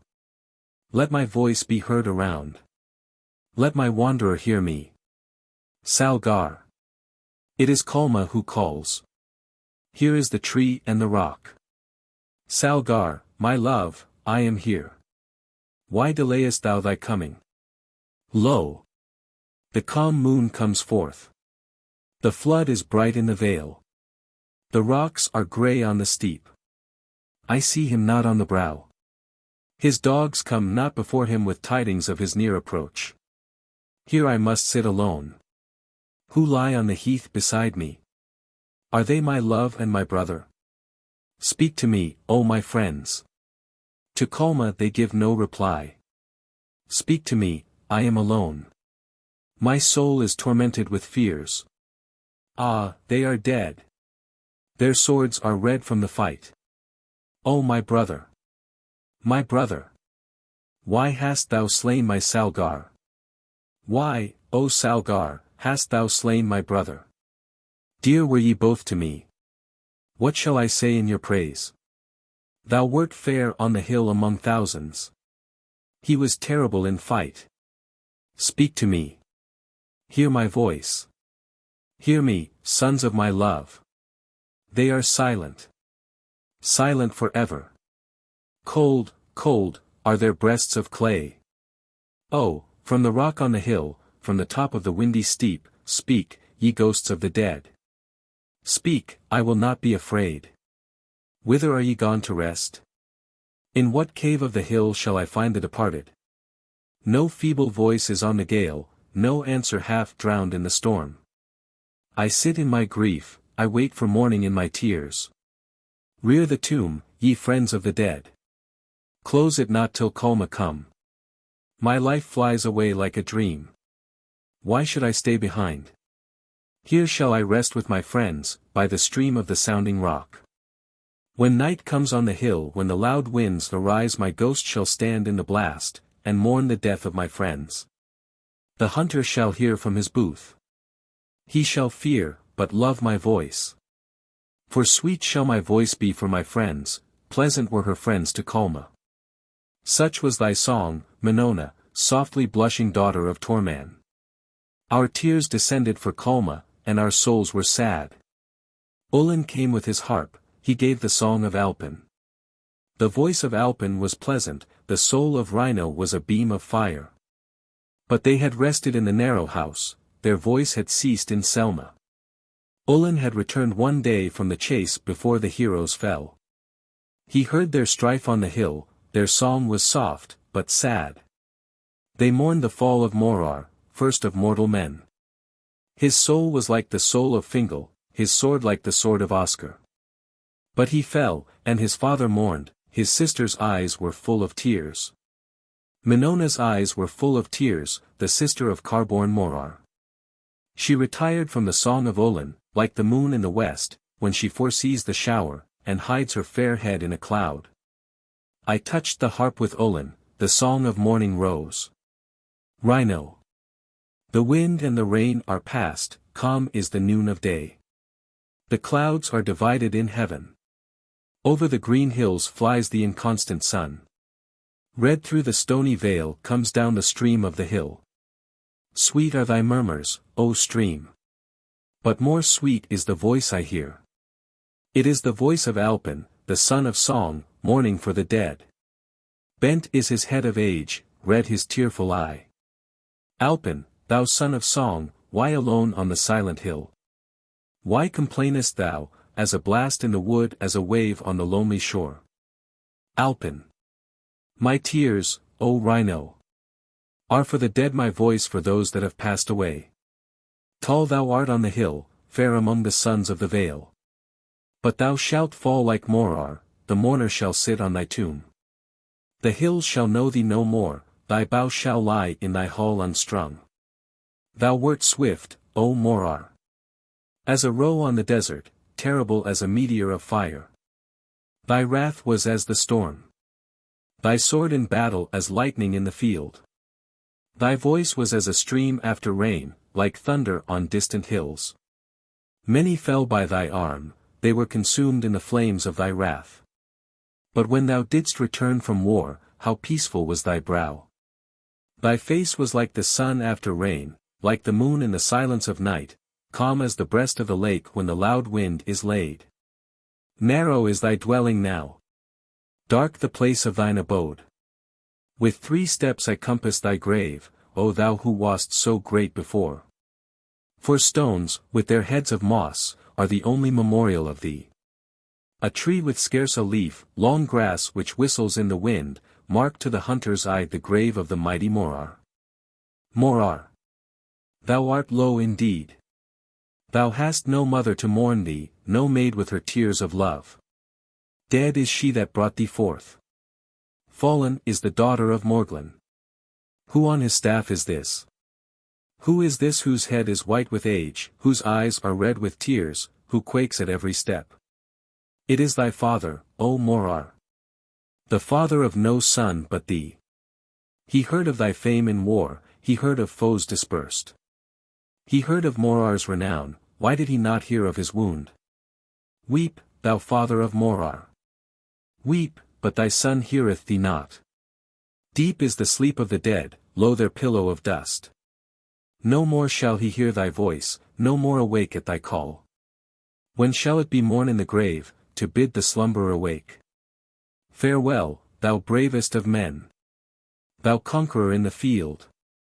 But the field shall see thee no more, nor the dark would be lightened with the splendor of thy steel. Thou hast left no son. The song shall preserve thy name. Future times shall hear of thee, they shall hear of the fallen Morar. The grief of all arose, but most the bursting sigh of Armin. He remembers the death of his son, who fell in the days of his youth. Carmier was near the hero, the chief of the echoing Galmal. Why burst the sigh of Armin? He said. Is there a cause to mourn? The song comes with its music to melt and please the soul. It is like soft mist that, rising from a lake, pours on the silent vale. The green flowers are filled with dew, but the sun returns in his strength, and the mist is gone. Why art thou sad, O Armin, chief of sea-surrounded Gorma? Sad I am. Nor small is my cause of woe. Carmier, thou hast lost no son. Thou hast lost no daughter of beauty. Calgar the valiant lives, and Anira, fairest maid. The boughs of thy house ascend, O Carmier. But Armin is the last of his race. Dark is thy bed, O Dora. Deep thy sleep in the tomb. When shalt thou wake with thy songs? With all thy voice of music? Arise, winds of autumn, arise, blow along the heath. Streams of the mountains, roar, roar, tempests in the groves of my oaks. Walk through broken clouds, O moon. Show thy pale face at intervals, bring to my mind the night when all my children fell, when Arindel the mighty fell, when Dora the lovely failed. Dora, my daughter, thou wert fair, fair as the moon on Fura, white as the driven snow, sweet as the breathing gale. Arindel, thy bow was strong, thy spear was swift on the field, thy look was like mist on the wave, thy shield a red cloud in a storm. Armar, renowned in war, came and sought Dora's love. He was not long refused, fair was the hope of their friends. Erath, son of Odgil, repined, his brother had been slain by Armar. He came disguised like a son of the sea, fair was his cliff on the wave, white his locks of age, calm his serious brow.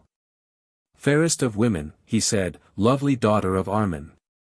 A rock not distant in the sea bears a tree on its side, red shines the fruit afar. There Armar waits for Dora. I come to carry his love. She went, she called on Armar. Not answered, but the son of the rock. Armar, my love, my love. Why tormentest thou me with fear? Here, son of Arnart, here. It is Dora who calleth thee. Erath, the traitor, fled laughing to the land. She lifted up her voice, she called for her brother and her father. Arindel. Armin. None to relieve you, Dora. Her voice came over the sea. Arindel, my son, descended from the hill, rough in the spoils of the chase. His arrows rattled by his side, his bow was in his hand, 5 dark grey dogs attended his steps. He saw fierce Erath on the shore. He seized and bound him to an oak. Thick wind the thongs of the hide around his limbs, he loads the winds with his groans. Arindel ascends the deep in his boat to bring Dora to land. Armar came in his wrath, and let fly the grey-feathered shaft. It sunk in thy heart, O Arindel, my son. For Erath the traitor thou deest. The oar is stopped at once, he panted on the rock, and expired. What is thy grief, O Dora, when round thy feet is poured thy brother's blood? The boat is broken in twain. Armar plunges into the sea to rescue his Dora, or die. Sudden a blast from a hill came over the waves, he sank, and he rose no more. Alone, on the sea-beat rock, my daughter was heard to complain. Frequent and loud were her cries. What could her father do? All night I stood on the shore, I saw her by the faint beam of the moon. All night I heard her cries. Loud was the wind, the rain beat hard on the hill. Before morning appeared, her voice was weak, it died away like the evening breeze among the grass of the rocks. Spent with grief, she expired, and left thee, Armin, alone. Gone is my strength in war, fallen my pride among women. When the storms aloft arise, when the north lifts the wave on high, I sit by the sounding shore, and look on the fatal rock. Often by the setting moon I see the ghosts of my children, half viewless they walk in mournful conference together. A torrent of tears which streamed from Charlotte's eyes and gave relief to her bursting heart, stopped Werther's recitation. He threw down the book, seized her hand, and wept bitterly. Charlotte leaned upon her hand, and buried her face in her handkerchief, the agitation of both was excessive. They felt that their own fate was pictured in the misfortunes of Ossian's heroes, they felt this together, and their tears redoubled. Werther supported his forehead on Charlotte's arm, she trembled, she wished to be gone, but sorrow and sympathy lay like a leaden weight upon her soul. She recovered herself shortly, and begged Werther, with broken sobs, to leave her, implored him with the utmost earnestness to comply with her request. He trembled. His heart was ready to burst, then, taking up the book again, he recommenced reading, in a voice broken by sobs. Why dost thou waken me, O spring? Thy voice woos me, exclaiming, I refresh thee with heavenly dews. But the time of my decay is approaching, the storm is nigh that shall wither my leaves. Tomorrow the traveller shall come, he shall come, who beheld me in beauty, his eye shall seek me in the field around, but he shall not find me. The whole force of these words fell upon the unfortunate Werther. Full of despair, he threw himself at Charlotte's feet, seized her hands, and pressed them to his eyes and to his forehead. An apprehension of his fatal project now struck her for the first time. Her senses were bewildered, she held his hands, pressed them to her bosom, and, leaning toward him with emotions of the tenderest pity, her warm cheek touched his. They lost sight of everything. The world disappeared from their eyes. He clasped her in his arms, strained her to his bosom, and covered her trembling lips with passionate kisses. "Werther," she cried with a faint voice, turning herself away. "Werther," and, with a feeble hand, she pushed him from her. At length, with the firm voice of virtue, she exclaimed, "Werther." He resisted not, but, tearing himself from her arms, fell on his knees before her. Charlotte rose, and, with disordered grief, in mingled tones of love and resentment, she exclaimed, "It is the last time, Werther. You shall never see me any more." Then, casting one last, tender look upon her unfortunate lover, she rushed into the adjoining room, and locked the door. Werther held out his arms, but did not dare to detain her. He continued on the ground, with his head resting on the sofa, for half an hour, till he heard a noise which brought him to his senses. The servant entered. He then walked up and down the room. And, when he was again left alone, he went to Charlotte's door, and, in a low voice, said, "Charlotte, Charlotte. But one word more, one last adieu." She returned no answer. He stopped, and listened and entreated, but all was silent. At length he tore himself from the place, crying, "Adieu, Charlotte, adieu forever." Werther ran to the gate of the town. The guards, who knew him, let him pass in silence. The night was dark and stormy, it rained and snowed. He reached his own door about 11. His servant, although seeing him enter the house without his hat, did not venture to say anything, and, as he undressed his master, he found that his clothes were wet. His hat was afterward found on the point of a rock overhanging the valley, and it is inconceivable how he could have climbed to the summit on such a dark, tempestuous night without losing his life. He retired to bed, and slept to a late hour. The next morning his servant, upon being called to bring his coffee, found him writing. He was adding, to Charlotte, what we here annex. "For the last time I open these eyes. Alas! They will behold the sun no more. It is covered by a thick, impenetrable cloud. Yes, nature. Put on mourning, your child, your friend, your lover, draws near his end. This thought, Charlotte, is without parallel. And yet it seems like a mysterious dream when I repeat, this is my last day.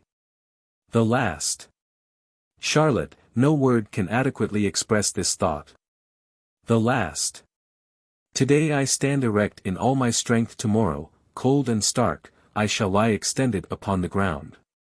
To die. What is death? We do but dream in our discourse upon it. I have seen many human beings die.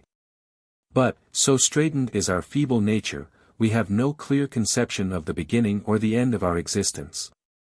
At this moment I am my own, or rather I am thine, my adored.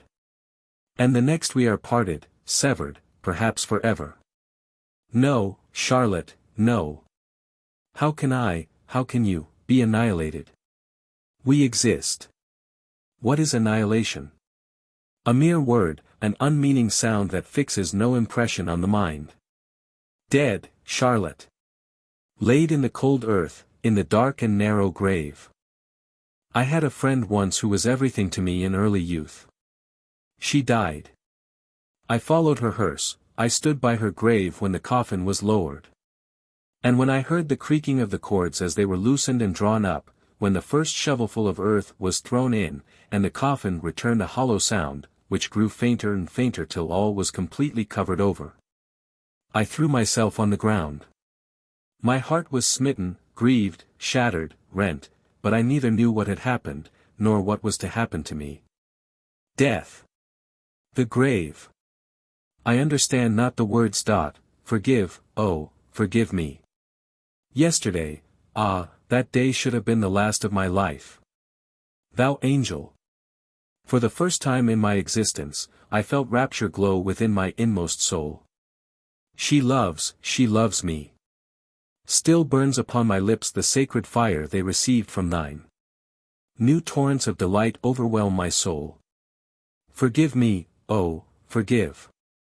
I knew that I was dear to you, I saw it in your first entrancing look, knew it by the first pressure of your hand, but when I was absent from you, when I saw Albert at your side, my doubts and fears returned. Do you remember the flowers you sent me, when, at that crowded assembly, you could neither speak nor extend your hand to me? Half the night I was on my knees before those flowers, and I regarded them as the pledges of your love. But those impressions grew fainter, and were at length effaced. Everything passes away, but a whole eternity could not extinguish the living flame which was yesterday kindled by your lips, and which now burns within me. She loves me. These arms have encircled her waist, these lips have trembled upon hers. She is mine. Yes, Charlotte, you are mine forever. And what do they mean by saying Albert is your husband? He may be so for this world. And in this world it is a sin to love you, to wish to tear you from his embrace. Yes, it is a crime, and I suffer the punishment, but I have enjoyed the full delight of my sin. I have inhaled a balm that has revived my soul. From this hour you are mine, yes, Charlotte, you are mine. I go before you. I go to my father and to your father. I will pour out my sorrows before him, and he will give me comfort till you arrive. Then will I fly to meet you. I will claim you, and remain your eternal embrace, in the presence of the Almighty. I do not dream, I do not rave. Drawing nearer to the grave my perceptions become clearer. We shall exist, we shall see each other again. We shall behold your mother, I shall behold her, and expose to her my inmost heart. Your mother, your image.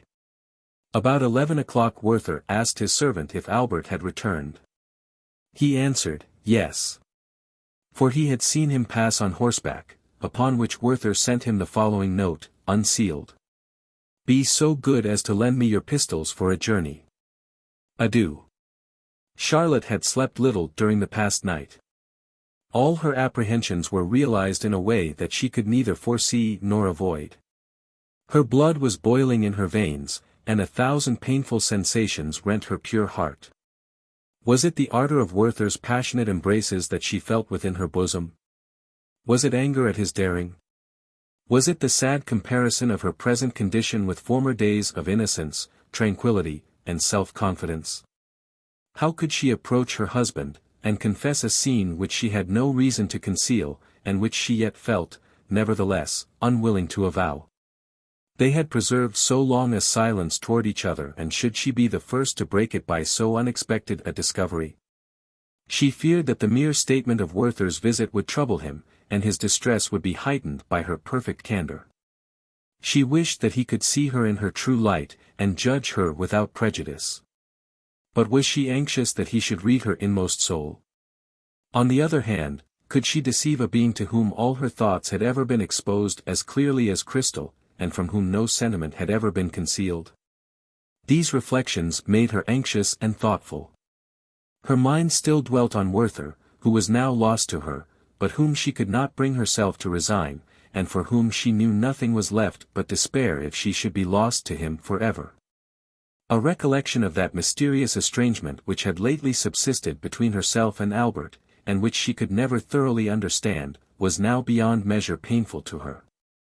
Even the prudent and the good have before now hesitated to explain their mutual differences, and have dwelt in silence upon their imaginary grievances, until circumstances have become so entangled, that in that critical juncture, when a calm explanation would have saved all parties, an understanding was impossible. And thus if domestic confidence had been earlier established between them, if love and kind forbearance had mutually animated and expanded their hearts, it might not, perhaps, even yet have been too late to save our friend. But we must not forget one remarkable circumstance. We may observe from the character of Werther's correspondence, that he had never affected to conceal his anxious desire to quit this world. He had often discussed the subject with Albert. And, between the latter and Charlotte, it had not unfrequently formed a topic of conversation. Albert was so opposed to the very idea of such an action, that, with a degree of irritation unusual in him, he had more than once given Werther to understand that he doubted the seriousness of his threats, and not only turned them into ridicule, but caused Charlotte to share his feelings of incredulity. Her heart was thus tranquilized when she felt disposed to view the melancholy subject in a serious point of view, though she never communicated to her husband the apprehensions she sometimes experienced. Albert, upon his return, was received by Charlotte with ill-concealed embarrassment. He was himself out of humor, his business was unfinished. And he had just discovered that the neighboring official with whom he had to deal, was an obstinate and narrow-minded personage. Many things had occurred to irritate him. He inquired whether anything had happened during his absence, and Charlotte hastily answered that Werther had been there on the evening previously. He then inquired for his letters, and was answered that several packages had been left in his study. He thereon retired, leaving Charlotte alone. The presence of the being she loved and honored produced a new impression on her heart. The recollection of his generosity, kindness, and affection had calmed her agitation, a secret impulse prompted her to follow him, she took her work and went to his study, as was often her custom. He was busily employed opening and reading his letters. It seemed as if the contents of some were disagreeable. She asked some questions, he gave short answers, and sat down to write. Several hours passed in this manner, and Charlotte's feelings became more and more melancholy. She felt the extreme difficulty of explaining to her husband, under any circumstances, the weight that lay upon her heart. And her depression became every moment greater, in proportion as she endeavored to hide her grief, and to conceal her tears. The arrival of Werther's servant occasioned her the greatest embarrassment. He gave Albert a note, which the latter coldly handed to his wife, saying, at the same time, "Give him the pistols. I wish him a pleasant journey," he added, turning to the servant. These words fell upon Charlotte like a thunderstroke. She rose from her seat half fainting, and unconscious of what she did. She walked mechanically toward the wall, took down the pistols with a trembling hand, slowly wiped the dust from them, and would have delayed longer, had not Albert hastened her movements by an impatient look. She then delivered the fatal weapons to the servant, without being able to utter a word. As soon as he had departed, she folded up her work, and retired at once to her room, her heart overcome with the most fearful forebodings. She anticipated some dreadful calamity. She was at one moment on the point of going to her husband, throwing herself at his feet, and acquainting him with all that had happened on the previous evening, that she might acknowledge her fault and explain her apprehensions. Then she saw that such a step would be useless, as she would certainly be unable to induce Albert to visit Werther. Dinner was served. And a kind friend whom she had persuaded to remain assisted to sustain the conversation, which was carried on by a sort of compulsion, till the events of the morning were forgotten. When the servant brought the pistols to Werther, the latter received them with transports of delight upon hearing that Charlotte had given them to him with her own hand. He ate some bread, drank some wine, sent his servant to dinner, and then sat down to write as follows. "They have been in your hands, you wiped the dust from them. I kissed them 1,000 times, you have touched them. Yes, heaven favors my design, and you, Charlotte, provide me with the fatal instruments. It was my desire to receive my death from your hands, and my wish is gratified. I have made inquiries of my servant. You trembled when you gave him the pistols, but you bade me no adieu. Wretched, wretched that I am, not one farewell. How could you shut your heart against me in that hour which makes you mine forever? Charlotte, ages cannot efface the impression, I feel you cannot hate the man who so passionately loves you." After dinner he called his servant, desired him to finish the packing up, destroyed many papers, and then went out to pay some trifling debts. He soon returned home, then went out again, notwithstanding the rain, walked for some time in the Count's garden, and afterward proceeded farther into the country. Toward evening he came back once more, and resumed his writing. Wilhelm, I have for the last time beheld the mountains, the forests, and the sky. Farewell. And you, my dearest mother, forgive me. Console her, Wilhelm. God bless you. I have settled all my affairs. Farewell. We shall meet again, and be happier than ever. I have requited you badly, Albert, but you will forgive me. I have disturbed the peace of your home. I have sowed distrust between you. Farewell. I will end all this wretchedness. And oh, that my death may render you happy. Albert, Albert. Make that angel happy, and the blessing of heaven be upon you. He spent the rest of the evening in arranging his papers. He tore and burned a great many. Others he sealed up, and directed to Wilhelm. They contain some detached thoughts and maxims, some of which I have perused. At 10 o'clock he ordered his fire to be made up, and a bottle of wine to be brought to him.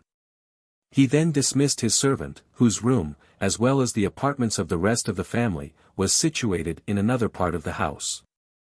The servant lay down without undressing, that he might be the sooner ready for his journey in the morning, his master having informed him that the post-horses would be at the door before 6 o'clock. Past 11 o'clock. All is silent around me, and my soul is calm. I thank thee, O God, that thou bestowest strength and courage upon me in these last moments. I approach the window, my dearest of friends. And through the clouds, which are at this moment driven rapidly along by the impetuous winds, I behold the stars which illumine the eternal heavens. No, you will not fall, celestial bodies, the hand of the Almighty supports both you and me. I have looked for the last time upon the constellation of the Greater Bear, it is my favorite star, for when I bade you farewell at night, Charlotte, and turned my steps from your door, it always shone upon me. With what rapture have I at times beheld it! How often have I implored it with uplifted hands to witness my felicity! And even still, but what object is there, Charlotte, which fails to summon up your image before me? Do you not surround me on all sides? And have I not, like a child, treasured up every trifle which you have consecrated by your touch? Your profile, which was so dear to me, I return to you, and I pray you to preserve it. Thousands of kisses have I imprinted upon it, and 1,000 times has it gladdened my heart on departing from and returning to my home. I have implored your father to protect my remains. At the corner of the churchyard, looking toward the fields, there are 2 lime trees, there I wish to lie. Your father can, and doubtless will, do this much for his friend. Implore it of him. But perhaps pious Christians will not choose that their bodies should be buried near the corpse of a poor, unhappy wretch like me. Then let me be laid in some remote valley, or near the highway, where the priest and Levite may bless themselves as they pass by my tomb, whilst the Samaritan will shed a tear for my fate. See, Charlotte, I do not shudder to take the cold and fatal cup, from which I shall drink the draught of death. Your hand presents it to me, and I do not tremble. All is now concluded, the wishes and the hopes of my existence are fulfilled. With cold, unflinching hand I knock at the brazen portals of death. Oh, that I had enjoyed the bliss of dying for you! How gladly would I have sacrificed myself for you, Charlotte! And could I but restore peace and joy to your bosom, with what resolution, with what joy, would I not meet my fate! But it is the lot of only a chosen few to shed their blood for their friends, and by their death to augment, 1,000 times, the happiness of those by whom they are beloved. I wish, Charlotte, to be buried in the dress I wear at present, it has been rendered sacred by your touch. I have begged this favor of your father. My spirit soars above my sepulchre. I do not wish my pockets to be searched. The knot of pink ribbon which you wore on your bosom the first time I saw you, surrounded by the children, oh, kiss them 1,000 times for me, and tell them the fate of their unhappy friend. I think I see them playing around me. The dear children. How warmly have I been attached to you, Charlotte. Since the first hour I saw you, how impossible have I found it to leave you. This ribbon must be buried with me, it was a present from you on my birthday. How confused it all appears. Little did I then think that I should journey this road. But peace. I pray you, peace. They are loaded, the clock strikes 12. I say amen. Charlotte, Charlotte. Farewell, farewell. A neighbor saw the flash, and heard the report of the pistol. But, as everything remained quiet, he thought no more of it. In the morning, at 6 o'clock, the servant went into Werther's room with a candle. He found his master stretched upon the floor, weltering in his blood, and the pistols at his side. He called, he took him in his arms, but received no answer. Life was not yet quite extinct. The servant ran for a surgeon, and then went to fetch Albert. Charlotte heard the ringing of the bell, a cold shudder seized her. She wakened her husband, and they both rose. The servant, bathed in tears, faltered forth the dreadful news. Charlotte fell senseless at Albert's feet. When the surgeon came to the unfortunate Werther, he was still lying on the floor. And his pulse beat, but his limbs were cold. The bullet, entering the forehead, over the right eye, had penetrated the skull. A vein was opened in his right arm, the blood came, and he still continued to breathe. From the blood which flowed from the chair, it could be inferred that he had committed the rash act sitting at his bureau, and that he afterward fell upon the floor. He was found lying on his back near the window. He was in full dress costume. The house, the neighborhood, and the whole town were immediately in commotion. Albert arrived. They had laid Werther on the bed, his head was bound up, and the paleness of death was upon his face. His limbs were motionless. But he still breathed, at one time strongly, then weaker, his death was momently expected. He had drunk only 1 glass of the wine. Emilia Galati lay open upon his bureau. I shall say nothing of Albert's distress, or of Charlotte's grief. The old steward hastened to the house immediately upon hearing the news, he embraced his dying friend amid a flood of tears. His eldest boys soon followed him on foot. In speechless sorrow they threw themselves on their knees by the bedside, and kissed his hands and face. The eldest, who was his favorite, hung over him till he expired, and even then he was removed by force. At 12 o'clock Werther breathed his last. The presence of the steward, and the precautions he had adopted, prevented a disturbance. And that night, at the hour of 11, he caused the body to be interred in the place which Werther had selected for himself. The steward and his sons followed the corpse to the grave. Albert was unable to accompany them. Charlotte's life was despaired of. The body was carried by laborers. No priest attended.